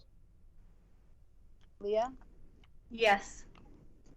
Siobhan. Yes. Chris. Yes. And Clifford. Yes. Thank you. Okay, back to, unless I misunderstood the prior discussion on the RAFT request, I think we have an ask for $100,000 to fund additional RAFT monies. Is that correct? Which is different from the CARES discussion that we had. Correct. There is a $100,000 ask for a second round of RAFT funding. This is separate from CARES. Is there a motion to recommend or advise council to strongly consider that? And if so, is there a recommendation? Should it be from general fund contingency or the emergency reserve?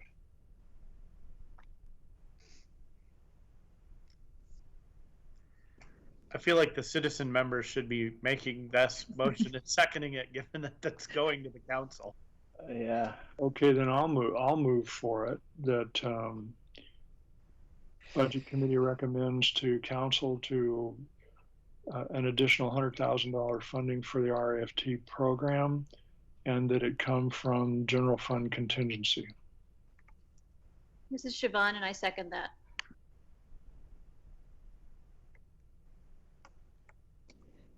Can I, so this is Leah Voigt. Before we vote, can I ask a question, clarifying question? Certainly. Toby, can we get your, so I guess one would be a response to the question earlier from when I know that they're separate, but just in terms of kind of total money going in and out the door, when the original, the 100,000 or the 80 or whatever that partial is that's coming back from CARES, was that when it was agreed to be spent, was that expected to come back? We strongly suspected we would be getting money back, yes. Okay.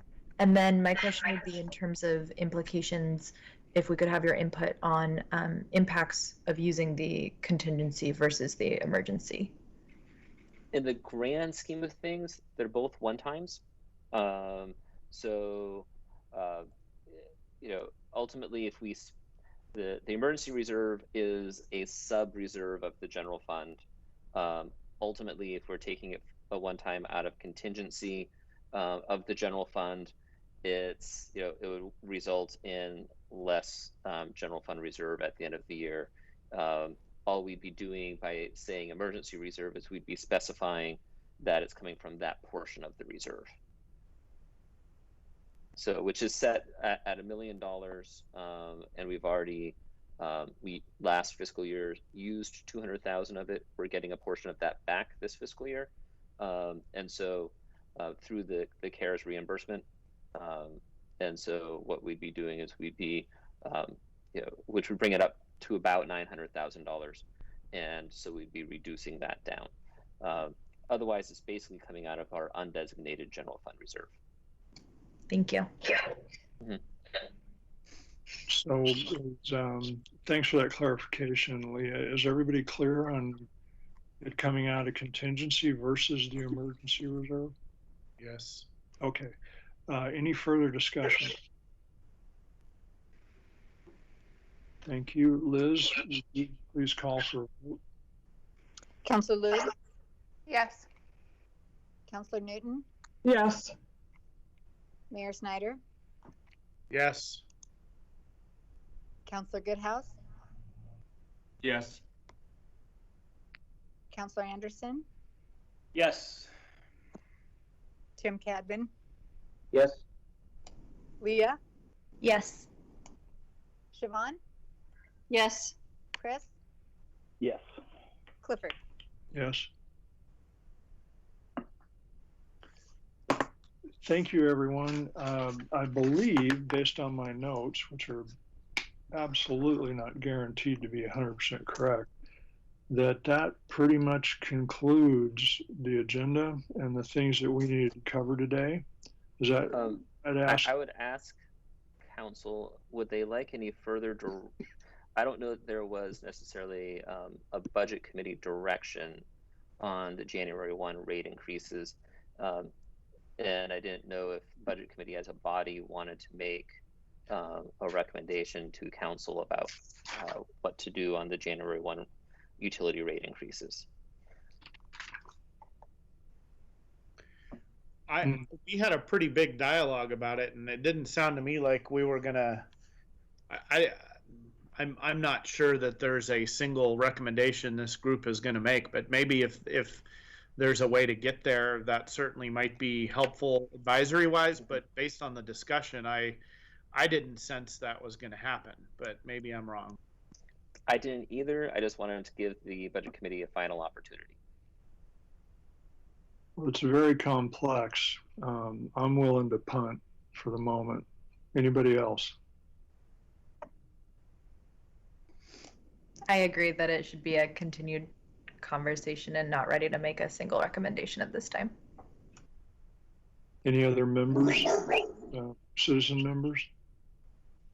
This is Tim. I echo Jason's initial comments that I think you heard what we all had to say, and you'll take that into consideration and commentary to come up. Okay. Mr. Calderon, what do you think? Anything to add? Well, I'll be there at the council meeting, so I look forward to our discussion. I'm torn between all your guys' ideas. They're all great ideas. Mr. Roan, he's not nearly as quiet during council meetings, so he gets his words in for sure. Good. Glad to hear that. And I am so glad to see a young person, even in an advisory role. Other committees I've been involved with try to do that, but we can't hang on to them. So don't go anywhere unless you have picked your replacement, okay? Mr. Calderon, you can't leave your job until you found your replacement. I promise. Thank you very much. Anything else that we need to cover? We are almost exactly an hour past where we thought we would be. But it's been a wonderful discussion. Only one remaining item. Movement for adjournment. Before we adjourn, only one remaining item, which is I would like to thank Clifford Roan. He's been a chair this year. He's done an excellent job of that under new and difficult circumstances of being virtual. And he has been a guiding force for the last 9 years on the budget committee. His term is expiring, so this is likely his last budget committee meeting, since our next meeting will be in January. And he has opted to not reapply. And so I just wanted to thank Clifford very much for all of your work, all of your dedication and attention to being on the budget committee, and for not always making my job easy. And I appreciate every bit of it. You're welcome. Thank you. Thanks, Cliff. Thanks, Cliff. I've very much enjoyed working with all of you, and I just saw a short timers picture come up here on the screen too, with Manager Wine moving on. She's going to a small town in the hinterlands, and I wish you the best, Marty. It's been great having you as a city manager. Your input, cooperation, advice, and counsel to me as a citizen member has been great. I appreciate it very much. And Toby, I can't thank you enough for all that you've helped me with, and that goes for Liz too. Liz is behind the scenes. I'll tell you, she is an incredible resource. So thanks. We got a good city. You guys are all committed to keeping it that way. I'm trying to figure out now that I'm almost fully retired, what I'm going to do next in terms of volunteering, although I am cutting back on some of it so I can do some other things. So appreciate it all, and best wishes to all of you. Can I also say that this is also Tim's last meeting, unless he does decide to reapply. His term is also up at the end of this year. So I also want to thank Tim for also, contributing, being a major contributor. Thank you. No, Tim cannot leave. Yeah, what are your intentions, Tim? You must state them now. Oh, yeah, I was intending to reapply, but I also want to make sure, look at all the faces on the screen right now. There's not a single minority in this group, and I think we're underrepresented in some of the lower income areas. I would love to see some more representation, and I would happily give up my seat for somebody if they do apply, but if not, I'd be happy to be back. Well, that's part of the reason that I'm giving my seat up. You've had an old white-haired guy on the committee for a long time now. It's time for somebody else like Mr. Calderon, or a few years older than he is, to be on this committee. So good comment, Tim. Thank you. I would say, as one of the counselors doing the interview, I hear you and I appreciate your feedback. With that, unless we've missed something, I will move for adjournment or recess, is it? We don't adjourn budget committee, we recess it, or do we adjourn it? We do I adjourn. believe. Sorry, thank I you. believe this is adjournment. Yeah. Yeah, that's what the agenda says. I move for adjournment. Second. Okay. Thank you all. Be Thank you. safe. Have a Thanks, good everyone. fall. Thank you. Goodbye. Bye-bye.